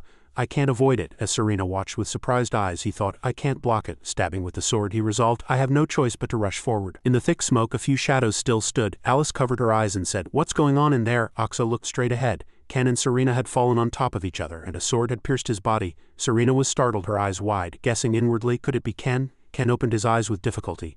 Serena thought, Master. Ken didn't move, leaning on Serena, thinking inwardly, pierced right through the chest, he thought with relief. If it had been pierced through the chest or abdomen, it could have been a fatal wound. He cheered himself on inwardly, but it's not always like that. It seems I succeeded. Ken was lost in thought. There is always a certain space between intestines, organs, arteries, veins, and bones. They are close to vital spots, but even if pierced, they are not fatal. He recalled what had just happened, thinking he was truly lucky. Non-fatal wounds exist. Ken recalled Serena's gaze. But the probability of this kid aiming for my heart, the probability of her hesitating at the last moment, and the probability of me adjusting my body to be pierced at a non-fatal spot is only 0.1. Ken grabbed Serena's shoulder and continued to think, but it's not over yet. I have to stop this kid from attacking again. He fell to the ground with her. Ken put his hand on the ground and faced Serena. Ken said, you stupid kid. Serena blinked blankly and felt happy inwardly, lost in a dream. This rough voice is in my ears, this familiar face. Ken moved lightly, and Serena's thoughts continued. The flame of rage in my heart has died down, but relief and guilt seem to be filling my heart. Looking at Ken's face before her, Serena thought, guilt for hurting Master and relief for Master being alive. A loud laugh came from behind. Code was not dead yet. He stood up and shouted, so you were here. Serena gritted her teeth, stood up and asked, you're still alive? Ken put his hand on her shoulder. He said rest. Serena hesitated, but he cut her off. You don't need to dirty your hands. She looked at him in surprise, thinking, Master looks more exhausted than me, but his unwavering gaze reassures me. Serena watched Ken walk away, thinking inwardly, all right, I won't worry. After all, Master is the one who taught me swordsmanship. She put her hand on her chest, comforting herself inwardly. This person is my only master. Ken glanced back, resolving inwardly. All right, calm down. If that kid goes crazy again, we'll all die together. He faced Code, deciding, since things have come to this, I have no choice but to fight this guy. He narrowed his eyes. It seems this guy is very weak now. I can win. This is my chance to avenge my treasures, Ken said. You've caused me quite a lot of regret and suffering. Ko laughed, and Ken watched him warily. As he rushed and swung his sword, he shouted, how's this? Aiming his sword at Ken. Serena was startled to hear Ken speak. Those two kids are. Both he and Alice blushed when he spoke. My light and hope, Code shouted, fighting him. Are those crazy kids you're talking about, those guys? Said in an insane voice, you like those kids? Ken gritted his teeth, blocking the sword, wondering inwardly, is he crazy? Why is he calling me a kid? He said. Since you touched those two kids, I won't forgive you, Code shouted. All right then, avenge yourself. But now he leapt up and rushed at him. He laughed madly. Die, he rushed and struck him hard. Ken gritted his teeth and resisted. As the sword struck, he thought, damn it, I thought this guy was out of strength. He looked at Serena behind him, calculating inwardly, just a little longer I can hold on. He gripped the sword in his hand tightly, muttering inwardly, just a little longer. His foot landed on the ground and he brought down his sword. He thought, just a little longer. Seeing Code swing his sword, he thought inwardly, just a little longer. As the sword fell on his heel, Ken opened his eyes wide. Just then, as the sword grazed him, he quickly ducked and picked up the sword on the ground, blocking the attack. Ken said, rage consumes a human. He gripped the sword tightly and leapt high. That is your evil deed. He looked at him and threw the sword, shouting loudly. Your evil deed will consume you. Ken quickly threw the sword and blood splattered everywhere. Code was pierced by the sword, spitting blood from his mouth. Before losing consciousness, he cursed inwardly in his dying moments. He's truly insane. Ken stood there gripping both hands watching the motionless code. He sheathed his sword thinking, I'm really tired. If I were a few years younger it wouldn't be this hard. He looked at Serena, no longer surprised, thinking inwardly, I'm like this but this kid is indifferent. Why does she fall asleep so quickly? He watched her collapse, admiring inwardly. This kid is really strong. To be able to defeat Kozel Sinan. Even after using so many traps and poisons, this kid is still fine, he thought of Seven. Even a paladin wouldn't be able to defeat this kid. I have magic as a last resort. But this kid even defeated Seven. He caressed his head, complaining inwardly. Why am I even thinking about fighting this kid? I'm crazy, completely crazy. To defeat this kid I'd have to team up with the Demon King, but she's dead. Alice slowly approached. He crouched down, still thinking, damn it, I'm really tired. I need to come up with another plan. Suddenly he opened his eyes wide and looked sideways. Seeing Alice approaching he thought, surprisingly this kid was here too. He lamented inwardly. In the end no one escaped. Carrying Serena on his shoulder he said, let's go. Alice smiled slightly and grabbing his collar she replied softly, yes. Behind them the room was still blazing. A figure in white approached and that person walked up to Code. That person put their hand on his body and said, follow the will of the spirits. Blue light spread from him, and that person's voice echoed, all your sins shall be cleansed. That person's face was covered by a cloak, power beyond human limits, the strongest being after the spirits. That person stood up in silence. The strongest person on earth began to act. A few sounds were heard in the forest and a girl's shadow approached the workshop. Alice complained as she walked, what's wrong with wanting to buy more medicine when it's running out? She recalled Ken's words, if you have enough time to tend to my wounds. In that time you could have learned to cook, she said irritably. He didn't have to say it like that, Alice muttered as she walked. Is it wrong for me to worry about him? Several days have passed since the bandit incident. She grieved at the sight of Ken, stabbed with a knife. Company was still recovering from multiple knife wounds, burns and severe stab wounds. Alice sighed. His wounds haven't healed yet, but he keeps saying he doesn't need medicine. She strode forward. She approached a group of people, hiding behind a wall. Alice eavesdropped. When my party arrives tomorrow I will send a letter. Understood, understood, she thought to herself. That's a Chulian's voice. Suddenly, Alice's eyes widened. She was surprised to see Jin standing opposite her. Alice made a grimace, wondering what he was thinking. She looked at Jin before her, feeling as if she was meeting this person for the first time, yet also as if someone was calling her name. Alice? Ben asked, seeing Alice. Is something wrong? She stammered her reply. Ben's voice echoed from the workshop. Yes, he wiped a cup and added, looking at her. I want to know why someone who's ill says they don't need medicine. Alice nodded. Ben continued, there could be a few reasons. The medicine might not be effective, or they might not have money to buy it. She suddenly thought, right, my money is almost gone because of living expenses and clothes. Alice wondered inwardly. But is that the only reason he doesn't want to buy medicine? She asked Ben. Is medicine expensive? He replied. Yes, it's getting more and more expensive. Alice made a grimace. Ben rubbed his chin and said, there's emergency medicine in the warehouse, but I can't give it to you. Suddenly he shouted with joy. Right, how about this? Alice looked bewildered. She came out wearing a maid's uniform. She felt awkward and uncomfortable. Alice recalled the clothes she had just tried on and comforted herself. Still better than those. Seeing Alice descend the stairs, one person said, it really suits you, Alice. That person was Serena. Alice made a grimace and thought, I want to be a bartender too. Ben thought at that moment. I need to make sure Alice doesn't touch any food or drinks, he said. I need someone to serve guests, so I need your help, Alice. He looked at Serena before him. Alice worried inwardly. Won't those clothes be uncomfortable? She asked Serena.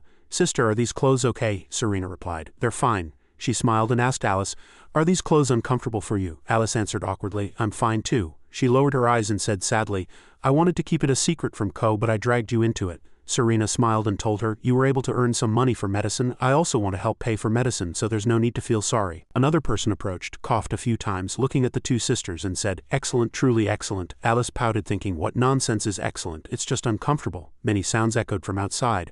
A group of people entered, laughing cheerfully. This place is nice, I agree. Serena said, welcome. She bowed seriously and welcome to the Celestial Inn. Because of the light around her, Alice had to close her eyes. The guests were also very surprised. Alice stared blankly at Serena, thinking, Serena, where is that light coming from? A voice interrupted. Hey, what are you guys doing? A man came down the stairs and said, quickly unpack, eat and start working. A young man followed behind him. Alice looked at Serena, admiring inwardly. Serena is good at welcoming guests too. She looked at Serena suspiciously, thinking, what exactly is that woman? Alice lowered her eyes, feeling a little sad inwardly. It's funny for someone who hides her own identity to be curious about someone else's. A voice interrupted her thoughts. I'd like to order. She looked around, blaming herself. When did so many guests arrive? I was too foolish. Alice approached a table and spoke loudly. The three guests smiled awkwardly and said, 1 stir-fried pork, 1 salad. Oh no, 2 salads. I'll have 1 grilled chicken leg, 1 beef stew, 1 roasted wild boar, 4 beers and 3 more waters. Alice turned and replied, understood. Behind her, the guests whispered, new clothes, cute. Alice went near the counter and called out, Uncle Ben. She rattled off quickly. Table 3 needs 1 stir-fried pork, 2 salads, 1 grilled chicken leg, 1 beef stew, 1 roasted wild boar, 4 beers and 3 waters. Ben wrote it down, admiring. Hold on, Alice. Did you remember all of that? Alice, HMPH Ed, thinking inwardly, this is much easier than magic knowledge. Ben picked up a tray of beer and told her, take the drinks first. Alice calmly picked up the tray. Serena smiled brightly as she made the drinks. A dish of food came out. Alice told the guests, all your ordered food has arrived. They looked at the food on the table and exclaimed, it looks so delicious. Alice shouted towards the door, welcome. Serena looked that way, her eyes wide. A cup fell to the floor and shattered. Ben came out curious. What was that sound? He froze, looking towards the door. He stammered, Ko. He seemed to be shouting Kozel. The space was heavy and suffocating. Ken stood still with a cold expression. Kozel. For a moment his eyes flashed with bewilderment, then darkened. Confused thoughts rushed in and Ken's heart sank. Why are these guys here? A few hours earlier, a quiet click echoed in the secluded house. Since I was injured in the last incident and 2 handkerchiefs were burned, I need to find something valuable to sell from the house now. He was rummaging through items. Damn it, why is this so difficult? Ken muttered with a bitter smile. The scattered items in front don't give me hope. Will selling this make money? Celestin's twin swords, old items found while repairing the house, 4 handkerchiefs made by Alice. He quickly calculated inwardly. I can trick someone into buying this map as a treasure map. The handkerchiefs might fetch some money if sold as a set, but his gaze stopped at the twin swords and Ken's face immediately darkened. The biggest problem is this irreversible, useless item. His breathing was heavy and his lips trembled slightly.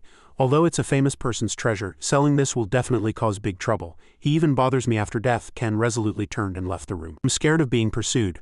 I won't sell this. I'll just sell the map and handkerchiefs. Where are the 2 kids? I wanted to send them on some errands. He went around the house and the bustling parts of the village but couldn't find the 2 children.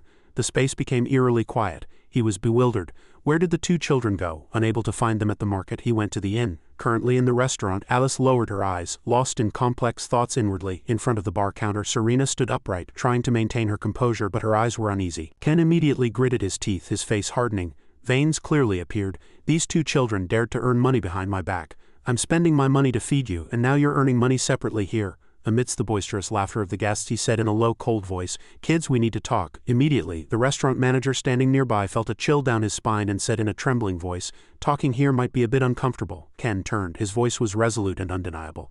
Then tell the 2 children to go home and talk. He immediately smiled awkwardly. Why are you in such a hurry? Tell me. Ken thought inwardly, I see. He narrowed his eyes slightly, and a thought flashed through his mind. If the 2 children leave, this old man will be in trouble. The manager trembled, his face pale, and he mumbled, let's talk elsewhere, this way. Ken strode away without looking back at her. Understood. Serena worried slightly. Is Master angry? It was my decision to work at the inn to get medicine. She looked at him and the manager leaving and turned. But for a noble swordsman like Master, having his family work for a few coins must have hurt his pride. Her chest tightened, and Serena bit her trembling lip. Her gaze softened slightly. I always thought this was for Master, but in the end I hurt Master's pride. On the other side, Alice was also bewildered. Why is Ko acting like that? Serena tilted her head slightly and said in a soft voice, we probably hurt his pride. She was shocked and startled. We hurt Kozel's pride. And Alice's eyes darkened. I just wanted to get medicine for him. No, I have to clear up this misunderstanding. Behind the building, the manager stood opposite him. He swallowed hard, hesitated for a moment, then finally mustered up the courage and said in a stammering voice, Kozel, actually, Alice and Serena aren't working for money, but to get medicine for you. Ken's lips twitched slightly upon hearing the manager's words, and his eyes darkened. These 2 children are causing trouble again. I've almost fully recovered. What kind of medicine do I need? In that case, I'll return the medicine. The manager immediately flustered, waving his hands, and said, no, that's. His eyes sharpened. Did you think I wouldn't know? You asked them to welcome the Chulians. Long ago, the brilliant light of gold and silver treasures and the splendor of powers vying for the world flashed by. The wealthiest power in the world was the Empire. Second was the Cassandra family, and third were the Chulians, who controlled most commercial transactions. Ken crossed his arms and frowned. His face was solemn and dark. In the past they tried to dominate the world with their wealth and coveted the high circle. With their wealth, the Chulians paid very generously. He became serious. Just by looking at this old man's face, I can tell he's trying to make the 2 children work for free for their medicine. I will never let that happen. He trembled. His legs swayed. Sweat dripped. Kozel, the manager forced a smile and barely managed to say, how about 10 of the profits? Ken raised an eyebrow. 10 is quite attractive, he scoffed inwardly, but it's not enough for a villain like me. I need double. Are you trying to sell my family for loose change? He quickly said, sell? How can you say that? Ken turned around. His eyes were cold and chilling. Let's end this conversation here. Just then Alice, who was secretly listening outside the door, felt her heart sink. Kozel. Before her call could finish, the manager, flustered, ran and blocked him. 30, I'll give you 30. He clasped his hands together and pleaded earnestly. His voice was choked. Please consider it a favor you're doing me. If you take the 2 children away, I'll be ruined. He stopped walking and a cold glint flashed in his eyes. 30 is a good offer. You seem to be in real trouble, Ken said in a low voice. All right then, but the 2 children can't work alone. I'll help you and let's raise it to 35. The manager bowed his head. Thank you so much, truly thank you. Alice heard that and smiled in relief. Thank goodness. But before her smile faded, the noisy shouts of a group of guests echoed, "Order!" The restaurant suddenly became noisy and complaints erupted one after another. She rushed over. Pantingly, "Miss, is the dragon's beak ready? Hasn't the grilled chicken leg come out yet?" Alice saw Serena still standing silently at the counter, her hands trembling with hesitant eyes as if she didn't know what to do. "Serena." Ken approached, his low, cold voice overpowered the chaotic atmosphere. "What are you guys doing?" When all eyes turned to him, he was already wearing a serving uniform. Ken said resolutely, "Clear the tables." She froze, confused, unable to speak. "But this child is the bartender and forgot the guests." He said seriously, "I'll take over here, so go change and help Alice." Serena bit her lip slightly. She felt empty inside. "In the end I couldn't help at all." "Yes." Ken turned to the waiting guests and bowed respectfully. "May I hear your orders again?" "We ordered Dragon's Beaka." He turned. A cold smile unintentionally flashed across his face. "Dragon's Beaka, perfect. It's time to teach these kids a lesson." "Understood, please wait a moment." Ken picked up a glass and poured the drink. He acted resolutely and closed the lid. His two hands shook evenly. His movements were smooth and skilled, no less than a professional bartender. Ken explained in a low, warm voice amidst the noisy space. Dragon's Beaka is a cocktail created by the 7th Emperor of the Empire to praise the pride of the long-extinct dragons. However, it was made with cheap, cloudy liquor instead of high-quality wine. His voice lowered. "Do the guests know why?" He frowned blankly and shook his head. "I don't know." "Of course you don't." Ken opened the lid. "I heard this story from the butler of Brake's servant who worked in the royal family. The liquid poured into the sparkling glass, reflecting the light brilliantly, is because pride becomes stronger and nobler in a dark and dirty place." The cocktail gradually revealed itself, displaying captivating colors. All the guests were surprised. It was a cocktail made through a long fermentation process. Alice was also surprised by the clear water and gentle wind. He leaned over and offered the glass to the customer. This Dragon's Beaka was made with true pride. His voice was low but captivating, noble as a mountain and vast as the sea, and he thought inwardly with sharp eyes. "Did you understand?" Serena trembled slightly, a lump forming in her chest. "I was so sad at the thought of having trampled on Master's pride." Her eyes gradually brightened. "But Master taught me again." Serena smiled. "Master's teachings always calm my heart." "All right, I must do my best not to disappoint Master." Alice glanced and inwardly felt relieved. "It's good that she's come to her senses," she smiled. "I must do my best too." He was slightly satisfied. "Both children seem to have understood my intentions. Let go of that damned pride and do your best. I can finally relax now." Service in the restaurant gradually became smoother, and laughter and clinking glasses echoed everywhere. Suddenly, a bottle of wine on a customer's table rolled off. Right nearby, Alice was precariously holding a stack of plates on a tray, tottering. "It's too heavy. My hands are trembling. I must have carried too much at once." Her foot caught on the wine bottle that had rolled onto the floor. Serena saw Alice tottering and cried out in surprise. She seemed to be about to fall forward in an instant, but fortunately, Serena quickly rushed over and held Alice, supporting her. Serena let out a sigh of relief and asked, "Alice, are you all right?" She nodded, flustered, steadying herself. "But where's the tray?" Serena was startled. "Surely not," and their hearts sank as they saw the tray piled high with plates spinning in the air. It flew straight towards Ken. "Oh no!" He heard the scream and turned around in surprise, and Ken quickly raised one hand and caught the tray in front of him. He was flustered. "My hand, where did this come from?" But before he could even sigh in relief, the cups on the tray still clinked and shook, then rolled off and scattered everywhere. "At this rate, the wine bottles behind me will break." Ken imagined the scene of arguing with the manager. "If that happens, the fine will be. If they take so much, what should I do?" He gripped the tray tightly and cursed inwardly. "Damn it. That can never happen." Ken quickly caught the necessary cups and calculated everything rapidly. Speed. He struggled to maintain his balance, then after catching his breath and balancing, Ken grasped his center of gravity and spun powerfully using centrifugal force. He safely placed the tray on the table. Everyone around was astonished, and Ken gritted his teeth, sending a sharp glare at the two girls. These two brats always causing trouble, but immediately a sense of unease crept in. "A plate seems to be missing." His face turned pale and he was terrified. "Surely not." Ken instinctively looked up, his eyes widened in horror as he saw the huge wine display cabinet tilting over his head. "Oh, 99 witches of evil, help me!" At that sound, Alice and Serena froze, their hearts sinking. "Please save me!" Ken was buried under a pile of broken wood and glass bottles, unconscious and unmoving. Kozel. A few days later, a faint trembling voice echoed in the quiet room. Alice approached the manager and asked in a low voice, "Is Ko doing better?" Her eyes briefly darkened, recalling the horrific sight. "He barely survived with timely treatment, but he was already injured, so his current condition is quite severe." He sighed lightly and asked worriedly, "Customers have also decreased, so don't overdo it." Alice replied softly, "I'm fine." The manager smiled in relief. "No need to force yourself to be strong. Besides, the new staff I hired will be here soon," she said softly. "Then I'll go home for a bit." He nodded and cautioned, "Oh, be careful going home. There's a rumor that a fairy demon is roaming around these days." Alice's eyes briefly darkened. "Little demon," the manager replied kindly. "That's right, before mercenary groups and bandit gangs disappeared and now some livestock are also gone," she thought inwardly. To suspect a little demon for just this much, what a funny misunderstanding. "So you have to be careful." Alice pursed her lips. "Not entirely wrong." He suddenly remembered something and said, "Now that I think about it, Jack hasn't been around lately. Do you know where he is?" "I thought you were quite close with Jack," she replied coldly. "I don't know. Just as Alice's hand was about to touch the doorknob, the manager's voice came from behind. "If you see him, let me know." She replied softly. "Yes," a voice was heard. "I've brought Master a meal." Ken propped himself up with his arms in bed. His voice was rough but still calm. "Come in." The door opened and Serena entered. Her eyes immediately fixed on him. His heroic but slightly exhausted appearance confused her and she froze in place. Her face was slightly red and Ken frowned slightly and said coldly, "What's wrong?" Serena was startled. Bowing her head and saying softly, "Nothing," he scoffed inwardly. "See that? This is a veteran villain's acting skill. An act of not wanting to show pain, but it's so painful it shows." Ken's eyes were sharp. "I didn't want to come to this, but my life has been in danger because of these brats more than once or twice, especially because of this brat." He watched her silently place the tray on the table. "But there's no way to deal with this brat. In that case, I'll have to use a hero's sympathy for the weak." Ken slowly scooped rice with a spoon and put it in his mouth. "First flattery," he said. "It's delicious." Ken's face was cold. Serena said softly, "Thank you. That brat is really scary. Even after seeing that sight earlier, there's not a trace of sympathy."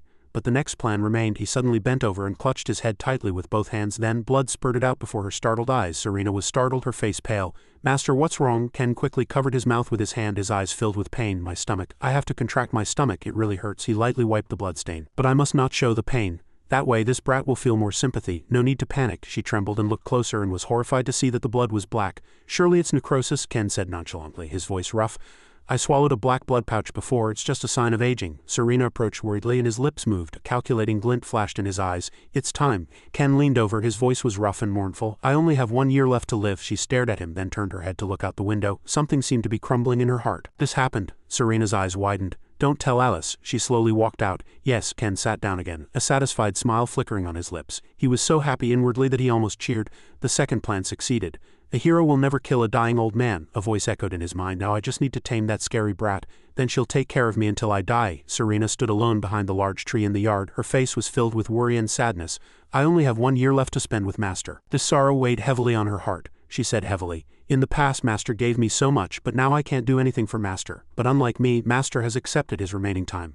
Serena walked slowly, telling herself, "If I don't think I only have 1 year left but think I have 1 whole year left, will I find hope? Good." Her eyes were sincere. "For the remaining year I will stay by Master's side without regret." Serena struggled to maintain that belief, but her heart was in turmoil. "For now I need to keep thinking that way." She was slightly worried. "But what about Alice?" She paused. Serena bit her lip, turned around and called softly, "Alice?" Alice turned around in surprise.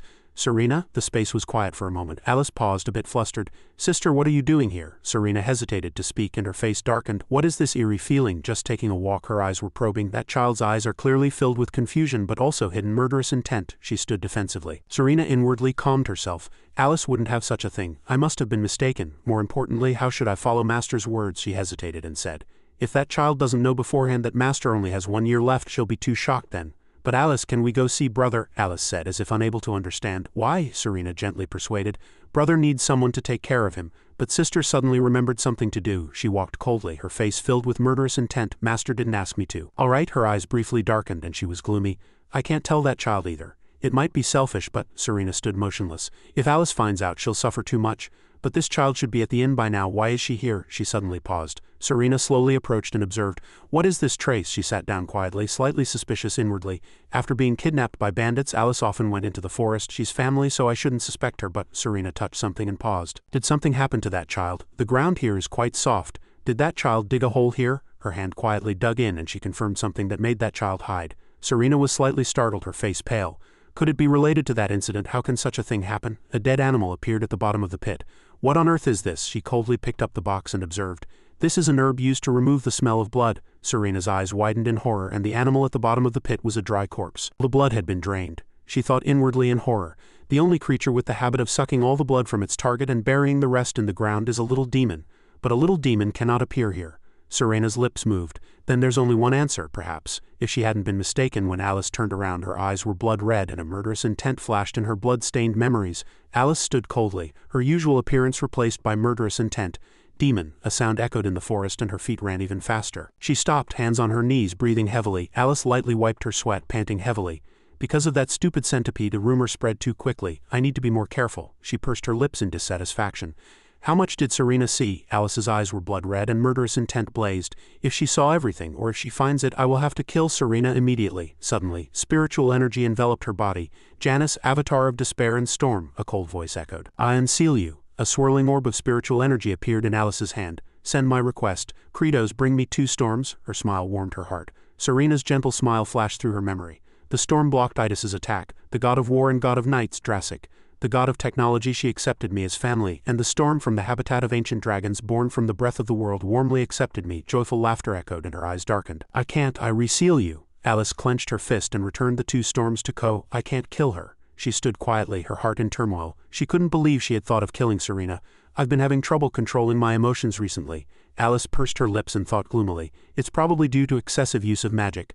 My thirst hasn't disappeared either, a voice echoed in her mind. I need to be more careful. Alice slowly picked up the water bottle and went upstairs. She asked herself, brother must be eating soup by now, right? Should I bring him some water? Alice suddenly paused. She dropped the water bottle in surprise and rushed to the room. Kozel, her hand gripped the doorknob tightly. Alice opened the door and entered, her face filled with worry. Her eyes widened in horror as she saw Ken sitting helplessly by the bed, retching. Alice's eyes darted to the blanket on the bed. She gripped the water bottle tightly and water immediately spilled out. Alice stood there blankly, flustered. His eyes briefly darkened. Damn it, Ken cursed inwardly. Why did this brat come in here? He sat there blankly with an annoyed expression. I thought it was that brat, so I started acting, she said softly. Brother, are you all right? Ken sighed and said, Am I all right? I'm in so much pain I feel like I'm dying. You foolish young lady, I'm fine. Alice's eyes were filled with worry. Brother has severe burns, but he doesn't even flinch. Her heart was in turmoil and complex. I really can't understand brother. Now that I think about it, it's been a long time since I've been with brother, but I don't know much about him. Memories flashed by. Brother is the one who brought me from the ruins of the kingdom of Rot. Fragments of memories flashed by. But why did brother enter the demon's ruins? What does brother know about demons? Alice was horrified. What does brother think about that rumor? She asked in a low voice. There's a rumor going around the village these days, he asked in a low voice. What rumor? Alice said softly. Livestock are disappearing one by one, and yesterday Jack also disappeared. People think a little demon did it, Ken said in a low voice with a serious expression. What a foolish rumor. What little demon? It's clearly the wolves doing. Her face was filled with fear. They just spread those rumors out of fear. But what if there really is a little demon? He raised an eyebrow. We should talk to it, Alice said, as if she couldn't understand. Talk, Ken replied calmly. We need to ask what it needs and what it wants. Only then can we help it. He closed his eyes and composed himself. Only then can we make a deal to borrow its power. She paused for a moment, flustered at his words. Talking to a little demon is something I've never heard of. Ken remained silent. A veteran villain should know how to use even demons. If you're afraid of even a little demon, how can you be a villain? A little demon has enough intelligence to communicate, so there's no reason not to talk to it. His gentle voice echoed. If we don't talk and only rely on rumors, Alice's eyes darkened for a moment. Then we'll never know anything. If we only think of fighting, we'll be foolish forever. Her footsteps moved. Alice immediately turned and walked away, her voice heavy. I'm going outside. A moment later, she stood silently outside the door. Alice's face was deep in thought. Alice turned and walked away, her heart heavy. If those two find out I'm a demon, what will they think of me? Memories flashed by. In the silent darkness, a red moon rose. Recalling that night, her eyes turned red with killing intent. The war was at its peak and many people died by her hand. Alice was momentarily confused and relieved by his words. But talk to it. Can a demon and a human communicate? She immediately cast aside her worries. Ah, what am I thinking? Alice squeezed her eyes shut and sighed. I know well the fate this world has bestowed upon us. She suddenly turned her head in surprise. Serena's expression, did she see it? Alice asked in a low voice. Serena, you're back early. Serena immediately smiled awkwardly. I came back to prepare dinner. Her eyes were flustered and filled with wariness. Did she not see it yet? Oh really? Suddenly a sound came from upstairs, startling both of them as Ken appeared coldly. Alice said worriedly, You can't get up yet. Your wounds are still... He raised a hand to cut her off. His voice was calm. I'm fine, Ken said seriously. Alice, let's go somewhere with me. It'll be safer to go with this kid than that dangerous one. Alice hesitated for a moment, worried. Well, it's time to go back to the inn, Serena immediately said in a low voice. Alice, I'll go to the inn instead. Her eyes hesitated for a moment. Would that be all right? She smiled. It's time for my shift anyway. Alice sighed at her words. Then thank you. He immediately said, Wait here. She replied softly, Yes. Serena's eyes darkened for a moment and she silently reproached herself. I shouldn't suspect Alice when there's no proof she's a demon. Demons. Years ago they appeared with an eerie smile and struck fear across the continent. They were an inhuman race requiring blood to use their supernatural powers. Killing intent emanated. A cruel and eerie smile. They possessed almost infinite mana and magic, capable of terrifying and invading the continent. Humans formed alliances against them, and people from all over the continent united, turning everything into chaos. It turned into a horrific bloodbath, and that was just the beginning. The 3-year-long demon purge ended with the death of all demons and the demon king, who was known to possess the most powerful magic since the mythical era. Night fell. The demons should have vanished. Could one have survived? Her eyes were momentarily filled with worry. If Alice is a demon, does Master know? Suddenly a shadow appeared and a polite voice echoed. Hello? Jin slowly turned around. Jin, the inn's new part-timer. Jin, Serena approached calmly. As far as I know, she was traveling and ran out of money, so she decided to stay and work at the inn. She smiled kindly. She has white pupils. That's a characteristic of the northern tribe, so why is someone from the north here? I'll take care of the rest, so please rest. She immediately nodded. Serena glanced at her retreating figure, her eyes filled with determination. All right, time to start work. Outside, the atmosphere became lively, each stall beautifully decorated, and joyful laughter echoed. Ken said coldly, "Wait here for a moment." Alice stood silently behind him. Yes, her face was momentarily flustered. Alice's gaze was drawn to where he was haggling. "What is he trying to sell?" Ken said. "So what's your best offer?" The buyer rubbed his chin, examined it, and held up 3 fingers as the highest bid. "This much should do." His hand immediately clenched, a hostile gaze shot forward as he cursed inwardly. "Are you playing with me? Do you think I'm an idiot?" The merchant calmly crossed his arms and replied, "Is this really a treasure map?" "Yes." He frowned in anger. "This is a map of an ancient kingdom?" "Hard to believe," Ken said calmly in a low voice. "If you're not buying, then forget it." He quickly snatched the map, his eyes widened. "No, I didn't say I wasn't buying it. If you want a discount, forget it. I'm from the Glee merchants, buy it or not." Annoying, his eyes warily glanced behind him. Jin suddenly appeared, smiling softly, and greeted Ken in a low voice. Ken immediately smiled brightly and awkwardly replied, "Oh, long time no see." Jin smiled gently and he clenched his fist. He calmed himself inwardly. "Why is she here? Calm down, act natural." "How have you been?" Ken asked sincerely. "I was really worried about you when we parted. I'm glad you're okay." "Okay, my ass." However, he immediately cursed inwardly. "Okay, my ass, did you come here to torment me?" Hard to read lips. "What are you doing here? Is something wrong?" She hesitated and replied, "Lance here?" Ken was momentarily flustered, his face pale. Lance. Could Lance actually be here?" Jin replied coldly. "Yes." At her words, his eyes darkened for a moment.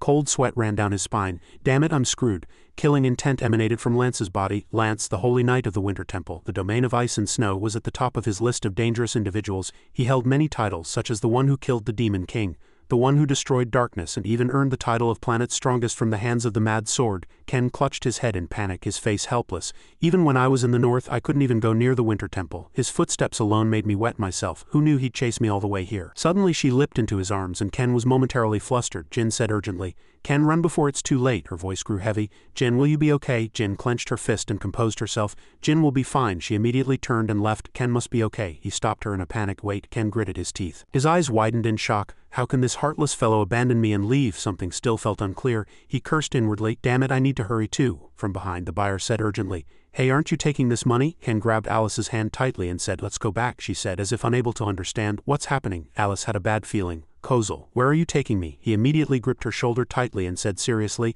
"Alice." Ken's voice echoed heavily, until he turned away. "Stay here," Alice said in a small voice. "Are you telling me to wait here?" He replied softly, "Yes." She immediately grabbed Ken's sleeve tightly and said in a worried voice, "Don't go." Alice's body trembled. "Please stay with me." He calmly reassured her in a low voice. "It won't take long." Cold voice echoed, "I will definitely come back." Ken then added, "I will definitely come back." She stood blankly in fear. Suddenly lightning struck into the dark forest. "Please don't leave me alone." Serena quietly placed her hand on the closet door. She slowly drew back the curtain on the adjacent window and looked outside. "It's already this late." Serena observed the surrounding scenery and suddenly fell into deep thought. "Is it going to rain? I need to go home quickly."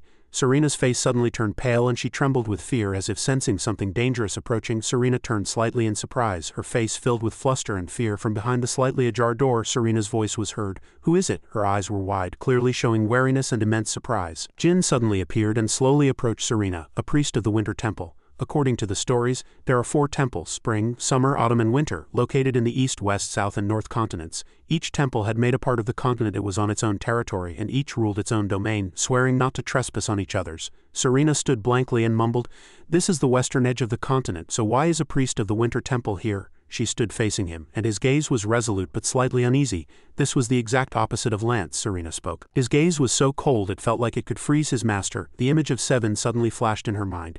It was as if she were meeting Seven again. Jin suddenly spoke, "May winter drive out evil." "My name is Jin." Serena also stood and replied, "Thank you for winter's peace. My name is Serena." Jin proactively continued, "It is an honor to meet one blessed by the god of war." Serena immediately replied, "It is an honor to meet a priest of the Winter Temple." Suddenly, a tense expression appeared on her face. Wariness, her eyes narrowed slightly. As if thinking something, "There's no reason for a Winter Temple priest to come meet me." Serena was extremely uneasy and sweat constantly beaded on her face. Jin's voice echoed, "Hero." His face was serious and he asked, "Do you know anything about the little demon that appeared in this village?" Serena controlled her emotions and slowly said, "I've only heard rumors." She thought, "Is it because of the little demon?" Footsteps echoed and Jin's voice was heard. Then he raised his voice and asked, "Is there anyone you suspect of being a demon?" Serena wore a flustered expression, her blue eyes flashing with surprise, suspicion and worry. Her lips trembled as she said, "I don't understand that question." She was very suspicious and thought inwardly, "How did he know there was a demon here?" Jin asked with suspicion as if disappointed. "Really?" His gaze was cold and sharp. Jin said, "Those with demon blood," Jin continued, "they worship evil and thirst for blood. Their true nature is explicitly evil, and even if they don't commit wicked acts, they are merely suppressing it. As long as they live, sin will continue. A moment of deep thought and worry crossed Serena's face. Jin's voice was heard. They will someday bring about the end of the world. Jin was serious, and strong killing intent emanated. Do not protect them. Serena's face hardened, and she mumbled in a low voice, "Is that truly the nature of a demon?" But Serena thought she knew Alice was not like that. Jin grabbed the doorknob, and his voice was heard. "May God bless you, be careful." Jin turned around as he prepared to leave, reminding her, "If you leave a demon unchecked, it will destroy everything and corrupt humanity," Serena said in a small voice. "I will remember." Serena stood staring blankly at the wooden door. After a moment she was startled as if about to do something, and her face was gaunt. Serena suddenly ran very fast.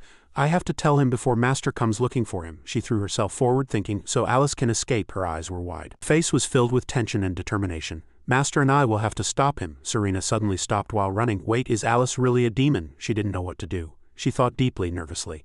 "Should Master and I protect Alice?" Serena stopped at the door and thought to herself, "Demons are a race that must be destroyed. I'm a hero, so I know that well." She mumbled in a low voice, "Above all, Master is still injured. If that child is truly a demon." Serena flung the door open. Outside, the wind slowly blew in. She resolved, "Even if she's family in my heart, I can't protect that child." Outside, it was raining heavily.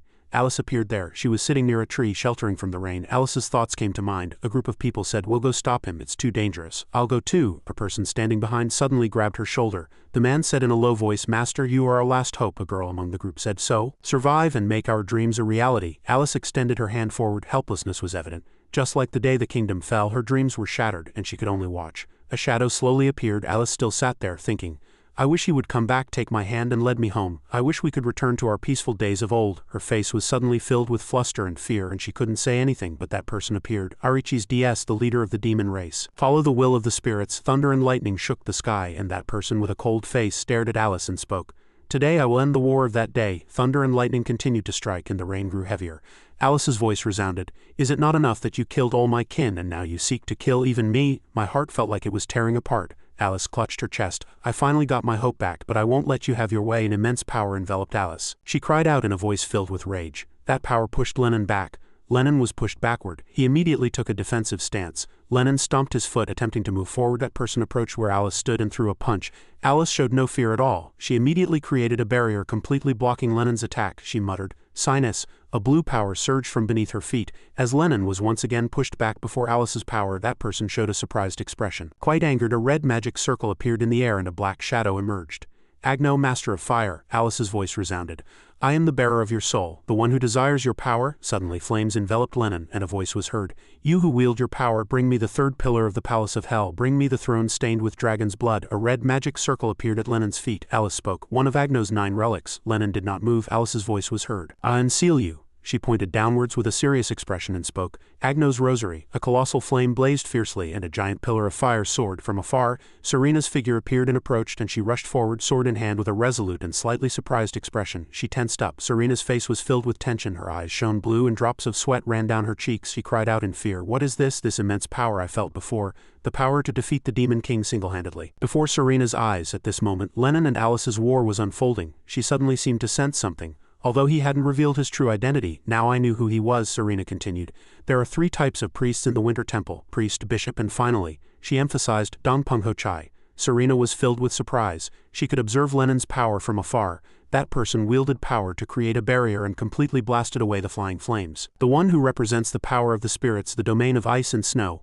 Lennon concentrated all his power, slightly clenched his hand, brought it to his chest, and then softly murmured, "Dongpung Ho Chai." Then a power enveloping Lennon surged, and Serena lost her balance, retreating to defend. Lennon quickly rose and flew towards the red figure above. Alice regained her composure. She slowly stretched out her 2 arms and summoned new magic. She quietly said, "Agno, Master of Fire, Sinus." Avatar of Storm and Despair. Combine the power of 2 demons to create. Alice focused to the utmost, ensuring she was undisturbed. She softly murmured, "You are the one who lost the throne of hell. I am the one trapped on earth." After a long time she quickly brought her hands together, attempting to combine the 2 summoned spells. She said, "Merge, I will be reborn as a true being."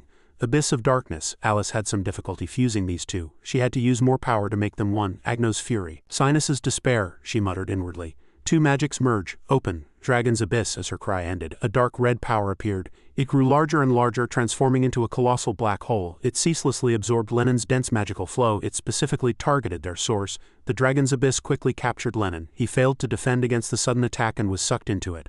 Lennon was rapidly absorbed into it, and even his magic vanished without a trace. The Dragon's Abyss then closed. Alice breathed a sigh of relief, and cold sweat constantly streamed down. She said with a faint smile, delighted, I succeeded, the one that swallowed countless gods and demons, the one even demons and gods feared, the valley where dragons sleep, dragon inn. She still stood there, a faint smile on her face, thinking inwardly, even the agent of the spirits won't be able to escape. It's finally over. Suddenly, a fierce roar erupted from the dragon's abyss, startling Alice. She turned her head towards the dragon's abyss in surprise. The dragon's abyss continuously emitted fierce magic as if something was trying to tear it apart. Alice's eyes widened in surprise, and she thought inwardly, impossible, how can a human? 10 fingers emerged from within the dragon's abyss one by one, forcefully prying open the dragon's abyss. Lennon's body swiftly escaped from its encirclement. Lennon raged wildly, struggling with all his might to break free from the dragon's abyss's frantic restraint. He rushed towards where Alice stood. She quickly deployed a barrier to envelop herself. She watched Lennon fly towards her like the wind, her eyes filled with fear. She bit her lip and thought inwardly, the will of the spirits is absolute, and all things in heaven and earth must obey it alone. Lennon resolutely clenched his fist and gritted his teeth, swiftly summoning a technique to break her barrier. Snowstorm. As expected, Alice's fragile barrier shattered. Her body constantly swayed, and Lennon's snowstorm hurled her into the old house, knocking her down. Alice lay motionless on the nearby ground, her entire body aching. She carefully moved her fingers, biting her lip tightly, urging herself not to collapse here. Alice hastily propped herself up with her hands and sat up, her body trembling. She bit her lip and thought, if I can't get revenge on that guy, how can I face my dead comrades? She widened her eyes, looking around the house, searching for anything that could help her survive. She licked her lips, thinking, I must survive by any means necessary. Ignoring the pain in her entire body, she quickly ran to the nearby stable. Ignoring the fierce neighing of the horse, she had to ignore it. Alice resolutely bent down, bit into the horse's belly and drank its blood. A pungent red emanated from the stable, and she wiped her mouth refreshed after feeling full. She thought deeply, yes, this is my true nature, but it's okay. Alice wept, recalling her kin. Is it wrong to try to survive? Must demons fight humans? She thought happily. A strange smile on her blood-stained mouth from the horse's blood. Then I will do as this world wishes of me. Suddenly she heard footsteps slowly approaching, and Alice blankly turned her head towards the door. A cloaked figure stood there. She blinked, filled with extreme terror, as Alice's eyes widened and she was at a loss. That person removed their hood. He stared at her indifferently, and Ken frowned, standing there, and spoke, What are you doing here? Before he could even finish speaking, Alice ignored him and walked outside. Ken, feeling helpless, quickly entered the house, thinking unpleasantly, I clearly told that child to stay, but she ignored me. Does she know I was going to use her as bait? He glanced suspiciously at the horse, which was bleeding on the ground and motionless. What is this? Wait, let me collect my thoughts. After leaving Alice behind, I hid in the empty house. He recalled the past and softly murmured. A little later, there was a loud noise outside, so I looked out of concern. Ken cursed in anger. Damn it, the ice domain is coming. I need to get a horse and escape. He looked at the only horse in the stable, sighed helplessly, clicked his tongue and muttered, But what is this situation? Ken recalled Alice's cold face from earlier, inadvertently frowning and subtly guessing, blood-sucking and red eyes. That child is definitely a demon. Then the ice domain is here not because of me but most likely because of that child. Ken then fell into thought. Let's assume the ice domain's target was that child. First, there's no reason for Lennon not to catch me, but I definitely left no trace when I was in the north. He thought constantly. Second, I picked up that child from the ruins of the Kingdom of Rot, Ken then concluded. Then most likely Alice was already being tracked and they knew I had taken that child. Cooperating with a demon is tantamount to openly opposing the entire continent. That means I am. His face turned black and hardened, freezing. He leaned quietly against the stable, a bitter smile on his face. Damn it, I'm screwed. I'll get a title, and heroes and factions will track me down. Ken shivered. He thought, the Mad Sword, the strongest on the planet, might even participate. Of course, the remnants of the Kingdom of Rot too, even Darkness, the largest evil organization in the world, will call me a legend. Ken scratched his head anxiously, curled up, squatted on the ground and sighed, thinking, how can a third-rate villain like me handle such things? Dear, my blood pressure. Suddenly a voice came from behind. Master, are you all right? Ken was even more annoyed and muttered inwardly, all right, my ass. He slowly turned his body to see who had come, but due to the backlight he could only see blackness. Ken flinched in surprise and licked his lips, thinking, oh dear, if someone sees this scene they'll think I'm the culprit. He forced a smile, and inwardly his blood was boiling. He gritted his teeth and muttered inwardly, quickly, I need to think of what to do in this situation. Ken sighed, and after a long time he finally spoke to Serena, asking, do you know anything about Alice? Serena bit her lip and slowly replied, that child is one of our family. Ken's face turned black with irritation, and he thought, this guy, I'm definitely going to be eaten. Judging by her expression, she clearly suspects that child. He comforted himself, constantly thinking inwardly,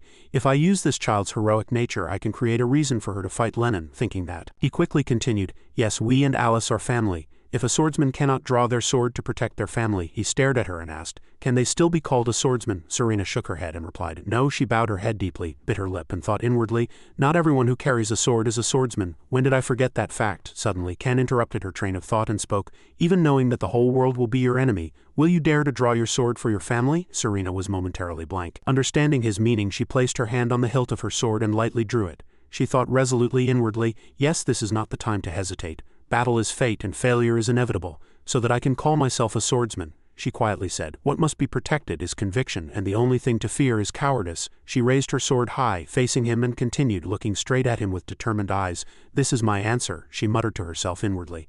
"So that I can see Master after everything is over." Ken waved his hand at her, smiling, and said, "Go first, I will follow soon." Serena quickly turned around and went first, and her reply echoed, "Yes." Alice constantly ran fast, covered in horseblood, tears streaming down her face. Rushing forward, she gritted her teeth and muttered, "Dragon worm." She unpleasantly reproached herself. "My evil nature, the fact that I'm a demon, has been exposed to Ko." Alice thought about various things as she ran. What will Ko think of me? He'll definitely despise me. Alice was constantly irritated, recalling what he had said before. He said he would come back. I was too careless. Now I can't hold his hand. I can't go back to that house. It hurts too much. Alice continued to cry and run like that. She gritted her teeth, thinking painfully inwardly, "I have to escape far away." Suddenly she inadvertently stumbled over a stone on the roadside and fell to the ground. The rain began to pour. Alice laboriously propped herself up and sat down, biting her lip, thinking, "What should I do next?" she cried, reproaching herself. "There's no turning back." Suddenly, a low, deep voice came from near her. It was Lennon. He stared at her and spoke. "The spirits foresaw everything, demon. It is time for you to rest peacefully in the east wind." He quickly lifted his foot and rushed towards where she sat. Alice, as if having given up everything, no longer resisted and simply sat blankly. She gave Lennon a bitter smile, thinking painfully inwardly, "All right, perhaps this is the right choice." When Lennon was only a few meters away from Alice, a black shadow suddenly appeared before him, blocking Lennon from approaching her. Lennon quickly stopped, frowned, and looked at Serena, who was pointing a sword at him. Serena resolutely protected Alice, looked straight at Lennon, and said coldly, "I will not let you harm my family any further." Alice quietly looked at her and softly called out, "Serena," in a sobbing voice. Lennon, in a hoarse voice, sternly rebuked, "What you are doing is not justice." She would continue to fight. Serena swallowed slightly, a hint of hesitation about facing the man. She frowned, thinking the chilling sensation he emitted far surpassed Seven and was similar to Ko, but her answer would not change. Serena's eyes were resolute and firm. She said again, "Even if she's a demon, Alice is my family. Abandoning family is not my justice." The rain poured incessantly, and Lennon's voice echoed softly. He asked, "Justice? If that is your justice, I will respect it." As soon as he finished speaking, he retreated, frowning and concentrating on summoning magic. Serena keenly observed Lennon's movements. She sighed, bit her lip, and thought inwardly, "That's the East Wind Baptism, a special martial art of the ice domain." Serena decided to unleash her full power with her sword, matching his movements. She quickly approached Lennon, gripping her longsword tightly, and thrust it towards him. Lennon, as if anticipating her move, adopted a stance and brought his hand down resolutely. Lennon blocked her sword with his bare hand. Serena let out a small groan and quickly pulled her sword back. Lennon silently waited for her next attack. Serena continued to deliver fatal slashes. She relentlessly poured magical energy onto Lennon. Lennon skillfully dodged. He put his hand on the ground and kicked towards her with his foot. Serena quickly leapt into the air and assumed a stance.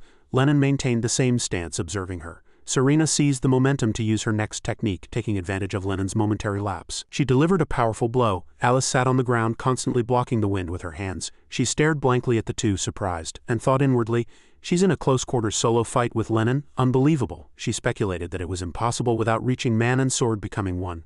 Only a few swordsmen in the world have achieved man and sword becoming one. Most information about those swordsmen is just rumors, and some, like the ghost sword, have an uncertain existence. Alice stared at Serena in astonishment, speechless for a moment. "I can't believe it." A female swordswoman, barely 20 years old. Serena was sent flying by Lennon's counterattack, but she quickly put her hands on the ground and steadied herself. Alice frowned, thinking, "Is she a sword saint?"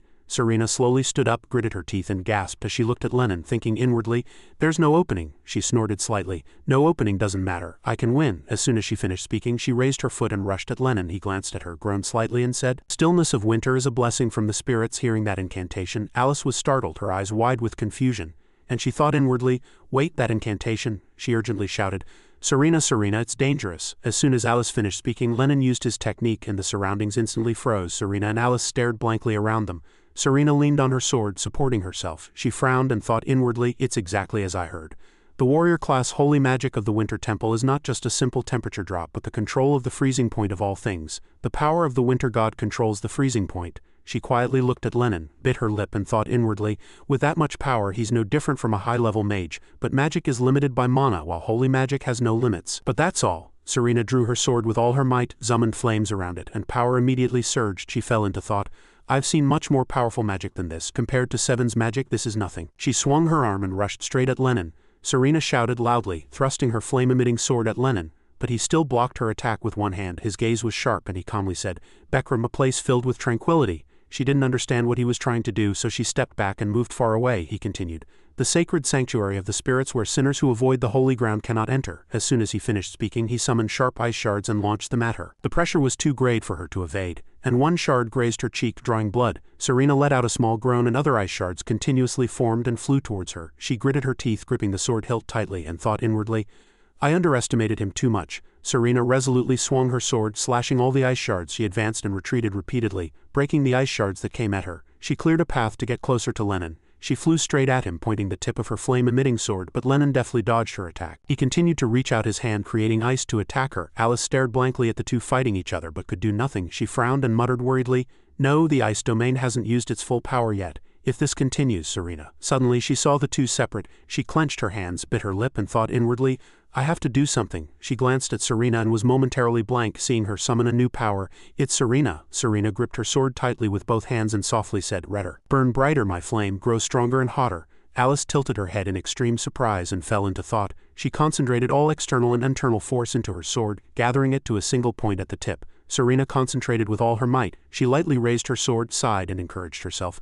This is my limit. I have to overcome this limit. Lennon on the other side also observed her and adopted a very cautious stance. Serena opened her eyes and said resolutely, Waseokyeongjim's final technique, Waseokyeongjim style 12. Crimson heavens. As soon as she finished speaking, she thrust her sword into the ground, and flames dyed the sky crimson, burning more and more fiercely. The flames instantly spread throughout the forest. Serena endured. She maintained the same posture, then exhausted, bowed her head and softly muttered, My whole body feels heavy. That technique just now wasn't enough. She heard Lennon using his next technique from the other side. Seabit's floating iceberg, an immortal existence through countless ages. In the burning forest Serena had created, a white light appeared before her. Serena stared blankly at it. She frowned, guessing that the light contained a terrifying power that spread throughout the forest. Alice couldn't bear it and covered her eyes with her hands. A long time later she lowered her hands. All she saw was dense black smoke. Serena's sword was broken. She sat blankly on the ground, her mouth agape in momentary surprise. Lennon slowly approached, raised both hands to summon magic, and said in a hoarse voice, Sinner who twisted justice, it is time for you to rest peacefully. Alice swallowed in fear, staring blankly, and thought inwardly, Holy Spirit Protection. Holy Spirit Protection is a miraculous magic that creates a shield with absolute defense, which even the greatest magic cannot scratch, let alone destroy. Alice gritted her teeth in anger and thought inwardly,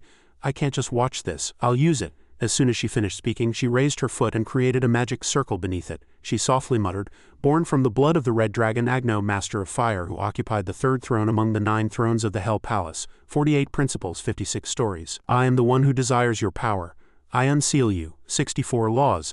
The knight who burned the god of knowledge to death and chased the moon god to the sun. 72 feasts.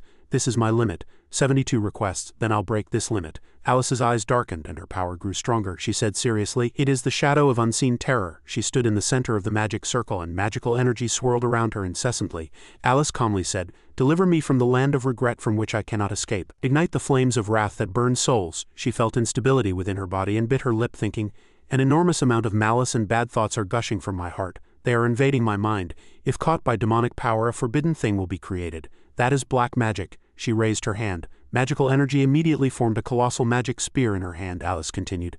The one who was defeated by the storm of despair and accompanied by the last scream, cooled by tears filled with sorrow, she thought mournfully. But I am the one who can even control demons. Alice sighed, thinking deeply, and said, Even time was frozen by the eyes of solitude, adorned with the treasure of greed, one of the 9 treasures of hell. Come forth, demon's magic spear. As soon as she summoned the magic spear, she had no strength left to stand. She let out a small groan, bowed her head, and panted. Alice gripped the spear, supporting herself, and lightly covered her neck with her other hand. She thought painfully, This is a symptom of mana depletion. I won't die alone, I'll take him with me at least. As soon as she finished speaking, with the burning resolve in her heart, she frantically threw the spear at Lennon.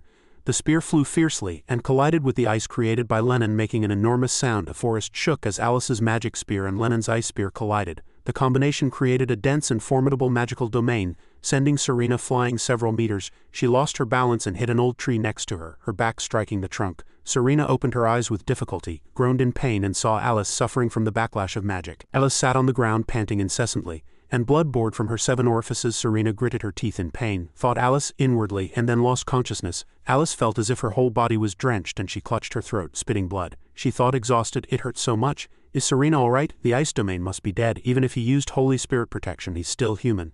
That was a magic spear that killed even gods. Suddenly, she saw a moving figure before her eyes and was astonished that he had survived and could stand up. Alice's eyes widened and she stared blankly at him, bloodied and clutching his shoulder. She stammered in confusion, How can this be? Tears of humiliation streamed from her eyes. She watched him slowly approach her, shaking her head, and thought inwardly, I risked my life to summon that spear. Why is the world so unfair? Why must I be a demon from birth? The world made me live as a sinner. She painfully reproached herself. Why has the world never been on our side even once? Lennon was already standing before her. She had no more strength to resist and let him do as he wished. She stared blankly, lost in thought. If it wasn't for this, I shouldn't have been born. Why am I? Alice suddenly recalled Ko's face and his past words.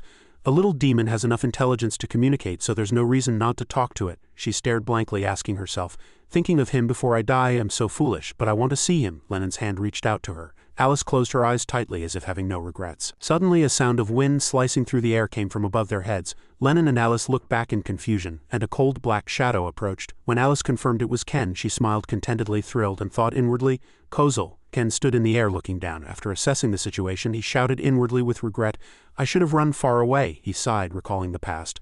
A few minutes ago, after luring that guy away, I hesitated whether to run from here or go check the battle situation. Of course, my instinct screamed at me to run right now if I didn't want to get caught and die. But Ken constantly wrestled with his thoughts. Reason, you're crazy, completely crazy. But the success rate of running now and running after checking the situation is the same. After organizing his thoughts, he quickly pulled up the cloth covering his mouth and bit his lip, thinking, yes, a veteran villain can take this much risk. I'll go check the battle situation outside myself. He quickly left the house. He muttered inwardly. So I completely prepared. I headed towards where they were fighting. Ken sadly sighed and muttered, I'm retired but I still can't rest. As he went into the forest, he suddenly heard a crash and saw the forest freeze. He stared blankly and softly asked, damn it, what is that? Ken's face turned black and he quickly stopped, thinking angrily, if he's a priest he should care about the residents. Freezing point control, oh my god. He looked around and frowned, thinking, I need to find an observation point where I can see what they're doing. Ken quickly found a sufficiently high house and decided to observe. He softly said, all right, this high I should be able to see them. He approached the house and placed his hand on the outer wall. He sighed, resolutely thinking inwardly, now it's time to use it. The villain's spider technique. He skillfully used both hands and feet to climb the outer wall and reach the roof. Ken arrived quickly and thought inwardly with satisfaction, climbing walls and hiding one's presence. This is one of the survival skills a villain must have. He smugly praised himself, thinking happily, I learned this technique from a mysterious spider. Heroes would never use this technique. Ken's eyes widened as he quietly assessed the fight between Serena and Lennon in the distant forest. Focus. The best outcome of this fight is for both of them to die. He stared intently at Serena and mumbled, but once Lennon starts using freezing point control, even with the Wasiokyunjium, there's no chance of winning. Ken blinked slightly, lost in deep thought. And from the beginning, that ice demon was so strong it didn't need to worry about other magic. The probability of both children dying together is very low. If they're not heroes, dying is just dying. Suddenly a strange technique erupted from the forest, and Ken immediately realized what Serena had just done. He was suddenly speechless and bewildered, thinking, unbelievable, how can that child use that technique? I don't remember teaching her that technique. He stared wide-eyed at the formation Serena had just created, thinking in horror.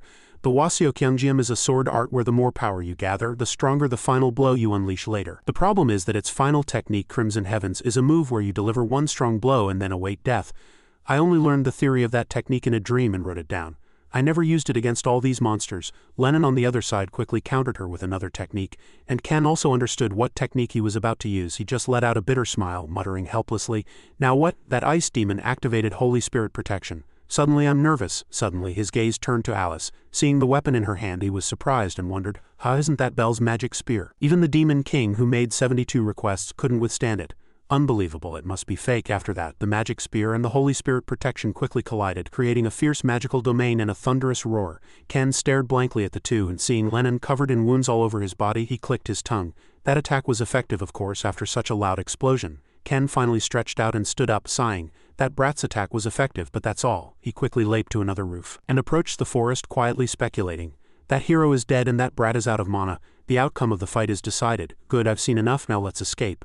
Before he could do anything, a snap sound came from under his feet. He asked blankly, what was that sound? Ken looked down to see the wooden plank he was standing on collapsing. His face suddenly darkened and he gulped, estimating his weight, the elasticity of the plank and the thickness of the plank. 0.01 seconds later, I'll be flying far away. As soon as he finished his estimate, things happened as he expected, and Ken's body quickly shot into the sky. He cried out indignantly, damn it. Ken licked his lips, thinking nervously, I'm nervous. If my calculations are correct, I'll fall right on top of Lennon's head. Why is this guy so unlucky? Damn it. He constantly pleaded inwardly, a little frightened. Oh God, save me.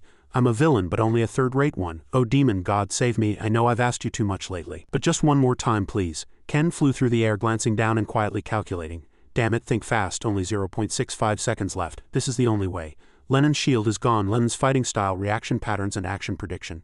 Time remaining after calculation. All this is God's and the devil's fault. Only 0.21 seconds left. Ken could only leave it to the laws of nature, patting himself, and finished planning, revising, supplementing, and reviewing during the remaining time. Damn it, there really is no other option, Ken muttered in a low voice. Blessing of Darkness, Chapter 3, Part 3. As he almost reached Lennon, he lightly spun around, kicked him, and said in a low voice, "Welcome." He punched him and leaped backward. As soon as he managed to stand upright, he heard Lennon attacking him with another technique. Hanbekun Solpa Byungsan. Lennon quickly approached him and raised his hand to attack him. Ken narrowed his eyes and turned his hand to create a magic trace. As the magic trace appeared, he called out Hyukjian in a low voice. The two techniques quickly collided, creating a fierce roar. Lennon delivered a powerful punch to Ken, and the punch created swirling winds, blue flashes, and small snowflakes. Ken leaned his body slightly, barely dodging his punch. He frowned, muttering, "There's no turning back now." Ken grabbed Lennon's wrist and, using that momentum, spun around and kicked him in the face, but Lennon, as if he had noticed his intention, lightly raised his hand to block his leg. He restrained his leg, and taking advantage of that opportunity, raised his knee and strongly struck his abdomen. Ken grimaced in pain from the blow. He let out a small groan and staggered backward. He held his abdomen with his hand, narrowed his eyes, and watched Lennon launch his next attack. He raised his right hand to summon the next technique. Bingju, a punch embedded with sharp ice, flew towards Ken, but he had already noticed his next move. Ken sneered, thinking, "He read my calculations." He bent his leg and spun around, delivering a blow towards Lennon's snowy fist. Ken used that momentum to use his next technique, muttering in a low voice. Blessing of Darkness, Chapter 1, Part 2, Hyukun. Ken, without hesitation, delivered another blow imbued with dense magic to Lennon's abdomen. Lennon was hit by the blow, lost his balance, and staggered backward. Lennon clutched his abdomen in pain and let out a small groan. Blessing of Darkness. Ken stood upright, raised an eyebrow smugly, and thought, "Quite familiar, isn't it? This is a martial art created by Order, specifically designed to fight the Winter Temple." Ken sighed and held his left arm, clicking his tongue. "Damn it, I can't use my left arm anymore. Fortunately, this guy's Holy Spirit protection is incomplete." Ken fell into slight thought. Holy Spirit protection is a miracle of the spirits possessing the defensive power of CBIT's iceberg, but the fact that this guy was wounded by that brat's attack is proof that this miracle is incomplete. So the first goal is to create distance from him. He glanced slightly at Alice. She was not alright at all. Jin's previous magical energy was constantly clinging around her, and her aura was unstable. He sighed and muttered in a low voice, "Success, now let's start the plan." Alice laboriously raised her head. She gritted her teeth, thinking, "Brother Kozal, don't protect me, you'll die." Suddenly another voice seeped into her ears. Magic gradually dominated her mind. It said, "If we have to die, at least we can die together. It's too lonely to die alone. If I can die with you, I won't be lonely even in hell." Her eyes grew redder and redder. It gradually contained the true essence of a demon within her. As she was gradually losing her composure, Ken's voice was heard. She blankly looked up at him, following his voice, hearing him ask her, "Are you all right?" Alice was startled and froze in place. She pouted, thinking, "Why doesn't he know?" She slowly opened her mouth. "I'm a demon." Ken nodded and replied, "I know." Alice was losing her composure. She frowned and continued coldly, "You saw me drink blood." Ken replied nonchalantly, "Yes, I saw it." Alice bit her lip tightly and composed her voice, saying, "It wasn't just this one time. I've done it countless times, and animals aren't all of it." Ken frowned and after a long time opened his mouth. "I see." Alice was slightly startled. She shouted angrily, "The livestock in the village and that stupid guy who disappeared, it was all because of me. I can sink my teeth into your neck anytime. I have demon blood." Ken gulped and frowned, thinking, "This stupid brat." He glanced at Lennon and grimaced helplessly, sighing, "Why is she boasting about the bad things she's done in front of that demon? This is why the kingdom of Rot fell. Don't provoke that guy and mess up my plan." Ken lightly knelt before her, gently stroked her head and said kindly, "No matter what anyone says to me, you're human, and the fact that I and you are family will not change." Lennon interjected then, "That emotion is not justice. Emotions must follow justice." Ken quickly stood up, shielded her, and composed his voice, continuing, "That's why I dislike the Winter Temple priests." Lennon replied coldly, "Stop. Do not give emotions to a demon. No matter how much you give, it will only harm you and the world someday." Ken calmly retorted, "Then why is this child a demon?" Lennon scoffed and replied nonchalantly, "Don't you know? Haven't that guy's eyes already revealed its evil nature? That is proof that it is a demon." Ken raised an eyebrow, thinking, "You said it." He quietly put his hand into his inner pocket to pull out something, and although he hesitated slightly, still pulled out a sharp crescent-shaped bracelet. Ken frowned, thinking, "Actually, I shouldn't reveal this in front of that guy, but I can't help it. When a demon's eyes turn red, they usually lose their reason and go mad. Especially in this state of mana depletion, there's a very high chance that Brat will lose her reason and self-destruct." Ken fell into deep thought. That guy just said something similar, but this is an opportunity. He grabbed the crescent-shaped bracelet, put the sharp part against his wrist, and drew a line. Blood splattered. Alice was extremely flustered. She stammered, "Bridge brother, what are you doing?" Ken wrapped the remaining string around his finger and let drops of blood fall before her, saying in a low voice, "Drink. If thirst makes you a demon, I'll quench your thirst with my blood. If your power makes you a demon, I'll stop you with my own hands. If loneliness makes you a demon, I'll stay by your side forever. And if the world makes you a demon, I'll go against the whole world." Alice bowed her head deeply and asked, choked up, "Brother, why are you saving me?" "I'm a demon. You know what a demon is." Ken lost his patience. he thought annoyed. Are all demons ill-tempered and bad at cooking? Can't she stop talking now? He sighed and replied in a low voice, You're not a demon, you're my family. Alice sat still, and a wave of happiness welled up inside her. She bit her lip thinking, a pleasant feeling fills my heart. Not a demon, not a sinner. He knows I'm just me. Ken remained in the same posture. His voice was hoarse as he continued. When the world was first created, there was no discrimination then. All sins originate from ancient purity, so do not fear sin and do not hate evil. Sin is in the heart. Alice obediently opened her mouth, and her mana was satisfyingly replenished with his fresh blood. In her ears his voice constantly reassured her. In this life what we need is not to deny or reject sin but a heart that forgives sin and accepts evil. This is my belief in justice. Seeing her stabilized again, he quickly stopped the bleeding and suddenly heard the footsteps of many people in Lennon's voice. But demons are evil beings and protecting them is clearly a sin. For the sake of those harmed by demons I cannot stand idly by. Ken looked at the long line of people and gulped, thinking helplessly, damn it, why are these black guys gathered here? I just had a hard time putting on an emotional act. And now if that brat mentions the guy who disappeared in front of these black guys it'll get noisy. He quickly shielded her with his hand and sighed. I have to shut that brat up. Ken casually opened his mouth. I trust this child. Alice had already stood up and hiding behind his back looked up at him slightly. She hesitated thinking, Code has done too much for me. I can't involve my family in my sins. Alice immediately opened her mouth and said, I am that person. Just then a boy in the crowd screamed, interrupting her. Stop! The boy finished speaking and constantly panted. His body was covered in scratches. He had a bow and arrow on his back and he held something in his right hand, quietly looking at her and Ken. Jack hastily shielded Alice and faced those people. Alice stared blankly at the boy, lost in deep thought.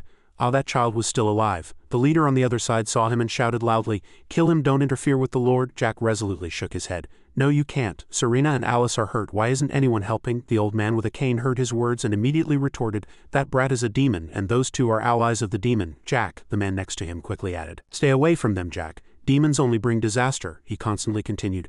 The incident of the disappearing livestock was clearly because of that brat, and perhaps even the recently deceased Mrs. G was because of that brat. Ken had an even worse headache, his face grim and unpleasant. He was furious, thinking, damn it, at this rate, even if I get out of this incident, I'll have to leave this place. He glanced at Jack and pouted, muttering, This brat. Jack bowed his head deeply and gnashed his teeth indignantly. His voice trembled.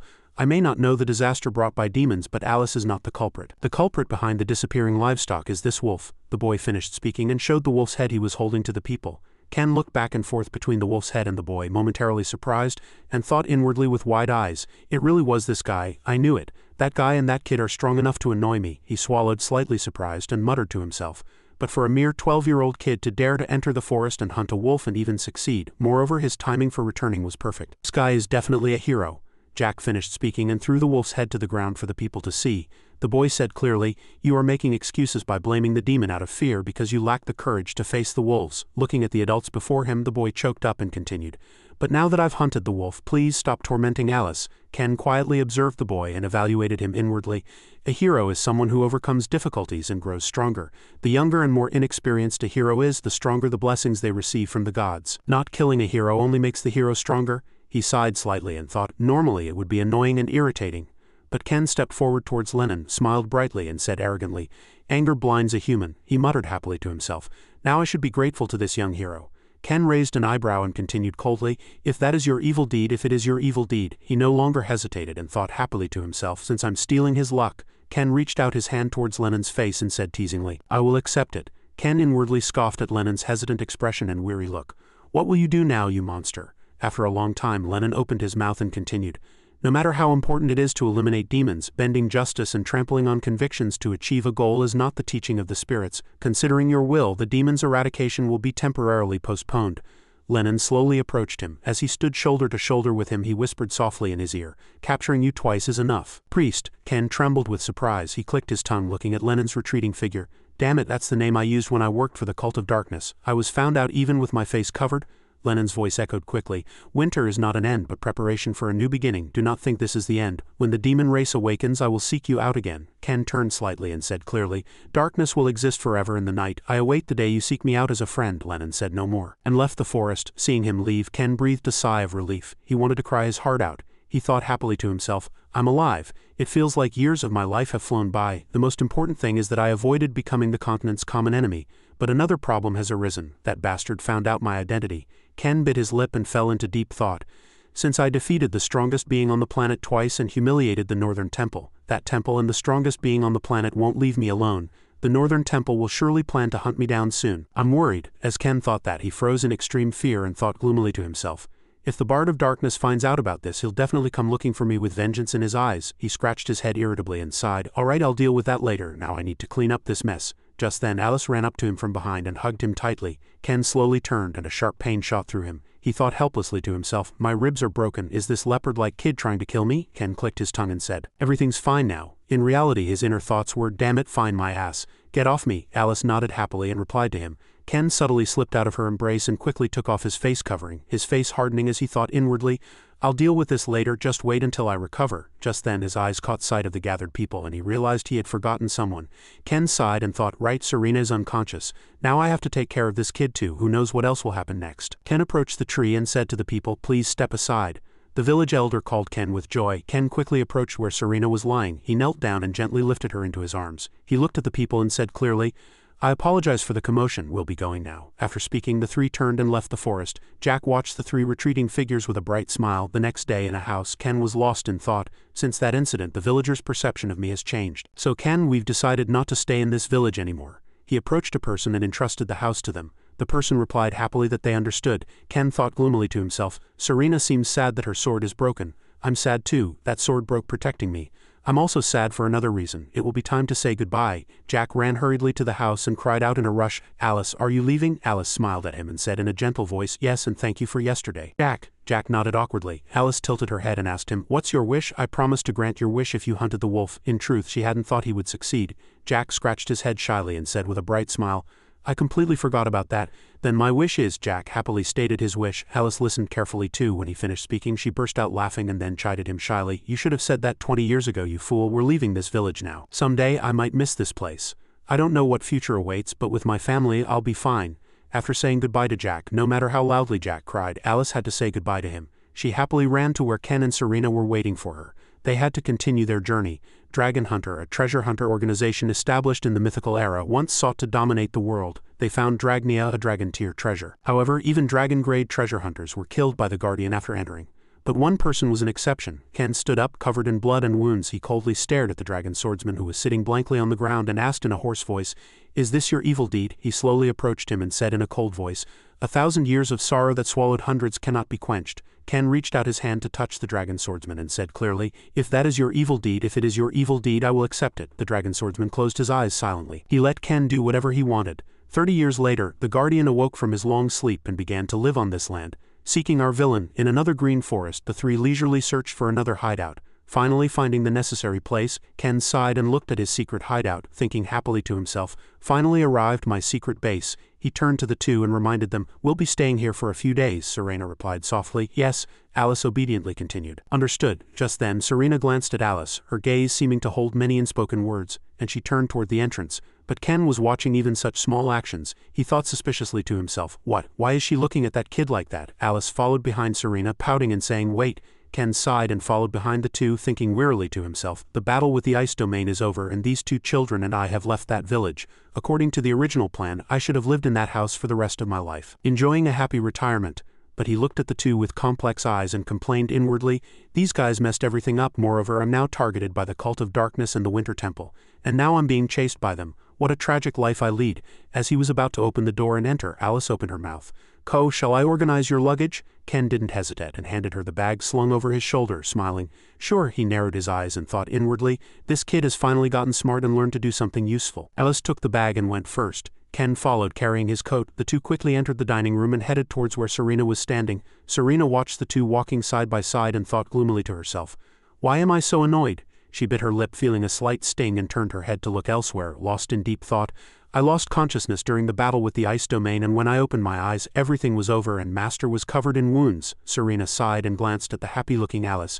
Master hasn't recovered yet. But we had no choice but to leave. How can that child be so happy not knowing that? She looked towards Ken hanging his coat on the hanger and bit her lip, thinking inwardly, just because that child is our family, we have to run away like demons. Master only has 1 year left, and that 1 year is too precious to waste on this fugitive life. Serena unconsciously clenched her fist and thought irritably to herself, why did Master accept a demon as family? Does Master really want to keep sacrificing for others? She unconsciously bit her lip. Even if it means turning the whole world into an enemy, does Master cherish that demon so much? An inexplicable hatred is boiling in my heart. After speaking, Serena turned to Alice, who was organizing Ken's luggage, and called her name slightly. Alice heard her call and obediently looked at her, replying, Yes, but the way she looked at Alice was slightly different, mixed with hatred. That startled Alice a little. Serena's face gradually darkened, but she still smiled awkwardly and looked at Alice, suggesting, "You must have had a hard time, why don't you go in and rest?" Alice unconsciously retreated and replied awkwardly, "Serena, then I'll go in and rest first." After speaking, Alice quickly turned and entered her room. Serena stood there silently, watching Alice's retreating figure with an annoyed look. Just then Ken called her.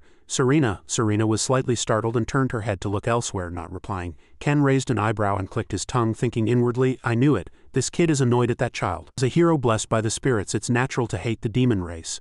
Perhaps having spent some time together, a small emotion of wanting to save that child might have developed." Ken sighed and worriedly speculated, "But if this continues, the two of them will fight." He tilted his head slightly and imagined the scene of the two drawing swords and fighting, and he got goosebumps, his hair standing on end. "They might even kill me." Ken hardened his face and thought inwardly as if his head ached. "No, I have to stop that from happening." He looked at Serena and awkwardly opened his mouth.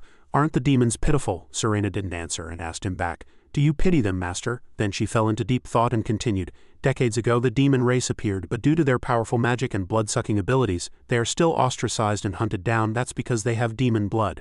They are demons." Ken nodded and continued, "That's right. So they had nowhere to hide." Serena was slightly startled to hear that and quietly continued Ken's words, "And they eventually created a place to hide. With less than 20 people they fought against the whole world, but eventually failed and had to disappear. So all that's left for this child is this family, this hope, this last sanctuary." Serena gloomily gritted her teeth and clenched her fist. Her body trembled slightly, and she fell into deep thought. "Justice is to punish evil, but that belief is wavering. If Master said it, it must be true. Master wouldn't lie about something like this, but still I can't accept keeping a demon by Master's side." After speaking, she looked at Master with red eyes and a displeased expression, and Ken stood there fidgeting. He quietly broke out in a cold sweat and thought helplessly to himself, "This kid, what's with that expression? It's really annoying. I need to go outside." After speaking, he quickly turned towards the door. Serena opened her mouth blankly and asked, "Master, where are you going?" Ken sighed and replied, "To get some fresh air." After speaking, he resolutely and quickly left the room, and Serena was left alone in sorrow as the sun set and night fell. Ken walked around the forest, map in hand. He chose a spot to sit and unfolded the map. He quietly fell into deep thought. "All right, I need to think calmly. Now that things have come to this, I need to make a plan." He recalled the past. Long ago, the sage of the sea said that religion has no borders. If you're chased by one nation, you can cross the border, but you can't escape from a religious information network. 2 northern religions are chasing me, and I have to work under the moonlight with blurred vision. This is all that bastard's fault." Ken bit his lip and muttered, fidgeting, "Constantly running away is not the answer. The best way is to hide." He irritably scratched his head and clicked his tongue.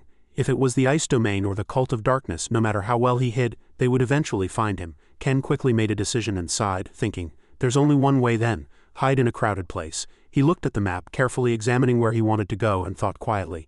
In the ice duchy in the west of the continent he could hide as a commoner for about half a year. Ken hastily picked up the map, stood up and said tiredly, "First, I need to hurry." Suddenly he felt a heavy killing intent directed at him. He quickly turned around, frowning. "A terrifying killing intent is emanating from over there. Is this killing intent targeting a hero like me? I didn't expect you to find me." Ken bravely said, as if threatening, "Come out." The opponent, realizing he had been discovered, quickly came out and approached him. Ken unconsciously stepped back and swallowed, thinking in surprise, "This isn't fun at all." The dragon swordsman walked out of the darkness. He looked at him with a cold expression, but his killing intent did not diminish at all. Ken took a deep breath, slowly regained his composure, and constantly reassured himself. "All right, calm down." He looked at him and awkwardly opened his mouth. "Long time no see," he cautiously asked. "Did you come to kill me?" Ken fell into deep thought. 30 years ago he was able to escape from him because he was injured then, so he couldn't win now. But he gripped the map in his hand tightly, bit his lip and thought, "My life is not cheap enough to give up now. Even the strongest cannot kill me, nor can the will of darkness capture me, and even the queen cannot stop me." Ken resolutely overpowered him and said, "Gods, demons, spirits, humans, no one can break my desires." He looked seriously at the dragon swordsman, pointed to himself, and coldly asked, "Do you think you can take my life?" He sighed and thought quietly, "If necessary, I can abandon and betray my comrades, disciples, master, and even family. I become a villain for survival. Became a third-rate villain to avoid dying, and thanks to that, I've survived until now. This is my creed as a third-rate villain." He glared at the dragon swordsman and resolutely shouted, "Get out, foolish beast that cannot escape the past." The dragon swordsman stood not far from him, bowed his head, and only the sound of his teeth gnashing was heard. After a long time he turned around and left without a word, and Ken was in extreme bewilderment and joy. Ken let out a sigh of relief, his legs gave out, and he stroked his head, thinking, "I didn't expect him to appear here," he muttered. "It seems it's time for both children and me to become stronger." The next morning, as all things awakened, his voice was heard from inside the house, sending the two on errands. Ken looked seriously at the two and quickly assigned tasks. "Serena, go get firewood from the stone tree, and Alice, go find black worm grass and meat flour." The two replied simultaneously, "Understood." Alice hugged her arms and unconsciously looked up at Serena, who was also looking down at her. Alice flinched for a moment and said awkwardly, "I'll go first," and the girl quickly ran off to do her work. Serena watched her retreating figure for a moment, then also left the house to carry out her mission. Now only Ken was left in the house. He sighed and muttered in relief, "Finally those guys are gone too." After speaking, he gathered the necessary tools and said quietly as if determined, "All right, I should go too, let's prepare quickly." Ken used the brazier in the house to create a blue light and cast and made the necessary materials. After a long time of effort, it was finally finished. Ken, sweating profusely, swept his hair back with his hand and sighed, walking towards the table. He frowned, thinking, "First, I need to make something for that kid." At that thought, his face contorted into a frown and he muttered irritably, "It's really annoying to have to pray to a sacred relic every time. Holy power isn't special at all." Now, Ken glanced at the items on the table, casually picked up a magic stone and said quietly, "Let's start with this." He threw it into the brazier and fell into deep thought. Jupiter's ore, a light-absorbing mineral, becomes harder than steel when it absorbs light. For a first-class craftsman, this is a difficult material to handle, but not impossible. Very quickly, the magic stone was processed. Ken carefully took it out with tongs. The magic stone sparkled and was much sharper than before. He brought it to the table and dropped a few drops of Drabik's tears on it. He quietly muttered, 3 drops should be enough. The teardrops quickly seeped into the magic stone as if breathing life into it. The magic stone shook slightly, and Ken, delighted, picked up the tear bottle and praised it. "It works, it's Drabik's tears indeed. Even the hardest material on earth becomes soft as mud.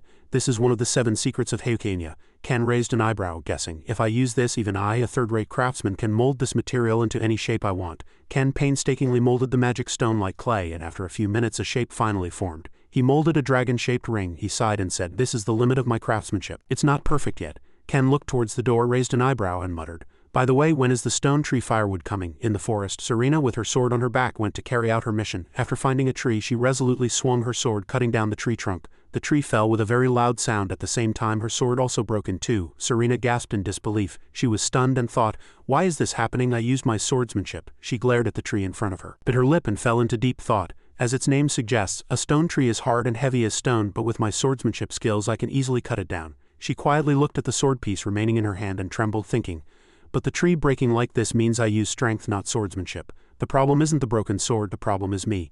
I was holding a sword, but I wasn't focused." Serena gripped the sword hilt tightly and bit her lip. She constantly blamed herself for having put down her sword and become an ordinary person after meeting her master. "No, to master, I'm just an ordinary person, not a swordsman. I'm no longer needed, and now I can't even use swordsmanship. How can I stay by master's side any longer? I'm just a burden now." She stood blankly in the middle of the forest as if having lost her motivation. She couldn't understand what she wanted now. She thought helplessly, "Why are the gods so cruel?" Serena walked towards the fallen tree piece, picked up the broken sword piece and shouted irritably, "I've been searching for him for 10 years. I gave up everything to be with him." As she spoke, she fiercely cut down the tree trunk. She shouted like crazy, "That was my only wish." Serena, as if losing her mind, cut down tree after tree, not stopping until she was exhausted. After a long time she regained her senses. Looking at the battlefield she had created, she glanced down at the broken sword piece from earlier. Serena trembled with fear. The sword piece was heavily worn. She mumbled in a daze, "What have I done?" She stood frozen, lightly touched the remaining sword with her hand, bit her lip and thought, in a moment of madness, "I ruined the symbol of my oath." She hugged the sword to her chest and sank to the ground. She cried out in pain, "How could I wield this precious sword so meaninglessly?" Tears welled up in her eyes, and she said, choked, "I no longer deserve to be with him." In a fertile flower field, hundreds of flowers bloomed under the sunlight. A single petal flew in the wind and gently landed on Alice's nose. After harvesting all the necessary flowers, she lay comfortably in the middle of the flower field. Alice lightly picked up a petal with her hand and looked at it. She fell into deep thought. After leaving St. Temuel, she felt Serena's gaze towards her turn cold. "It's natural. I'm a demon." Alice sighed and sent the petal flying far away with the wind. She fell into deep thought, but thanks to this her chaotic mind felt clearer. Is it because of this flower field? Alice wanted to forget the world and remain forever asleep in this flower field. She quietly muttered, "When was the last time I rested like this?" She thought seriously. When the kingdom was still intact there were daily wars, so she couldn't rest like this. That was a very long time ago. Even after killing 38 aquatic beasts and escaping she felt this way. Was it decades ago after that? Suddenly a strong wind blew away her thoughts. Alice nimbly tilted her body to avoid it. Alice immediately sat upright, sighed and looked at the object in front of her in surprise, saying quietly, "That's a red-toothed wild boar. How dare that beast?" She quickly stood up and strongly confronted the beast. Then she quickly created a magic circle and confronted him. She quietly muttered, "Janus, avatar of despair and storm, despair volley." The magic attacks quickly flew towards the wild boar. The wild boar was hit by her attack and flew, falling under a nearby tree. He lost his strength and collapsed to the ground. Alice slowly approached him and conjured a flame in her hand. She hastily prepared to use her next technique to finish him. Agno, master of fire incineration. but before she could finish speaking she felt something strange under her feet. She looked down to see wild boar piglets clinging to her feet. They cried and shed tears, constantly rubbing against her feet as if begging her to save their mother. Alice was greatly shocked and slowly withdrew the magic from her hand. She fell into deep thought and muttered, What was I trying to do?" She opened her eyes wide, stunned, and thought, "I almost killed an innocent animal because I couldn't control my anger." She raised her hand, glared, and asked in a daze, "Why did I suddenly get so angry? Could it be?" She considered the worst-case scenario. It was as if a ghost was enveloping her entire body. It whispered in her ear, "Magic, do you want to use demon magic?" Alice trembled slightly, as if unable to believe her own eyes. She bit her lip and thought, "Black magic is forbidden, because the user not only accepts the power but also the will of the demon. I thought it would be fine even after accepting the malice and will of the archdemon Agno. Agno is the demon of fire and rage. If I continue to lose control of my anger like this, I might use this power to destroy my precious things." Alice quickly regained her composure and went to give first aid to the mother wild boar. She worked, she thought. Is this the price for demands beyond the 9 limits? It's irreversible. Is this my fate? Will I eventually become the demon king again? After treating the wound, she gently stroked the piglets' heads and said with a gentle smile, "I'm sorry, I'm really sorry." She hastily stood up, picked up her flower basket, left the flower field, and headed towards Ken's hideout, and the piglets stared blankly at her retreating figure. Hideout. Ken was doing his work in front of the brazier when he heard a voice. "I brought the stone tree firewood." Ken quickly turned around and was startled to see Serena lightly carrying it on her shoulder, thinking in fear, "Good heavens, she's crazy, that's incredibly heavy." He quietly pointed nearby and said, "Put it over there." Serena nodded and replied, "Yes," and she effortlessly put down the pile of wood. Ken frowned, looked at it, and fell into deep thought. Stone trees don't catch fire easily and are rarely used as firewood, but he picked up a piece of the wood pile, examined it, and inwardly evaluated. This stone tree is also one of the 7 secrets of Heukania. Heukania, a legendary secret organization that once sought to dominate the world through alchemy. The organization possessed excellent technology, but only a few elites had it, and after being defeated by a certain blacksmith, their existence is now considered a legend. Of course, if a certain traitor hadn't cooperated with that blacksmith, they wouldn't have fallen. Ken crossed his arms and fell into deep thought, believing his conjecture was reasonable. It's their fault. They made a third-rate like me steal that blacksmith's technology. I'm innocent, yes. He sighed and shook his head, thinking of something else anyway. Let's leave that matter aside. If a stone tree is put into a special furnace, it immediately catches fire and emits extremely high-temperature flames. He glared at the brazier where he had already put a piece of wood and fell into deep thought. In alchemy, a good flame is very important. So, to use that organization's technology, stone trees are essential. Suddenly, as if sensing something strange, he raised an eyebrow and thought, "The color of this flame is a bit odd." "Oh well, just leave it." Serena, who was standing behind him, also felt something strange. She was stunned and thought, "Blue flames in legends of sword making, a certain flame is called legendary. There is nothing in this world that cannot be melted, and it is known to have appeared in the mythical era, possessing unknown power. The flame of the red dragon that was used to create the red dragon's sacred sword, a forgotten legend." "How can a legendary flame?" Suddenly a voice interrupted her thoughts. He said quietly, "Serena, bring your sword." Hearing those words, Serena flinched, bowed her head, bit her lip slightly, and trembled. It was a long time before she drew her sword and handed it to him. She said politely, "Here you go." Ken gently took the hilt of the sword, examined it from beginning to end, then without a single question quietly carried it to the brazier, startling her. Ken asked her, "Are you afraid your sword will disappear?" Serena quickly shook her head and replied, "No, it's just an ordinary object." She closed her eyes tightly, heartbroken, and thought to herself, "That sword was proof of the connection between Master and me." She suddenly heard him click his tongue and startled stared blankly at his back, wondering, "Did Master dislike my answer?" When Ken asked, "Have you heard of the state of formlessness Wu Wei Ji Jing?" Serena honestly replied, "I've heard it's a state swordsmen achieve by discarding form and finding the meaning of the sword." Ken quickly followed up, "Then what is the form of the sword?" Serena immediately replied, "It is the obsession with the sword's shape and the perception of its form." When he continued to ask what the meaning of the sword was, Serena unconsciously replied, "It is the meaning of holding the sword and the will to use the sword." Ken then gave a wry smile, turned around and looked at her with a frown, softly exclaiming, "You're a fool." His attitude and words startled her slightly, and she couldn't understand why he would say that to her. Ken returned to his original spot and quietly said, "That's too arrogant an answer, and it fails to acknowledge your lack of experience." Serena bit her lip, tormented, and thought to herself, choked up, "Does Master know what I've been through?" She immediately shook her head in rebuttal, thinking seriously, "No, I really am foolish. How would Master know if he hasn't seen it directly?" She immediately understood and, kneeling on one knee, thought briefly, "But Master scolding me means he has something he wants to teach me."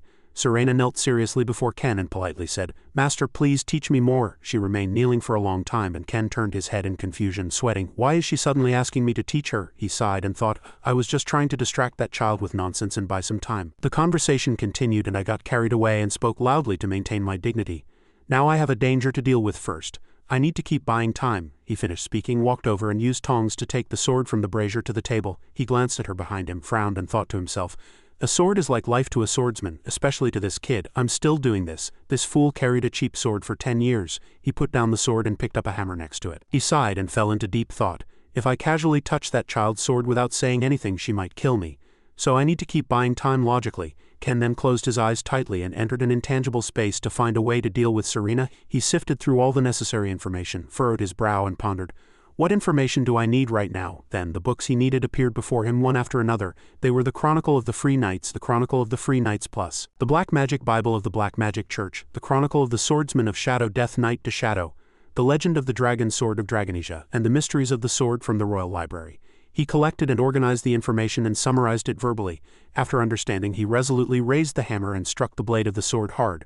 A fierce sound echoed. Ken immediately said, "No one knew that the state of formlessness was not one but 3 states." Serena stared blankly at him, listening as he continued. Formlessness wuxing is the first state. It is to not limit the sword to anything.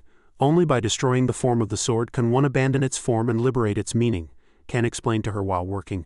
Formlessness wu wei is the second state, which means not being bound by any position. One can only reach it by transcending the position of holding the sword, the position of letting go of the sword, and even one's own position. Serena listened intently and clenched her fists. He taught. Finally, formlessness wu wei is the third state, which means not being disturbed by any transgression. The body must transcend the stage of holding and moving the sword, and the mind must accept and move beyond transgression. Serena plunged into her own space where only she and her sword faced each other. She blankly reached out to touch the sword and softly murmured, "This is." As she slowly touched the sword, it glowed, and immediately fragments of her memories appeared around her. Serena stared blankly at them, bit her lip, and thought to herself, "Now I understand why Master told me to put down my sword." Just then Ken said, "From now on, you will be an ordinary person here." She silently fell into thought, wondering why her heart ached when she heard those words. Serena saw another fragment of memory. She murmured in admiration, "This is a life that only looks at the sword, my life. Because of that I was afraid of losing everything, my sword." Heartbroken, she resolutely murmured to herself, "Until now I was only pretending to let go of the sword I couldn't release." Serena stared directly at her sword, lost in deep thought.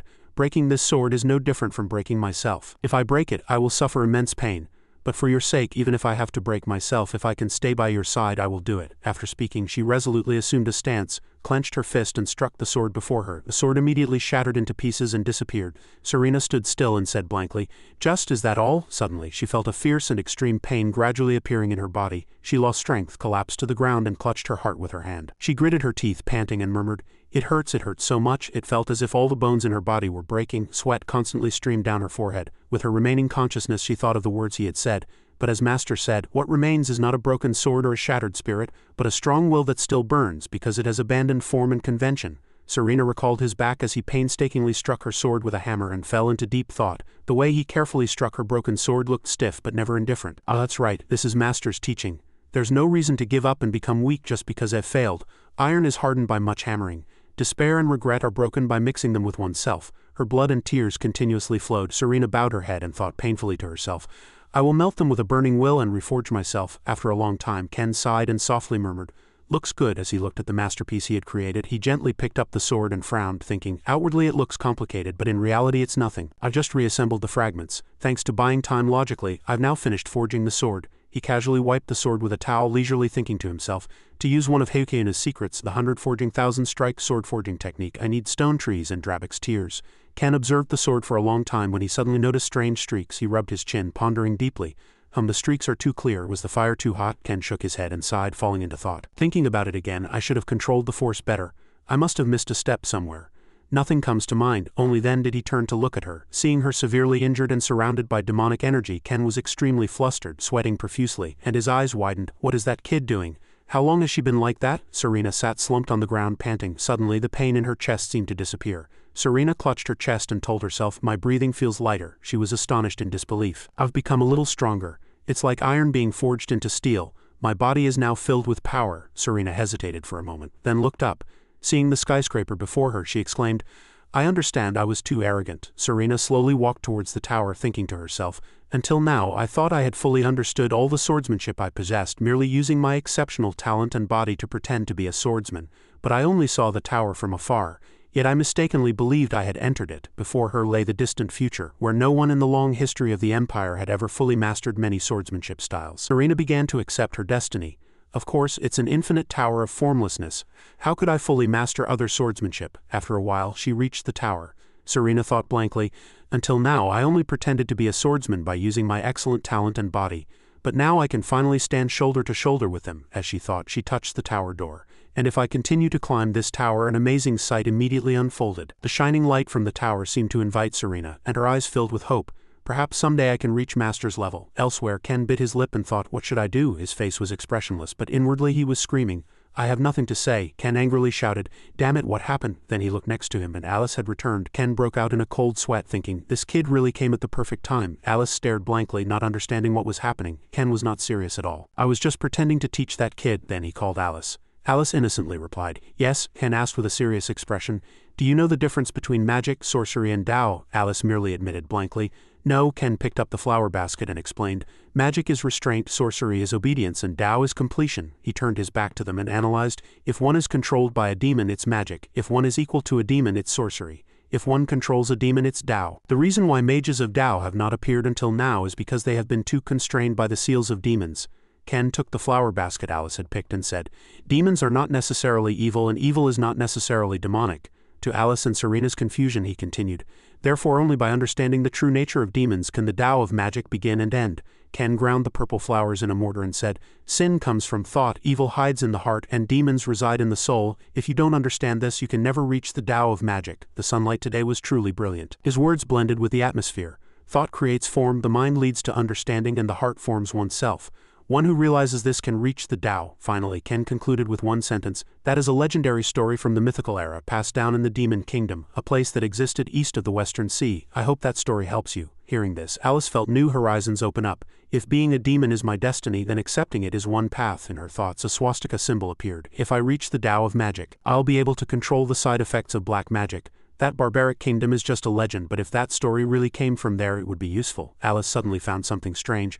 But facing the philosophical man, she wondered, why does Ko know such things? The solution Ken had just made was complete. Good, let's start. He applied a little to the sword and reassured himself. That kid hasn't come back to her senses yet, so she won't bother me. He began to chant and Alice nearby immediately noticed. Wait, Ken is speaking a strange language. He placed 2 fingers on the sword and a dazzling golden light emanated from it. Seeing the characters, Alice was startled. That was a spell that existed only in her memories. A mysterious and enigmatic power that only exists in nations with a long history. Spell magic, finally, Alice wondered. Could he be a spell mage? She felt awe and a slight fear. Ko, what can't you do? I really want to know the answer. At this time, Ken was chanting a spell on the dragon-headed ring. He sighed. Ken picked up an unidentified solid. Next is the final step. Instead of looking for a label, he sprinkled red dust into the mixture. The last of Heukeuna's 7 secrets. The red dust clung to the sword and the ring. It was called dragon's blood. This substance was very powerful. According to Ken, it could absorb heat and give weapons shape memory alloy properties. It also created a special coating that reduced friction on weapons. He was very satisfied with his perfect result. This way, later, just throwing the weapon into fire will automatically repair it. No need to repair it. Ken looked back at his 2 disciples covered in blood and wounds. Somehow I finished the work safely. He called Serena and woke her up. Serena. Ken extended the sword he had just forged to her and said, take it. Ken explained in detail, the name of this sword is Guardian. This sword was born to protect others from evil. Serena carefully held the sword and Ken said, as long as your will is unbroken, no demon can break this sword. The moment the sword touched her hand, Serena gasped in admiration. It's truly beautiful. The moment I grabbed it, I felt an intense energy. It's comparable to a holy sword, a demonic sword, or even a dragon sword. Alice looked at Serena with envious eyes. Ken did not discriminate against her either. Alice, take this too. Alice replied, at the unexpected words. Ken held out a bracelet and introduced it. The name of this bracelet is Dragon's Shadow. It's a symbol of dominion over evil. If you wish, no evil can bind you. Alice could not hide her joy at Ken giving her such a treasure, even though she knew she was a demon. Both looked at each other simultaneously. Serena understood its meaning and smiled warmly. Alice also smiled and thought inwardly, I want to create a warm atmosphere. So Alice thought to herself, it would be nice to be with these two, but what was Ken secretly plotting next to them? He turned his head to hide a joyful smile. Enjoy yourselves to the fullest.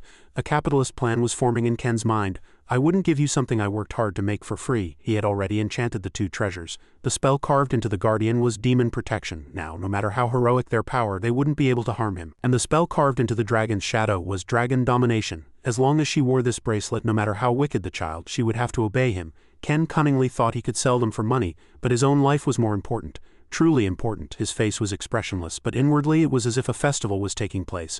I won't waste money protecting others. As soon as he finished speaking, Ken sneezed. Absolutely not. Chapter 62. In a hazy dream, a sound echoed in Ken's mind. I'm giving up. He saw himself sitting in a magic tavern. Ken asked himself, is this a dream? Ken was in his youth at this time, so the dream must have been about the past. I've grown accustomed to it too. A scroll lay before him, and Ken, puzzled, asked himself, what on earth is this? He realized he was his younger self. The young Ken exclaimed, that's a wise decision, the man next to him asked. Wise? The man scoffed. I don't know either. Then, disheartened, he took a sip of beer. The mysterious man sadly admitted, I was just a coward. Ken stared intently at his confessing face. I didn't have the courage to enter the place that monster guarded. As the darkness faded, the mysterious man was hair. I ran away. At this moment, Ken thought to himself, it's not just him. I'm just a useless old man now too. Though they had different thoughts, Ken inwardly thought this must be when he discovered Dragnia and earned the title of greatest dragon hunter. So he pushed a bottle of alcohol towards Hare and said, I won't blame you at all. Ken poured Hare a drink and Hare opened his mouth. What a funny story. Perhaps I'll regret this decision later. Hare predicted his own fate. Perhaps when I'm old and dying I'll try to find an opportunity to go back there again. Ken recalled the future. Yes, he actually tried to do that. He retired and lived as a hunter in a small village on the edge of the continent. In the future timeline, Ken reminisced, but he couldn't let go of the past. He lived with the foolish hope that someday someone would come looking for him to conquer that place. Ken recalled he wouldn't accept that there was no treasure there. The future Hare said in an agitated voice, Fool, don't be greedy anymore. Ken raised his glass and said, my answer hasn't changed in the last 30 years. Then he posed a question, isn't it wiser to save yourself like this than to risk your life for a non-existent treasure? Hare was surprised to hear this. Then why do you want to go there again? At this moment, Ken suppressed his emotions with a half-smile. He said uncomfortably, even if I tell you, you won't understand. I can't just blurt it out. Hare realized Ken's discomfort and was surprised. At this moment, Ken merely watched the other person's reaction in silence. To break the atmosphere, Hare opened his mouth. All right, anyway, I'm retired. He raised his hand in a toast and said, I wish you good luck in the future. They clinked their glasses and shouted, Greater Striker. Ken woke up from his subconscious dream and the sunlight streaming into the room woke him. Ken got up feeling tired. How unusual to be so tired as to even dream, he scratched his head. But that dream was pretty good. Ken's old bones and joints began to ache. I'm over 50, so all my bones ache. Just one day of hammering and my whole body creaks. Picking up a letter with his hand, he thought. But a veteran villain should have a way to recover quickly. I want to leave here, but if the two children think I ran away and follow me, it'll be a nuisance. A conspiracy to abandon his disciples always simmered in Ken's mind. In an instant, Ken finished writing the letter. All right, let's go, he muttered. I need to find a place where I can recover quickly, the letter he had just written said. I'll be out for a bit. Serena could see Ken's retreating back from her room. She stood by the window, lost in thought. Serena was puzzled. Master isn't well, so why did he go out so early in the morning, she wondered. Does Master want to go for a walk? As she entered, a sword caught Serena's eye. She picked up the sword and thought to herself, Alice must still be sleeping. Serena reassured herself, it'll be fine for a little while. Then Serena went out into the forest. She trained alone, swinging her sword. According to Serena's analysis, the Wasiokyungium Crimson Heaven's sword was a swordsmanship that combined 3 major sword techniques. She turned her body, creating a breeze. But the Crimson Heaven she had used back then was still incomplete. A single leaf quietly fell, and Serena quickly cut the leaf into several pieces. Master surely before? She thought that he had created it by imitating it using only the other 2 sword techniques without learning the Wasiokyungium. At this moment the leaf shattered. With a single flame the sword returned to its original state. Wasokum was my first sword technique. After igniting the sword, Serena decided to use her Wasokum mastery to compensate for the flaws in that swordsmanship. I will complete it perfectly. Her eyes were filled with determination. Now that I've used the swordsmanship, I'm sure. Serena fiercely cut all the surrounding leaves, she thought. Even the Wasiokyungium was incomplete. After her training, only ashes remained. Serena plunged her sword into the ground where flowers and grass still grew vibrantly. This seemed to prove that she would always aim only for her goal. Serena was unsure of her abilities. She panted. Thanks to Master's sword, I was able to do this much. Serena easily noticed her progress, though it was not yet complete. Still, it's cleaner than before, but I'm still hesitating at the very end. Thinking this far, she became strangely melancholic. Alice's face clearly appeared in Serena's mind. As expected, I'm still stuck in chapter 63. In an instant, the sunlight became intense. It was noon. Serena looked around blankly. Is it already this time? When she returned, she found a familiar sight. In the distance, Alice was playing with a small creature, bowing her head. It shone brilliantly under the sunlight. Serena asked herself, isn't that a wild boar? Piglet? While wondering why the wild boar Piglet was here, Alice was playing calmly. Serena approached cautiously. Perhaps the mother is nearby. Alice might be in danger, but she immediately retracted her words. No, Serena looked anxiously in all directions, but she didn't think a wild boar could be dangerous to a demon. She continued to realize her own abnormal behavior. But I was unconsciously worrying about that child. Thinking this far, Serena's cheeks flushed. Then perhaps, looking at the beauty before her, she asked herself, do I want to protect Alice? To break her chaotic thoughts, Serena approached. I don't know, my emotions are too complex. She opened her mouth.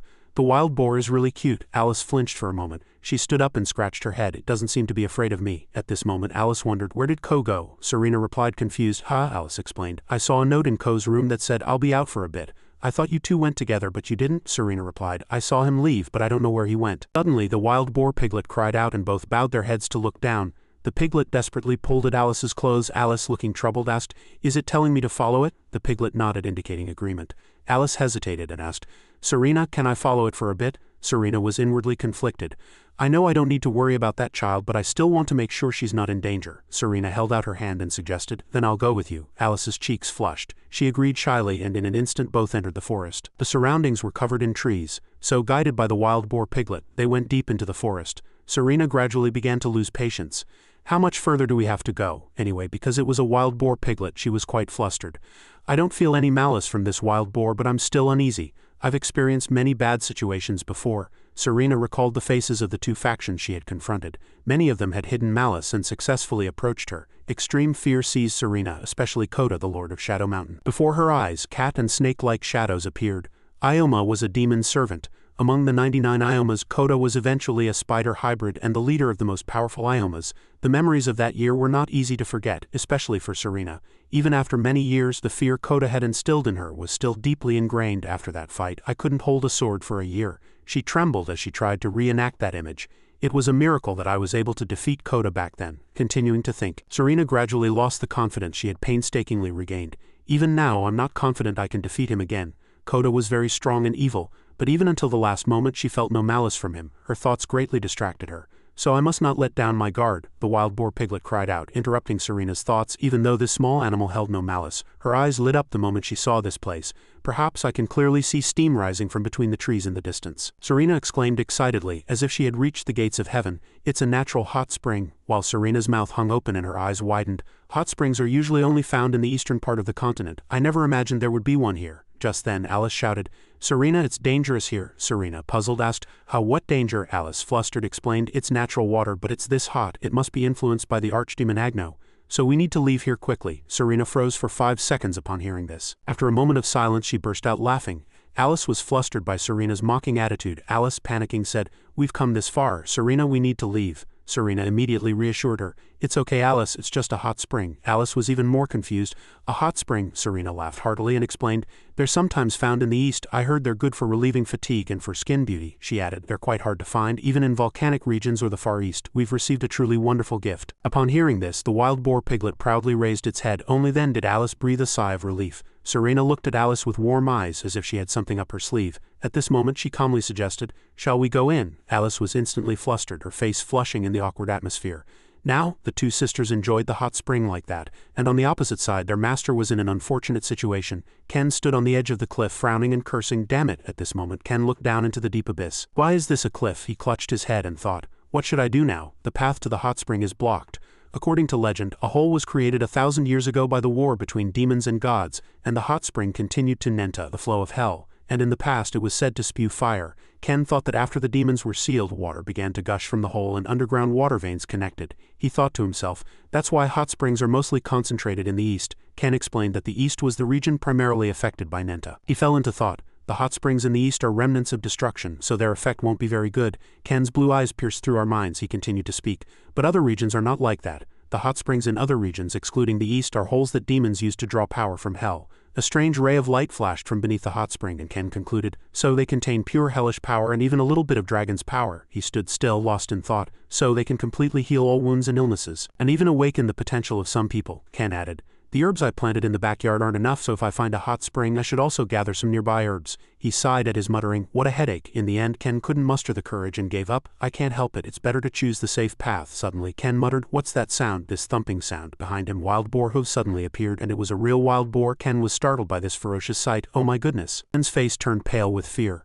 A wild boar. Ken slowly backed away. Why were there such beasts in the mountains? The wild boar approached like the god of death. In that desperate moment Ken regretted not bringing his sword, and he was already pushed to the edge of the cliff with nowhere else to retreat. Ken looked down at the endlessly deep abyss below, feeling helpless with no escape. Ken encouraged himself. Alright, let's think calmly. No matter how ferocious this wild boar is, it won't charge towards the cliff. As soon as he finished speaking, the wild boar immediately growled and charged, and fate was truly fickle. The wild boar charged ferociously with sharp teeth and red eyes. It ignored everything and rushed forward, and at that moment Ken quickly dodged sideways. 1 second later he would have already been dead. Ken barely escaped death, and he frantically ran, calling it a mad boar. Can't it see the cliff? Despair flashed in Ken's eyes. The wild boar endlessly continued its game of tag with him. Ken turned and faced the wild boar head-on, wanting to finish it in one go. Just then, he sprang into the air and Ken focused on landing at his target. Finally, he combined Night Shadow and a leg attack, landing on the wild boar's torso. Take that! The poor wild boar was sent flying far away. This battle was not enough to unleash Ken's fury. What a monstrous creature! Surprisingly, after the dust settled, the wild boar still stood firm. Ken was startled and said, "It survived Night Shadow? That's the most powerful technique among the blessings." Despite the wild boar's bloodied appearance, he thought calmly, "The one-hit kill strategy failed. This place is too dangerous to use a fight-and-flee strategy." Ken looked back. "In that case, if the wild boar gets close to the cliff, I'll just have to leap up, lure it, and make it fall off the cliff." Ken laughed triumphantly and said, "How about that? Don't underestimate a seasoned villain." Before he could even boast, his leg accidentally got tangled in the wild boar's tail. By the time he realized it, it was too late. Damn it! In the end, Ken fell straight down the cliff with the wild boar. He cried out to the sky, "How am I supposed to live now?" The heavens turned away, and Ken had a belated regret. Damn it! He gripped a branch with intense vitality. "I can't die like this." But the wild boar's tail was firmly attached like superglue. 502. Ken held tightly to the branch. "I'm alive." However, life was not like a dream. Before he could even stabilize, the branch broke. His face turned pale. "Wait, even if the ground is soft, this shouldn't happen." Ken pleaded desperately. "Please, no." The tree roots still kept breaking off. After that, he free fell with the wild boar. Ken let out a silent cry. "Damn it, 99 evil witches, if you won't look after a villain," his heart screamed. "At least don't give me bad luck, you bastards." Returning to the hot spring, Serena's sword and belongings were all on the bank. Small drops of water dripped onto the leaves. Next was the soul. No, it was the beautiful natural scenery. Serena enjoyed the moment of soaking in the hot spring. "It's really refreshing." She told herself. She could feel her fatigue melting away. Suddenly, Ken came to Serena's mind. If Master were here too, it would be perfect. At that moment, she looked back at Alice, who was standing awkwardly. Alice had a grumpy expression. "How did it come to this?" Serena just laughed at her innocent expression. She asked gently, "Is it refreshing?" Alice was startled and blushed. After that, Alice replied, "It's warm." At this moment, she was silent for a while before finally mustering the courage to say, "Sister, aren't you embarrassed?" Serena laughed and replied, "Yes, I'm very open-minded. I've experienced camping and group living before, so it's fine now." Alice understood. "I see," she admitted. "I've never bathed with anyone else before." Alice suddenly said, "Sister," Serena replied, "Yes?" Finally, Alice also opened up a little. "Sister, do you know, I'm a demon." Alice carefully sat down, hugging her knees. "I originally thought that humanity was an enemy I had to fight. From birth, the two races always had to fight." At this moment, Alice confessed, "But living with Kozel, I learned that I don't have to hate all of humanity." She was just an innocent child like any other human child, and thanks to Serena, who always helped and smiled at me, I realized that I can also feel peace when I'm with someone. Hope flashed in Alice's eyes, so she smiled and said to Serena, "I'm really happy to be a part of the family with Serena and Kozel." Serena was a little surprised to hear this. She felt ashamed of herself. "How can I turn my back on such a bright, pure and—" Serena hesitated. Innocent child. At this moment, Alice was also smiling at her. "Because of the hatred between demons and humans in the past," Serena recalled. "Not only did I fail to protect that child, I even hated her. I didn't even acknowledge it. Instead, I shirked responsibility and got angry at that child." Thinking this far, Serena wondered if she could apologize to herself. She hesitated and called Alice's name. Suddenly, Serena sensed something strange. Despite Alice's incomprehensible expression, she turned her head and looked ahead. Serena's face darkened. "How can this be?" She suddenly grabbed Alice's hand and pulled her. Although completely soaked, Serena shouted, "Alice, quickly come here." However, everything was a step too late, and countless large rocks fell consecutively towards the two. Rocks fell right at their feet, blocking their escape. Serena had no choice but to hug Alice to make it easier to move. She carefully dodged the falling rocks from above, having to bear double the weight. Serena's movements were quite difficult. After struggling for a long time, she began to pant. Serena looked at the surrounding terrain, but there was no gap. She thought, in that case, Serena instructed, "Alice, hold on tight." Alice was bewildered to hear this. "Huh? I thought we had just barely dodged. This time they're falling right on our heads." Fortunately, Serena was agile enough to evade. She jumped left, then jumped right. The rocks just need to hit each other fiercely. Serena was able to leap high, using the cliff as a foothold, creating a gap. Finally, she landed at the highest point where no more rocks were falling. Serena let out a sigh of relief. Alice was so dizzy she was about to faint. Looking at the collapsed scenery, she asked herself, "Is it over?" Serena couldn't understand. The cliff collapsed on its own, but fortunately, only a part of it collapsed, she told herself. "If the entire cliff had collapsed, I couldn't have done anything even if I had used all my strength." Alice moaned, "I'm cold." Serena replied, "Wait a moment." She took off her clothes and covered Alice's body. "Alice, are you all right?" Serena smiled gently. "Thank goodness, I need to go back now." Her face darkened once again. Alice called Serena worriedly. At this moment, Serena raised her hand to stop her. Alice stepped back. Serena looked back and it seemed her sword had flown away due to the earlier impact. Her face was filled with fear, but there's no time to look for it now. Serena could smell the metallic scent of iron from beneath the stream. Among the things that had fallen here, she sensed something abnormal and alive, something strange. The stream water instantly turned red with an unknown liquid. Serena and Alice approached cautiously. It's blood. There she felt the movement of a wild boar. Serena paused for a beat in fear. The water beneath the stream was stirred and water droplets splashed everywhere. At this moment, Serena clearly saw that abnormal creature. That's a mad boar. It's still alive and it's even crazier. A wild boar. It furiously stomped its feet and charged. The wild boar's appearance was truly ferocious and abnormal. Alice called out worriedly, "Serena!" Serena did not hesitate and blocked its path. "I know it's reckless to fight such a thing barehanded." She clenched her fist and her strength surged from there, but behind her was the innocent Alice. Serena was determined to protect Alice. "I'll bear everything alone, there's no other choice." Serena threw a punch straight at the wild boar, hitting its face. The impact created a tremendous vibration and the wild boar staggered backward. The wild boar was immediately stunned by this force. However, she couldn't be sure about her next punch. Serena was an ordinary person and she was much weaker now. My arm that I've trained for so long." She found it hard to breathe. Serena realized it wasn't just a beast. She analyzed the magical power flowing from its body. "I've experienced this horrible feeling before. This thing has received the power of hell and is a minion of a demon." Those hellish red eyes led Serena to the conclusion, it's Ioma. Nevertheless, she raised her heel for the next attack. "I don't know why Ioma is here." Serena was determined to fight to the end, "but I have to keep attacking before it recovers." A scream stopped her hand. "Quickly get away!" At the same time, countless arrows flew towards Serena and one arrow grazed her, drawing blood. She was startled by the fact that this thing could even use magic. Not only that, but it could also speak. Serena froze in place at its words. A very heavy aura of darkness emanated from the entire wild boar. It continuously shot out sharp blades. Surprisingly, this time the target was Alice. Serena looked sideways in panic. Her heart screamed no. Alice was frozen in fear. Serena ran desperately, shouting loudly, "Alice!" Finally, she protected Alice with her body. Seeing Alice standing there motionless, powerful attacks slowly approached her. Serena, looking closely at her, screamed in her mind, "No!" immediately after. She immediately ran and urgently called Alice's name, shouting after that. Serena quickly hugged Alice and blocked the fatal attacks for her. Even amidst the thick smoke, the two figures were visible. At this moment, Serena's eyes were still vague.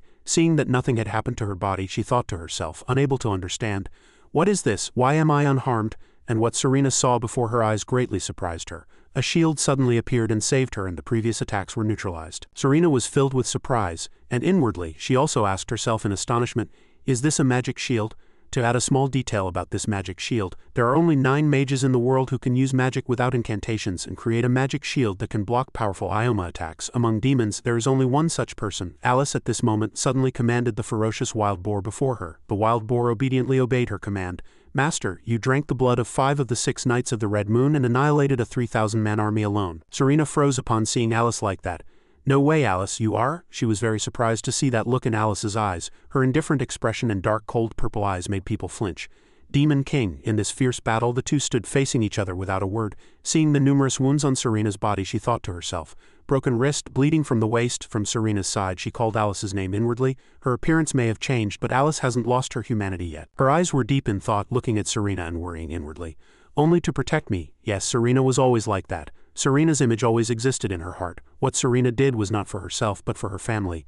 That moved Alice's heart. She always prioritized her family over herself. She even tried to sacrifice her life for herself. Unconsciously, Alice closed her eyes, so this time what Alice wanted most in her heart was, "I will protect her." As she finished speaking, hope flashed in her eyes. She raised her hand to counterattack. "Janus, avatar of storm and despair, I am the bearer of your soul, the one who desires your power, the one who wields your power." An orb of energy appeared in Alice's hand at this moment. "I unseal you. Summon the wind of Kratos." The small orb seemed to gather and unleash immense energy. A sharp wind seemed to tear everything apart. The orb flew straight towards the ferocious wild boar's flank, and delivered a powerful blow, felling the wild boar. A typhoon-like wind blew the wild boar away, and Serena also exclaimed in admiration. The wild boar was blown high by the wind and then suddenly fell, splitting the ground. Due to using too much energy, Alice was exhausted. She clutched her throat and seemed to feel a slight dizziness. Serena stood by her side and hastily supported her, saying, "Alice." Alice's face was very pale. She replied, but this time the after-effects were expected to be more severe than last time, "But that attack isn't asleep yet." Suddenly, Alice heard a strange sound. It turned out the wild boar had not been completely defeated yet. It seemed the two had made the wild boar very angry. Veins clearly protruded on the wild boar's body. Its eyes were blood red, as if glaring at the two to devour them. It unconsciously roared in fury, and everyone was very afraid. Seeing that immense power, Alice covered her face in surprise. "What on earth is Ioma? How can its magic instantly become so strong?" Her burning red eyes widened in disbelief. "No, this isn't a magic power increase." The colossal wild boar seemed to be running wild. Its eyes gleamed as if it wanted to madly trample everything. She asked inwardly, is it mad? Yes, this Ioma isn't controlling its magic power. It's just spewing it all out. Its stamina is now depleted, she thought inwardly. Just like me right now, my whole body is boiling because of Agno's magic. If this continues, I'll become like that too. If two rampaging creatures appear simultaneously, Serena will be in danger. The situation isn't good. She made a decision and spoke. Serena, run away. Serena, startled, retorted. Alice, what are you talking about? Alice replied. Even in my current state I can buy you time to escape, so please go to Ko. Seeing Alice's resolve to protect her, Serena stood silently for a moment, then thought inwardly, if this were a battlefield I'd know Alice's decision is rational. It's best for me to leave this place now. She bit her lip, unable to bear watching Alice sacrifice herself for her. But the very next moment she stood barefoot in front of Alice. I can't abandon my family and run away when the enemy is right in front of me. Alice was also surprised by her decision and cried out loudly. Serena, Serena also said in a soft voice, I know what I'm doing is foolish if you know that. Alice replied, but Sister Alice. But Serena smiled happily and turned around. Sister and Ko will never abandon family and run away, and just because I don't have a sword doesn't mean I'm a burden. Those sincere words seemed to touch Alice's heart. She also smiled happily and muttered, you fool. But before the two sisters could talk for long they suddenly looked towards the ferocious wild boar. The wild boar was now rampaging, continuously crashing into the magic shield. It seemed the shield would shatter if left like this for long. The shield gradually began to crack and Serena in surprise asked herself inwardly, a magic shield? She was very flustered. What should I do? It'll break like this. If only I had my sword. Outside the sky was clear, and surprisingly a sword appeared and embedded itself in front of Serena, startling her. A voice that greatly confused her was heard. Take it. Nearby footsteps grew closer. That person continued to speak strange characters. It seemed to be a key to activating the sword, making the sword in Serena's hand glow. That person appeared before the two and they were startled. Seeing the man, Serena and Alice unconsciously smiled. The man was none other than Ken. He walked in coldly, covered in wounds. After Ken's battles, the villain's connection to cliffs had become very deep. For a villain pursued by heroes, the end of the escape route was usually a cliff. For a hero, a cliff often represents a dead end or an opportunity to grow stronger. But for a villain, falling means only death. Therefore a villain must prepare all means to use cliffs for escape. Cliffs could be called a sacred site of resurrection for heroes. An ordinary villain would have died, but I was a veteran villain, and I knew how to preserve my life when falling from a cliff, so I survived. At that moment Ken was sitting, covered in wounds, coughing heavily. That doesn't mean I'm okay. Damn it, it hurts so much. The very next moment, he tried to move his hand but couldn't lift it. Broken bones were embedded in his intestines, and his left arm was completely shattered. And he unconsciously let out a laugh. I'm as good as dead now, and he looked up at the sky again, asking inwardly, was I careless? Thinking back to that moment, Ken deeply regretted and reproached himself. It was my fault from the beginning. Recalling that time, I left my sword behind and went alone to fight the wild boar. That was not something a veteran villain would do. He leaned back, gasping. Living with heroes and demons, fighting and surviving the planet's strongest enemies, I must have forgotten my place. No matter how much I try, I'm just a third rate. I overcame countless difficulties with tricks and techniques, but my limits haven't changed. Even knowing that I'm not the chosen one and not blessed by the gods, I became careless and drove myself to death.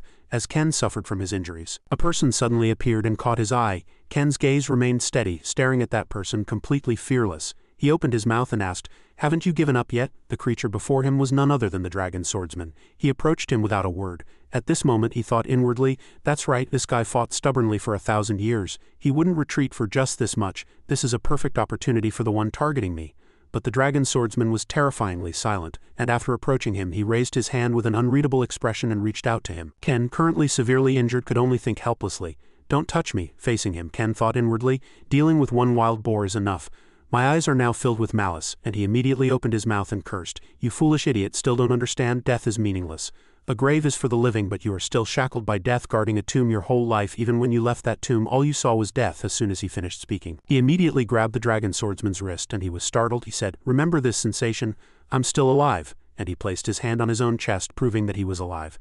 As long as this heart beats, I will never allow the name Krazer Chicker to be carved on your tomb. Countless years have passed, but I still can't understand why this stubborn idiot keeps targeting a villain like me. I burst out laughing at his innocence, which hadn't shown a trace of malice for a year. But if you really want to drag me to my grave, as soon as he finished speaking, he brought the dragon swordsman's hand closer to his neck. End my breath right here, just like that day 30 years ago. At those words, the dragon swordsman was shocked. Not stopping there, Ken shouted loudly, show me your malice once more, you foolish beast guarding the dragon's tomb. As long as you don't realize your own malice, you will never achieve your goal before me. If you're not ready to do that, then get lost, you pathetic beast. The dragon swordsman only sighed upon hearing those words. The very next moment he gave up everything and quietly left. At this moment Ken thought inwardly, has he given up now? He was at a loss, but then he discovered a red flower blooming nearby. Ken thought inwardly, that is, he endured the pain, gritted his teeth and reached out his hand towards that flower. Alright, no matter who tries to stop me until the moment I draw my last breath. He used all his strength to pluck the red flower before him. I will never give up on life, and with difficulty. He finally plucked them, and at this moment he held this flower in his mouth and gave himself first aid for his injuries. That flower was the blood flower hemostasis. It was one of his goals for coming here. One heel had poured all his heart and soul into creating this flower. Without hesitation he hastily put the flower into his mouth. Surprisingly, his eyes widened and he wore a very uncomfortable expression. This flower can be a poison, a medicine, a holy medicine, or even a hallucinogen. It's a very complex herb, so it must be thoroughly refined, even knowing one heel's secret. Even knowing the life flow technique, it's impossible to control the toxicity if used so carelessly, let alone detoxify it. The price for swallowing the ingredients of a dragon's might elixir whole is never light. As soon as he ate the flower, Ken felt his body become very uncomfortable. He thought inwardly, damn it, my muscles feel like they're tearing and my veins are bursting. Suddenly he felt as if his body was being torn apart, and his whole body ached to death. Continuous convulsions plagued him and he collapsed. Ken was drenched in sweat and his veins prominently bulged. This pain brought him down, his hands also clutched the ground. Is this all it is? But he did not succumb because of it. Ken's eyes were bloodshot and he rose against the pain. You want to kill me? His two hands with prominent sinews also clutched his chest. He vowed inwardly, close to death. I've experienced it countless times, but I overcame everything. I don't care if my limbs are severed or my senses are gone as long as I can survive. Even if I have to sacrifice anything, as long as I can survive, I will never give up. I will survive until the very end. That's why I became a villain. The one in this world who looks only at themselves, a wretched being who pursues only their own life. This is the most wicked villain, the one who never dies. Chapter 68. In the forest where Ken stopped, a strong wind blew, making the branches sway and threatening to break. Ken lay on a cliff surrounded by chaos. He barely regained consciousness and thought inwardly. I almost lost consciousness. Blood flow or hemostasis, it causes immense pain when consumed, but, at that moment his body was in great pain, but he now possessed sharp senses. As a result, his 5 senses were more acute than ever. I'm surrounded by a blurry mist and I can feel sounds echoing in the air and vibrations in the ground, and he closed his eyes, sniffing the smells around him. The taste of poisonous air. He organized the information gathered from his surroundings with his lips and deduced. Thinking that, Ken immediately opened his eyes wide. Although the scenery around him was only tree trunks and cliffs, he could feel a battle from afar. This is the sound of battle. Judging that the situation was not good, he closed his eyes tightly and thought, alright, let's think and calculate. Nothing in the world is perfect and nothing is absolute. In Ken's mind, thousands of scenarios were already being analyzed and deduced as if he had predicted something. But all scenarios pointed to his terrible and desperate death. If there's a scenario where I can survive, I'll definitely find it. Feeling that, he opened his eyes wide and the light before his eyes reflected in his pupils. It turned out that the light was a vortex nearby. Simultaneously, a strong wind blowing from the vortex blew towards Ken, and he had to shield his eyes. Nevertheless, Ken smiled triumphantly. I found it. Without hesitation, Ken continued to move forward. His footsteps were very heavy as he traversed the forest. After walking for a long time, he found a sword stuck in a nearby cliff. His gaze became firm. I felt it. My mind became more sensitive thanks to my 5 senses and I pierced through this blurry mist. This is the only way. Thinking that, Ken drew the sword, walked straight forward and threw it far away with all his might. He threw it to where Serena and Alice were fighting the wild boar so he could survive. The sword spun once and embedded itself in the ground near Serena and Alice. I felt it, Ken thought inwardly. Good, it landed correctly, and he seemed to open his eyes unconsciously, but it was as if he had opened a third eye he could see from afar. Why are both of you frozen? From afar, Ken thought inwardly with annoyance. You stupid brats, if I've prepared it for you, you should handle it yourselves. And then he uttered, take it. As Serena picked up the sword, he finally sighed. Finally, you got it. You should have gotten it sooner. And his intention seemed to be to remotely control the sword and activate the Guardian's power as soon as he chanted the incantation. He moved toward the light ahead and through the branches he saw the 2 women fighting hard with the sword. Seeing Ken, Serena and Alice were startled. Ken's figure stood tall like a god. She cried out loudly, Kozel? The ferocious wild boar looked terrible. Ken hardened his face and thought, it's grown bigger. I can roughly guess the cause. Since this wild boar often uses the hot spring, it must have absorbed the power of hell. Now, even if I inject poison from the blood flow or hemostasis, it will survive. It could even mutate and become stronger. Standing before the monster, Ken seemed not to tremble at all. He looked at it and analyzed. And the cliff collapsing also played a part. The collapse created deep cracks in the ground, and hell's magic leaked out from there and mixed with the water. The wild boar absorbed the magic, and after absorbing an immense amount of magic, the wild boar mutated and became an Ioma, but now it's not controlling its magic power, it's just spewing it all out. It seems stronger, but if the amount of magic exceeds the physical limits of its body, it will cause an explosion that shatters its body, powerful enough to blow this mountain away. What a truly difficult situation. Thinking that, Ken glanced at the 2 behind him and lamented inwardly. These 2 aren't in good condition yet, and I lack strength. Why is my life so hard? But he had a plan. Now I just need to put it into action, and he called Alice and Serena by name. Serena and Alice were momentarily blank. Ken continued, you 2, do you trust me? Hearing those words, the 2 replied simultaneously. Of course. Ken just laughed at that. These two kids are really foolish. Then entrust your lives to me. He walked forward and said, "Come at me, beast." Its red eyes suddenly fixed on him. It roared madly and looked terrifying. The three were not flustered at this moment and were preparing for battle. Ken thought inwardly, it's a full-fledged demon now, like a demon overflowing with vitality and raging mana. He laughed. But compared to demons who have survived for over 1,000 years, you're just a beast. As the wild boar prepared to attack Ken, he spoke again. Nothing has changed. You are still a powerful beast and I am still a weak human. Remember, the one you're trying to kill is someone who has overcome countless difficulties with all sorts of vile tricks and schemes. Ken's demeanor was very relaxed at this moment. He constantly provoked the wild boar, the most terrifying fellow on this planet. Come on if you're ready to die, you ferocious beast. The wild boar seemed to understand his words. It charged madly as if to tear its opponent apart. Ken provoked the wild boar loudly. Come on if you're ready to die, you ferocious beast. Then with an enraged face it immediately charged towards them. The wild boar was charging at an incredibly fast speed. However, he remained calm, closed his eyes, lowered his head and thought inwardly, push the brain to its limits. The brain has abilities that cannot be used even if developed for a lifetime. At this point, Ken suddenly closed his eyes and fell into deep thought. High-speed thinking and instantaneous judgment, multi-threaded analysis and absolute inference. 1 second later he opened his eyes and thought, when that ability awakens, mental power will be amplified tens of times. So Ken's goal would give the feeling that time had stopped. Meanwhile, he carefully analyzed data on its nature, motor skills, behavior patterns, and body structure. Ken finally told himself to predict the next moment before speaking. With that thought, Ken said loudly, no matter how colossal a storm, it begins with a butterfly's flap. While Alice wore a look of incomprehension, he spoke again. No matter how long a journey, it begins with a single step. A moment later, Alice finally replied, Janice, avatar of storm and despair. Having realized the truth, she cried out, borrowing the power of the wind. The raging wild boar, still unaware of the approaching danger, merely growled and charged ferociously. 1 second later, its footsteps hit an obstacle. Subsequently, the wild boar's body was engulfed by the wind and thrown into the air, and it didn't stop there. The wind tossed it like a ball, slamming it onto the ground a few seconds later, to Alice's astonishment. The wild boar was thrown right before her eyes. Even Alice didn't fully understand the power of the magic she had just used, so she said to herself, unbelievable. As Ken had just said, the essence of storm magic is wind. Serena said to herself, casting magic. A butterfly's flap requires low-level magic. Meanwhile, a big question was on her mind. I never thought low-level magic, no matter how fast it's cast, would be effective against an Ioma. Thinking this far, her body felt uncomfortable again. Alice clutched her chest with her hand and groaned. Moreover, she muttered inwardly about a post-effect seizure. Ken ignored her groans, which were getting louder and louder. What concerned him most right now was still the wild boar. Currently, Ken's face was filled with tension. The reason he was like that was because it had gotten up again in a short amount of time, and Ken muttered inwardly, was that attack too weak? He looked at the wild boar and judged inwardly. According to expectations, 1 or 2 bones should have been broken, but its defense was higher than I thought, and seeing that it still had the strength to fight, Ken resolved again, but I won't spare that attack. As soon as it recovered, the wild boar charged again. At this moment, Ken reassured himself, I won't make the same mistake twice.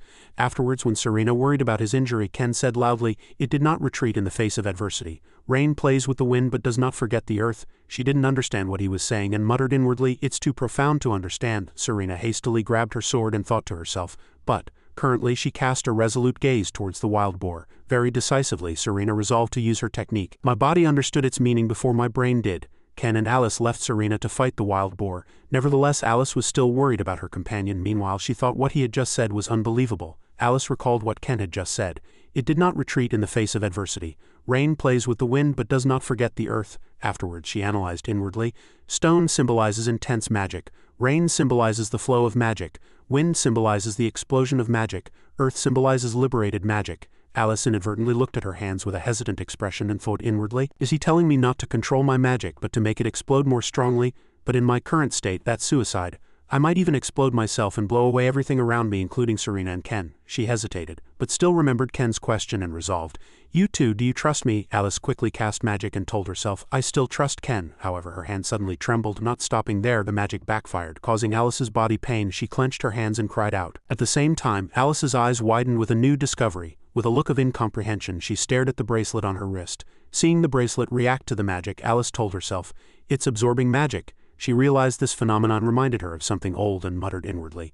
Among the 36 treasures of the continent, there are a few that can act on their own. For example, the 4th treasure, the Black Dragon God armor, can change its shape according to the nature of the magic. Serena looked at the bracelet in her hand and compared inwardly, but compared to Dragon's Shadow, it's just a toy. Magic of the 3rd-rate demon Agno and the 5th-rate demon Janus can be absorbed by this treasure. Finally, she decided to believe in its ability and thought to herself, it could help control my magic. This meant she could now use magic beyond her limits. Moreover, Serena learned another secret about the bracelet. The malice and will of a demon are originally magic, and this is a treasure that can control magic. Now I don't have to worry about the side effects of black magic either. Alice stared at the bracelet in her hand and suddenly realized something and thought inwardly. In other words, this is a treasure that all mages would risk their lives to obtain, and it's like a sealed object. Thinking this far, she looked at Ken and cried out inwardly, "Wait!" Serena's doubts grew even more. Is this a sealed object? The 99 sealed objects were miracles created by the gods in the mythical era to seal demons. However, a moment later, she became despondent and said to herself, "Even if I have the mysterious power of a spellcaster." At this moment, Serena looked at Ken and felt inferior about her own abilities. How can a human create a treasure comparable to a miracle? While she was talking to herself, Serena was still fighting passionately. Finally, she stopped. At this moment, Serena said to herself with an expression of disbelief, "I didn't think I could last with such arms." At the same time, Ken gnashed his teeth, expressing dissatisfaction with what Serena had just shown. Subsequently, she was startled and worried when she heard his scolding.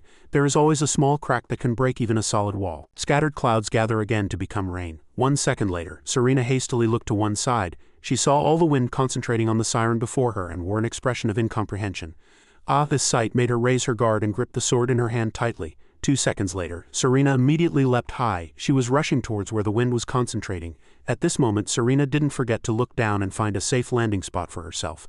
As soon as she regained her balance, she quickly swung her sword toward that spot. With solemn eyes, Serena was delivering very precise sword strikes. Before landing, she continued to deliver several more sword strikes. Currently, the wild boar was less ferocious. Its attitude surprised Serena.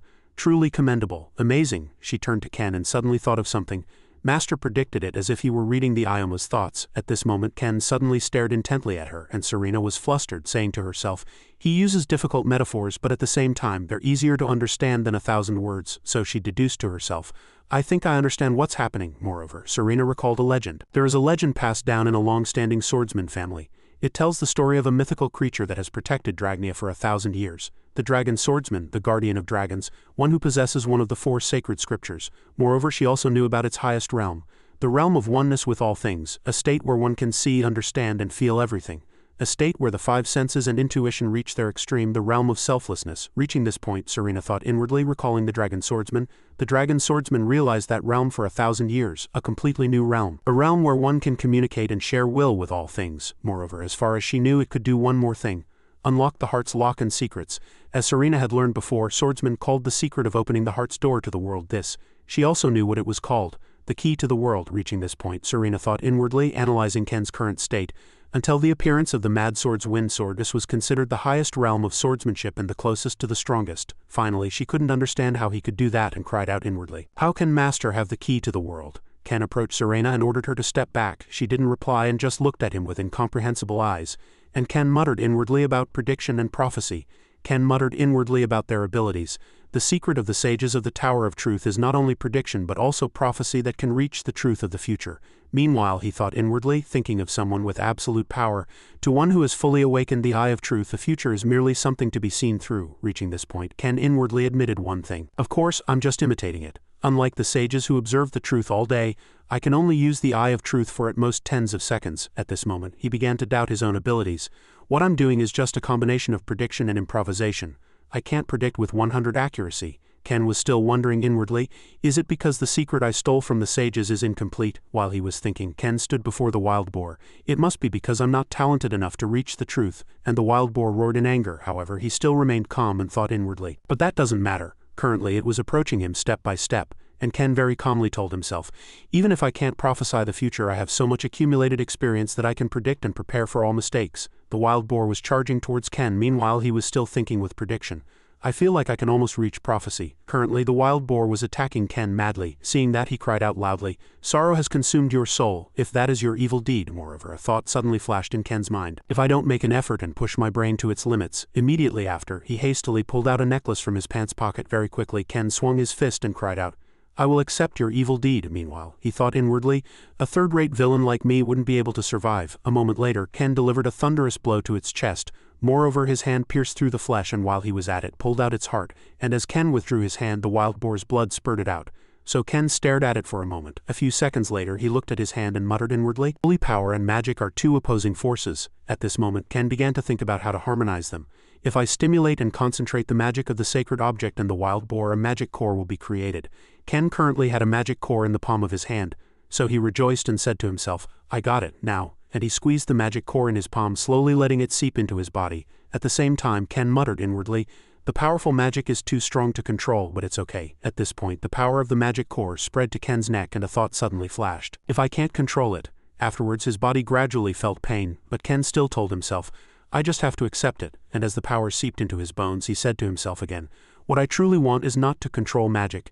Ken talked to himself, feeling his change. It's to let the magic flow into my body and combine with the chemical components of the blood flow or hemostasis. The power gradually spread to the top of Ken's head. His eyes were still firm and he did not bend his will, as all the power was absorbed into his body. He cried out inwardly again, causing the desired cellular mutation. Serena was watching Ken from behind, and so she couldn't believe what she saw. So Serena asked herself, how can such a wound heal so quickly? It can't heal that quickly without using holy magic. Meanwhile, she knew that as long as the heart or cerebrum were not destroyed, vitality was endless. Serena quickly thought of what could happen. Instant regeneration, a secret art that makes humans close to immortality. She also knew the price well and thought to herself, but in return one must eat human flesh and hearts. It is an evil secret art that can only be obtained by selling one's soul. At the same time, Serena recalled a past battle. 7 years ago, the secret art of the cannibals she had annihilated allowed them to rule the southern forest with fear. Furthermore, the immortal heart also came to her mind. Serena looked at him with disbelief and inwardly asked, but how can he do that? While she was lost in thought, Ken continuously examined his body and finally discovered a change. He thought, my wounds are all healed. After 3 refinements, the magic power has become compatible with my body, and the chemical components of the blood flow or hemostasis reacted with the magic power, causing cellular mutation and restoring my body to its original state. Meanwhile, Ken considered this a dangerous situation and said to himself, of course it was a perilous undertaking. If the magic power had been slightly stronger or weaker, other mutations besides healing would have occurred. He even considered the worst-case scenario. What's worse, if the magic power had been too strong, my blood vessels would have burst. The mere thought was terrifying. Ken turned his gaze to it and calculated inwardly.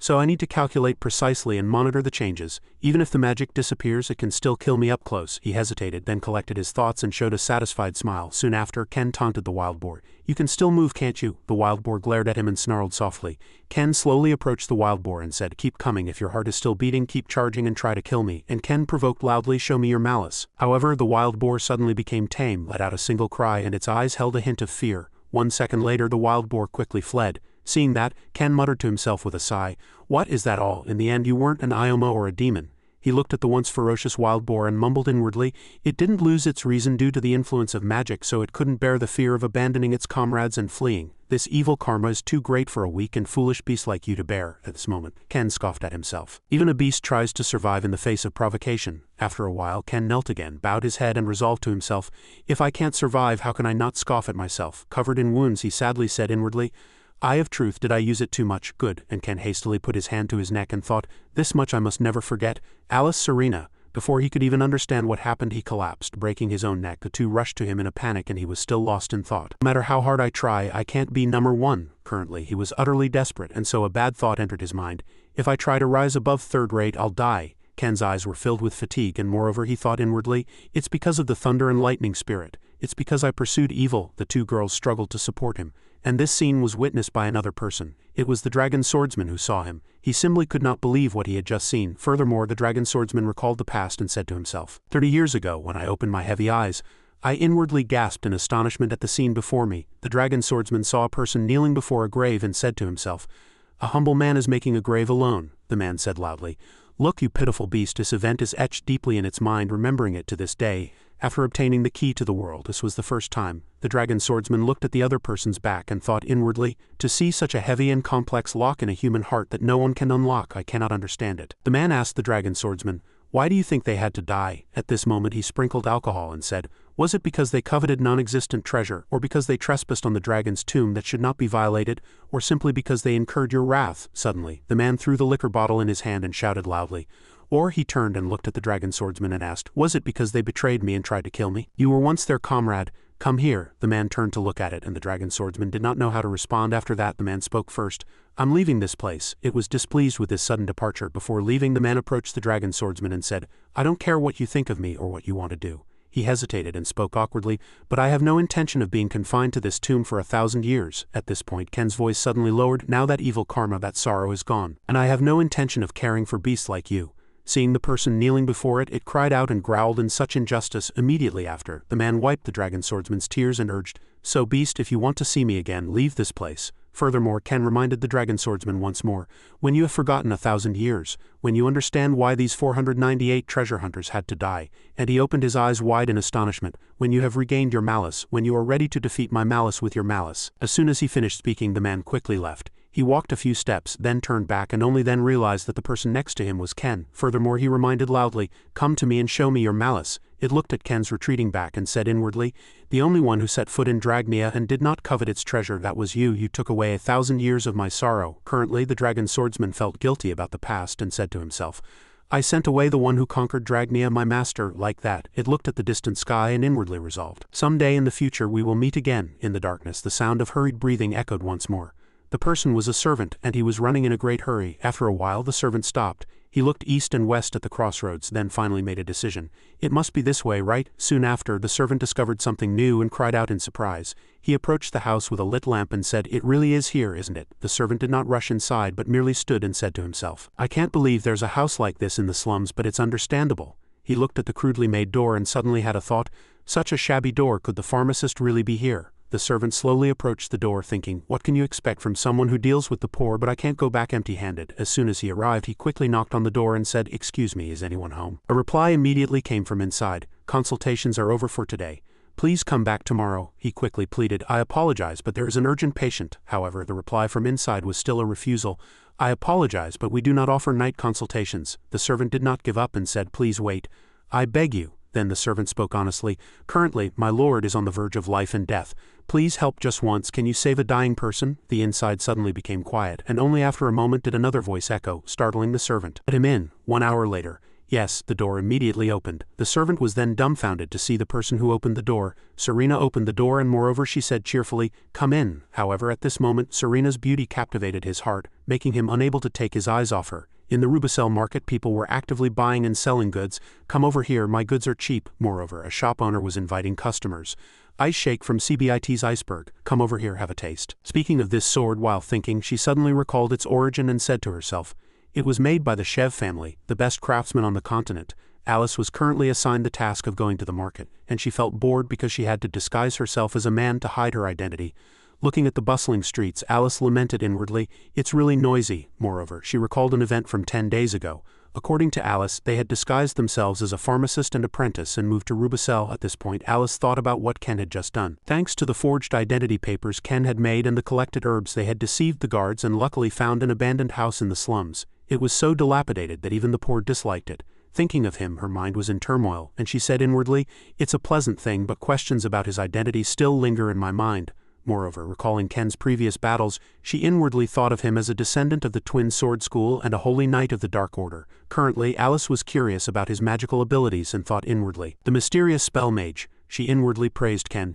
"He's an excellent carpenter, a blacksmith, and even a pharmacist." At the same time, she bought some vegetables and received an invitation from the owner who was leaving, "Come again next time." On her way back, Alice still thought, how on earth did he live to have so many identities? Suddenly, someone interrupted her thoughts. "Hey, customer." Alice looked ahead to see a pottery shop owner arguing with a customer. "You broke my goods, you have to compensate me." The veiled girl also admitted her fault. "That's right, I broke it, so I have to compensate." The shop owner was not satisfied and reprimanded. "Don't just stand there and talk, give me the money." The girl happily agreed. "All right, I'll do as you wish." Alice observed for a moment, then understood the problem and muttered inwardly, "Is he trying to extort money from a passing customer?" This merchant placed the jar in the middle of a bustling market. Moreover, that strange accent. Is she a foreigner? Is this her first time here? Meanwhile, the shop owner, despite being compensated, asked again with a look of disbelief. "Really?" A few seconds later, he laughed and said, "If you're going to compensate." The shop owner cut off the girl and interjected, "But I don't have any cash right now. I'll send someone to repay you later." This left the other person dumbfounded, and he replied like a stone, "Yes." Seeing that person leave, he asked loudly, "Hey, what are you talking about right now?" The girl looked back at him confused, but the girl did not speak in a hurry and observed the situation. Seeing many people looking at her, the girl raised her voice, "Did I mispronounce Lu Bing?" Hearing those words, Alice was confused and inwardly asked, "What does that mean? She really is a foreigner." At this point, the shop owner reprimanded loudly, "The problem is not your language, but trust." The girl heard the other person's reprimand and immediately lamented. Then the girl wore a troubled expression, rested her chin on her hand and replied, "What do you mean? I don't understand." Now it was his turn to explain, grabbing his head in agony. "Customer, you said you would send someone to repay the money later, but words alone are hard to believe," the girl shouted in dissatisfaction. "Then what do you mean?" This inadvertently made the shop owner stop and wear an anxious expression. Meanwhile the girl now revealed her face and solemnly asked, as if she were His Imperial Majesty, "Do you think I am lying to you?" She approached the other person and said, "Answer me properly." His Imperial Majesty pushed the shop owner back and shouted, "Depending on your answer, it could be considered an insult to me." Seeing the other person's angry face, he immediately stepped back.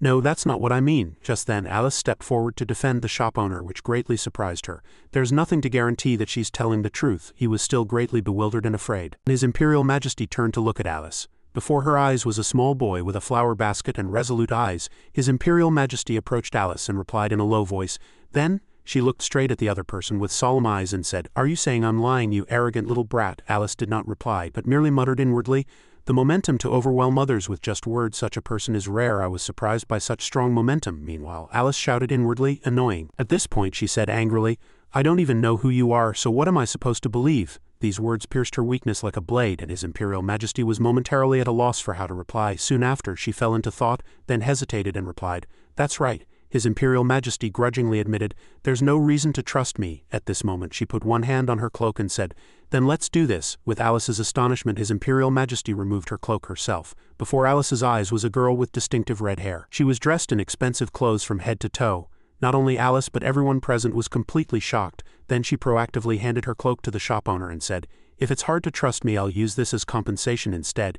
If you have any opinions, speak them." He immediately agreed, "All right." Before leaving, His Imperial Majesty asked Alice's name. "You arrogant little brat, what is your name?" Alice reprimanded in dissatisfaction. "Isn't it customary to state your own name first when asking for someone else's?" His Imperial Majesty was not angry. Instead, she praised the other person. "You're a very clever little brat." With innate arrogance, Her Imperial Majesty turned and walked away, saying, "Then I will hear your name later." Having finished speaking, she quickly departed. After walking a few steps, Her Imperial Majesty laughed loudly and promised Alice, "We might meet again." Alice did not reply and merely watched her retreating figure for a moment. Meanwhile, an inexplicable emotion welled up in Alice's heart. "This must be the first time I've met this person," Alice constantly questioned herself while looking at the other person's back. "Why do I feel like I've met her somewhere before?" Inside a nearby house filled with cobwebs, Serena was bandaging the leg of someone with a broken leg. Then, as the injured person coughed once, the child next to her looked at her with a startled expression and spoke. Tears were still streaming down her cheeks. Serena saw this, took out a gift and said, "Here, take it." She handed it to the child with a gentle face. "It's a painkiller." Furthermore, Serena admonished, "It can be dangerous if you use too much, so only use one pill when you're in a lot of pain." The child accepted it with both hands and asked, "Is Dad okay?" She nodded, smiling, and replied, "He won't be able to move for about a week, but after that, he'll gradually recover." Moreover, the child was delighted when Serena said, "If you can meet a priest, they'll also take care of the after effects, so don't worry too much." While she was packing, the child politely bowed her head and expressed her gratitude. "Thank you very much." And because she was disguised as a man to hide her identity, Serena referred to herself as, "Your brother merely did what he had to do." Furthermore, she inwardly muttered, "Fortunately, it was a minor injury, so I could handle it." Just then, Serena felt puzzled by the child's hesitant demeanor. The child held a few rusted gold coins in her hand. With an innocent face, she awkwardly spoke, "I'm sorry, but this is all I have." So Serena's gaze focused on the pile of gold coins in the child's hand. To prevent the child from feeling apologetic, she extended her hand and accepted them. But Serena only took one coin and said with a smile, "This much is enough." However, the child still felt it was unreasonable and clutching the money to her chest genuinely spoke, "What? But it's not even enough for the medicine." Serena hastily patted the child's head and replied, "It's okay, it wasn't expensive medicine anyway." Furthermore, she thought inwardly, "Actually, I didn't expect payment for this work, but I still had to accept it." The child saw Serena to the door and she waved goodbye before leaving. At the same time, Serena thought, "The reason we're staying in the slums and disguising ourselves as men is to avoid other people's gazes, and because we don't have enough money to buy a house." Her face darkened. "Although we're earning money by working as pharmacists, we mostly treat poor people, so we won't be able to save enough money. We lost money again this time. I could ask my family for money, but I left on my own accord, so I can't do that now." 1 second later, she bowed her head and sadly recalled Ken, saying inwardly, "Moreover, Alice guessed Master's decision. Master wouldn't allow it." On her way back, Serena constantly muttered inwardly, "Perhaps things will get better in the future." A moment later, she suddenly stopped and looked ahead with startled eyes. Serena did so because she saw Alice, and furthermore, she noticed that the other person looked troubled. Immediately after, Serena chased after her and called out. Alice heard the familiar voice and immediately turned around, replying, "Soren, oh, are you coming back from a consultation?" Soren replied cheerfully, "Yes, how was the market?" Alice looked away and replied hesitantly, "It was fine." Hearing those words, Serena put on a puzzled expression and thought inwardly, what happened? Her complexion is fine, so it can't be anything serious. 1 second later, she suggested. Shall we go back together then? Alice was silent and did not reply. A moment later, she reluctantly replied, Inside a comfortable-looking room, a person sat on a chair deep in thought. It's common to go to a temple for treatment. This person was Ken, and currently he was nervously saying inwardly, but villains don't do that. He thought about how he would explain it if he were injured. Ken recalled the scenario of meeting a priest and stammered, "This is a wound I got when I was caught by a hero while doing bad things." Thinking this far, he scolded himself again. "I can't answer like that. I'd probably be suspected and pursued and eventually killed." In the end, he decided. So, if a villain dreams of a long and healthy life, they must be able to treat their own wounds and illnesses. Thanks to that skill, I was able to easily infiltrate the city and pose as a pharmacist. And Ken inwardly analyzed the income of a pharmacist. The main source of income for pharmacists is selling health supplements to the rich, and also selling cures or antidotes to travelers or adventurers. Ken recalled when he had previously looked around his garden. My garden had expensive herbs and I planned to use them to fund my escape. A sudden incident occurred in his garden and he felt displeased. Because Ken's entire garden had been destroyed by a wild boar, he roared in anger. Currently, Ken was still angry, gnashing his teeth and shouting loudly inwardly, "But that damned wild boar ruined my garden." Sitting on the chair, he trembled with anger, clenched his fists and thought inwardly, "Because of that incident, I lost the money to buy a house, so I had to repair and live in this abandoned one. Now I can only sell medicine to the poor, so I have to solve this situation somehow." Following that, Alice and Serena also arrived. As soon as they arrived, the two greeted him in turn. First, Serena, "I'm back," followed by Alice, who said, "I'm back."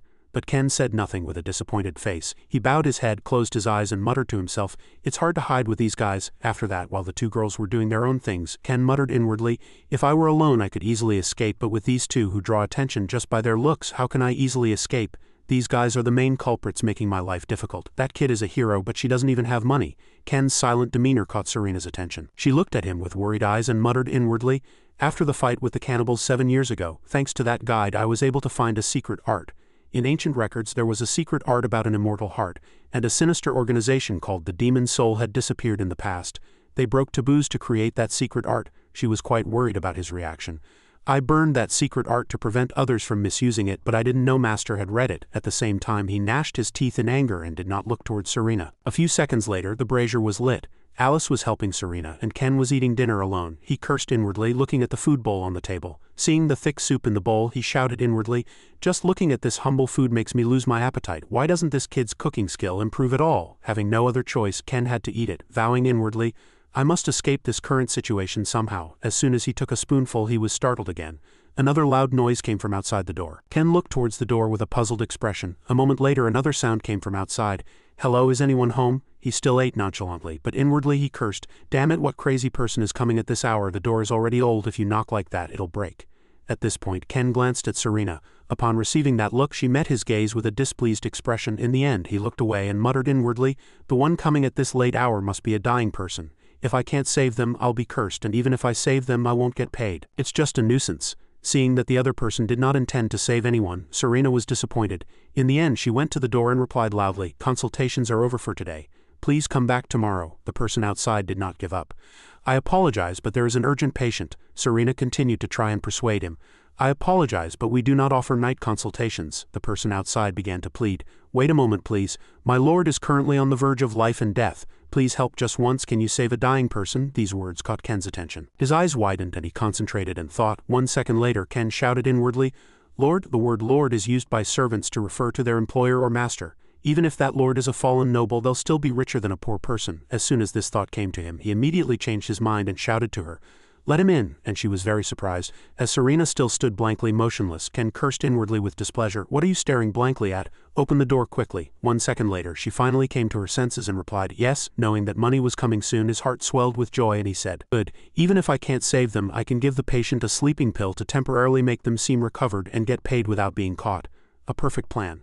Serena opened the door and said to the servant, "Come in," he replied as he entered. Furthermore, he observed the servant and thought inwardly, "Looking at this servant's attire, I can tell this lord is a wealthy person. Good." Ken quickly seized the opportunity to make money and spoke. "Now," he said seriously, "tell me the situation." The servant quickly recounted the entire story. "A few days ago, my lord was healthy but suddenly fell ill. He started sleeping longer than before. Recently he hasn't even been able to get out of bed, Serena hastily asked. Have you invited priests? The servant replied honestly. Of course, but strangely my lord did not get better at all. After that he regretfully clenched his fists, frowned and said, and the priest gave up on treatment. Having said this much, the servant was slightly sad. However, I didn't give up and continued to search for a way to treat my lord. Then one day a pharmacist told me. The servant relayed the pharmacist's words verbatim. It is a disease that can only be treated with a special medicine, and it is a medicine I cannot make. Having said this much, he sadly spoke. That's what he said. Despite not having much hope, he continued to strive. In the end, the servant said, after hearing that, I went to the capital. I asked all pharmacists, young and old, but before the servant could finish speaking, Soren interrupted. No one could make it. He quickly confirmed this fact to her. Not stopping there, he honestly revealed his journey to get here. Some pharmacists said they couldn't do it, while others said there was no medicine to treat that disease. Still others said such medicine didn't exist and that anyone who claimed it did was a swindler. Having said this much, his voice hesitated. And this is the last place. Hearing his story, Soren thought inwardly, a disease that even holy magic can't cure. She was puzzled. To her knowledge, holy magic can completely heal wounds and contagious diseases. Its healing ability is almost perfect. Other treatments are completely inferior. After that, Serena propped her chin and fell into deep thought. However, despite temples offering treatment services at low prices, pharmacists still exist. If it's medicine that can cure such a severe disease, it would be hard to obtain even for tens of thousands of gold. In the end, she inwardly asked herself, what can I do? I can only treat simple injuries. After that, she glanced at Ken and muttered inwardly, but what about Master? Seeing Ken with his eyes closed, Serena really wanted to know what his next move would be, and she asked inwardly, what will Master do? At the same time, Ken was also meticulously considering everything.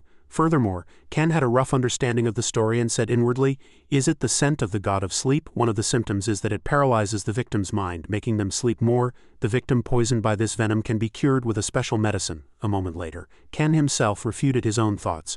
But that organization tried to dominate the world with poisons and diseases. To achieve that goal, they created countless poisons that could resist holy magic. However, due to a mistake in the research process, they were destroyed by the diseases they created themselves. Since then, their remaining poisons have become more precious than gold. Furthermore, he realized this would not be easy and said inwardly, One Heal's poisons are also very difficult to make and most of them have no antidotes. In other words, it means someone is trying to assassinate this lord. As Serena brought water and served it to him and the servant, they gratefully accepted. Thank you, a thought suddenly occurred to him. I shouldn't get involved in such a conspiracy, but it's too good to pass up. If such a precious poison is used, the culprit must surely be rich. If I handle this matter well, I won't have to worry about living expenses in the future. 1 second later, the thought of a bright future suddenly came to Ken's mind. Earning a lot of money and eating delicious food. Or should I continue to live in poverty like this? Thinking this far, Ken nodded and called Serena's pseudonym, Soren. She and the servant immediately looked at him, and hearing Ken's next words, Serena smiled brightly. Prepare for the consultation. So she replied yes and quickly went to prepare. At the same time, Alice prepared his coat and staff. He did not forget Alice but still used her pseudonym, Aaron. After that, Ken loudly admonished, you stay at home and watch over it. Although slightly puzzled, Alice brought the luggage to Ken and reluctantly agreed. Having finished all preparations, he immediately leaned on his staff and stood up. Finally, Ken suggested to the servant, please guide the way. He replied blankly in surprise, yes. Then he replied, to cure a disease one must meet the patient. The servant immediately followed the command. Then 1 second later he made another suggestion. Please wait a moment, I will call for a carriage right away. However, Ken misunderstood the other person's good intentions and muttered to himself, this is an assassination case, will this draw the mastermind's attention? So with an angry face he refused, no, it doesn't seem very far, so I will walk. As Ken went first, the servant quickly said, please wait, I must go first. Before leaving, Serena did not forget to check Alice's complexion and happily advised, Aaron, it will take quite a while, so go to bed first. Ken also added, don't forget to lock the door. Alice quickly replied, yes. The door soon closed. She stood there for a moment and sighed. Alice worried about the two and muttered to herself, they went to treat such a critically ill patient, so it will be difficult for them to return today. Ken must have gone because he was confident he could cure them, right? What else can't he do? I don't know either. Just then another knock sounded from outside. Alice did not rush to open the door. Instead, she asked herself, another patient. Being alone at home, she had to be vigilant. So Alice thought very carefully, what should I do? I don't know how to diagnose or treat. Should I pretend not to hear? A moment later a voice was heard from outside. Hello, is anyone home? She placed her hand on the doorknob but still hesitated inwardly. This voice, could it be? Alice decided to open the door to resolve the doubt in her mind, and when she realized the visitor was Her Imperial Majesty, she was startled. Not only Alice but Her Imperial Majesty also exclaimed in surprise. With an expression of disbelief she loudly asked Alice, why are you here? After speaking she walked right in and Alice replied unpleasantly, that's what I should be asking you. Moreover, she expressed both astonishment and anger at Her Imperial Majesty entering someone else's house without permission. Meanwhile, she also made disparaging remarks about someone else's house. What a shabby house. At these words, Alice exclaimed inwardly, "Ha!" and seeing her sit on a chair without permission, Alice began to curse inwardly. What's with that brazen and rude attitude? The rudeness didn't stop there. As Her Imperial Majesty commanded Alice, "What are you doing?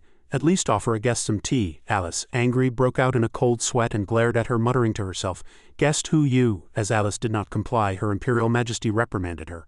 What an arrogant and rude little brat, and to show annoyance in front of a guest. Alice clenched her fist, suppressing her anger, and replied, "I don't think I have any reason to hear such words from you." Moreover, she loudly asked, "And who are you?" Her Imperial Majesty showed a hesitant expression. She kept thinking to find an identity to tell Alice, and in the end, without replying, she pulled out a mirror, and an unanswerable question formed in Alice's mind. Following this, Her Imperial Majesty calmly looked into the mirror and asked, "Tell me the location of the person I'm looking for." As soon as she finished speaking, magic emanated from the mirror, and Alice, in disbelief, asked herself, "What?" Alice, recognizing the mirror in this guest's hand, was extremely flustered and muttered to herself, "How can this be?" Moreover, she inwardly mumbled about the mirror's origin. The Autumn Map, the 28th of the continent's 36 treasures. If you only know the name and face, you can find them even if they're hidden at the ends of the continent. But the biggest question Alice wanted to know right now was this. The problem is, who is she looking for? Did she come to the wrong place? Could she have mistaken me for someone else? No, someone who possesses the Autumn Map wouldn't just coincidentally come here. Alice, realizing the mirror's power, began to calculate inwardly. Since she doesn't know my name, I might be excluded, but I can't rule out the possibility that she's looking for Serena or Ken. If she tries to harm my family, I'll stop her here, even if it means dying together. A few seconds later, Alice asked, "Who are you looking for?" Her Imperial Majesty still hesitated and did not reply. Moreover, she cleverly changed the subject, and Alice gnashed her teeth in anger. She forgot I was here. Only when Her Imperial Majesty mentioned Serena's name did she change her attitude. "I came to meet the master." Alice outwardly did not reply, but still grumbled inwardly. Indeed, a moment later, Her Imperial Majesty suddenly looked surprised. Then she muttered to herself, "It seems I haven't come to the wrong place." Just then, Alice realized she had fallen into Her Imperial Majesty's trap and blamed herself. "Damn it, I've been played." Nevertheless, she did not forget to observe the other person and analyzed inwardly. Moreover, seeing Her Imperial Majesty sitting on a chair with an indifferent attitude, she thought inwardly, "She doesn't even flinch at my killing intent." 2 seconds later, Her Imperial Majesty again spoke calmly.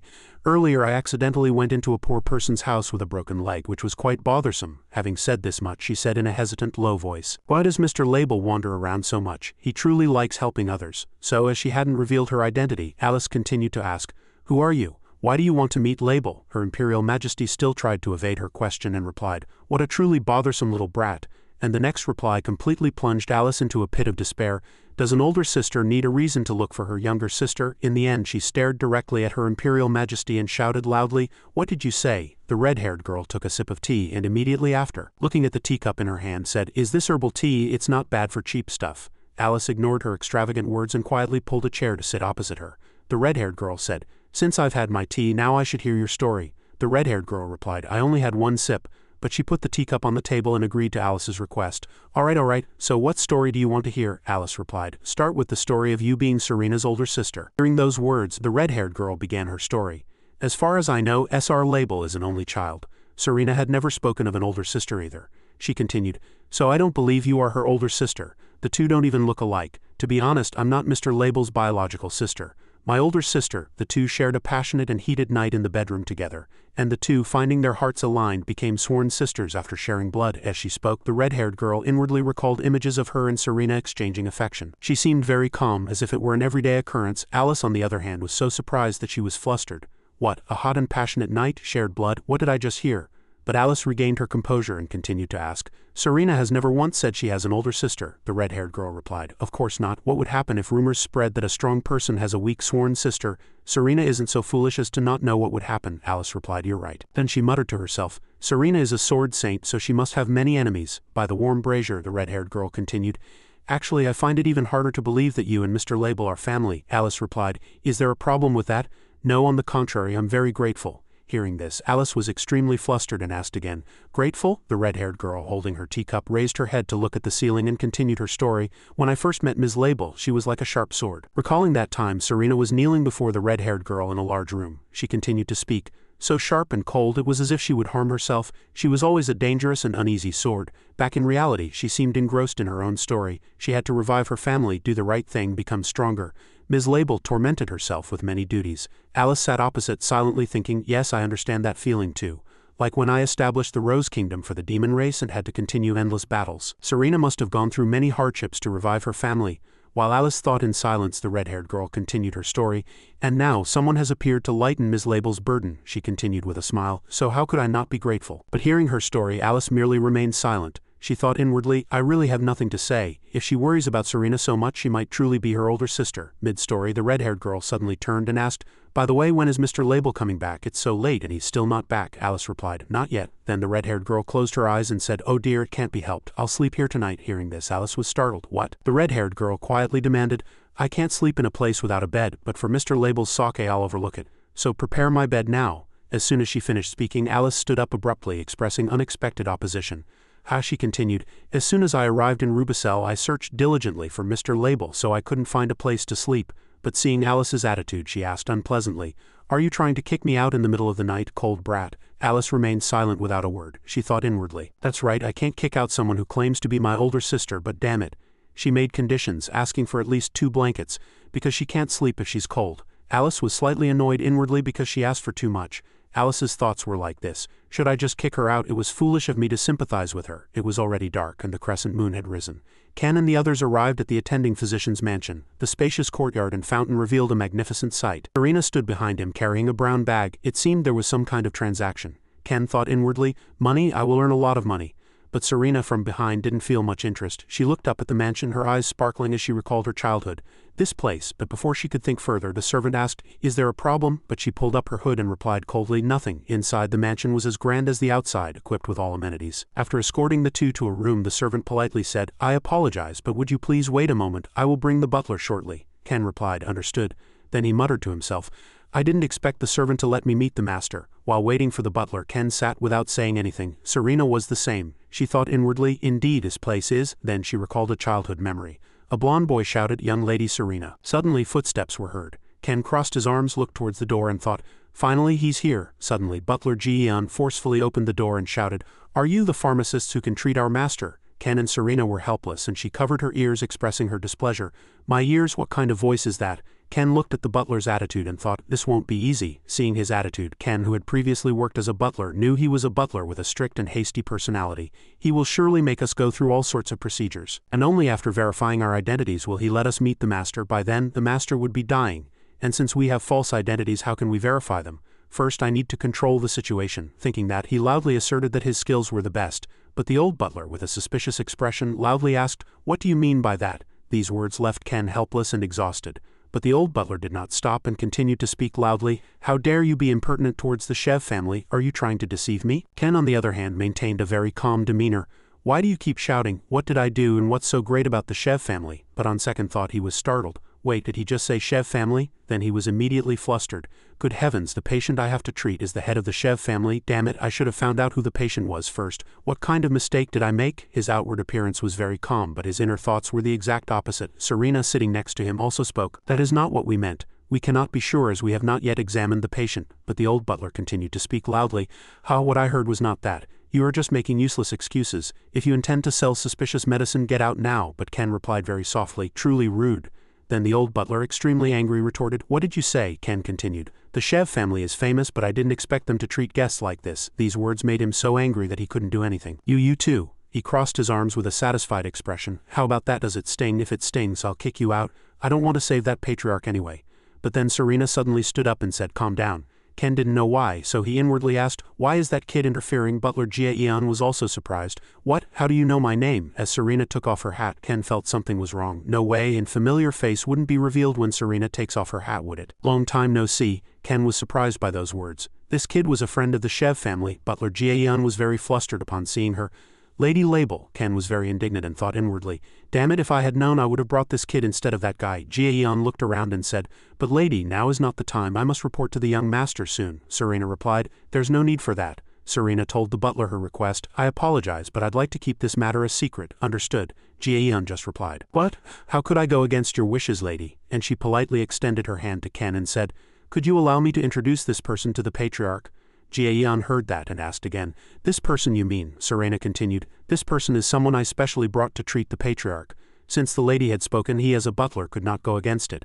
So he hurriedly approached Ken, bowing repeatedly and apologizing. "I apologize, I was too rude." Ken was still indignant and crossed his arms, saying, "That's just a little bit of rudeness. Why aren't you more rude, old man?" What? Why did his attitude change so quickly, although still indignant inwardly? "Now I can't get out of this." Although he wasn't feeling well, he had to go see the patriarch, but he didn't show it and calmly replied, "It's all right, I want to see the patient first." Hearing that, the butler hurriedly stood up and respectfully invited the two. "Yes, understood, please follow me." This mansion seemed very spacious, and after walking for a long time, a few people arrived at a corridor. The antique decorations here were very neatly arranged. Soon after, the three finally arrived at the young master's room. The butler said, "Here it is." As the two entered the room, it was immersed in darkness, with only a sliver of moonlight shining through the door crack. Right in front of them, an old man was lying on the bed. Ken then reminded Serena, "You wait outside and don't let anyone come near. Give me the bag." Serena replied, "Yes," but Ken seemed to be subtly chasing Serena away. He slowly walked towards the old man's bed, thinking inwardly, "Good, the troublesome one is gone." Facing the old man deeply asleep in bed, he thought inwardly, "Indeed, that's right. The patient is very weak." Nevertheless, his skin was slightly pink and his pupils were blurry but unusually clear.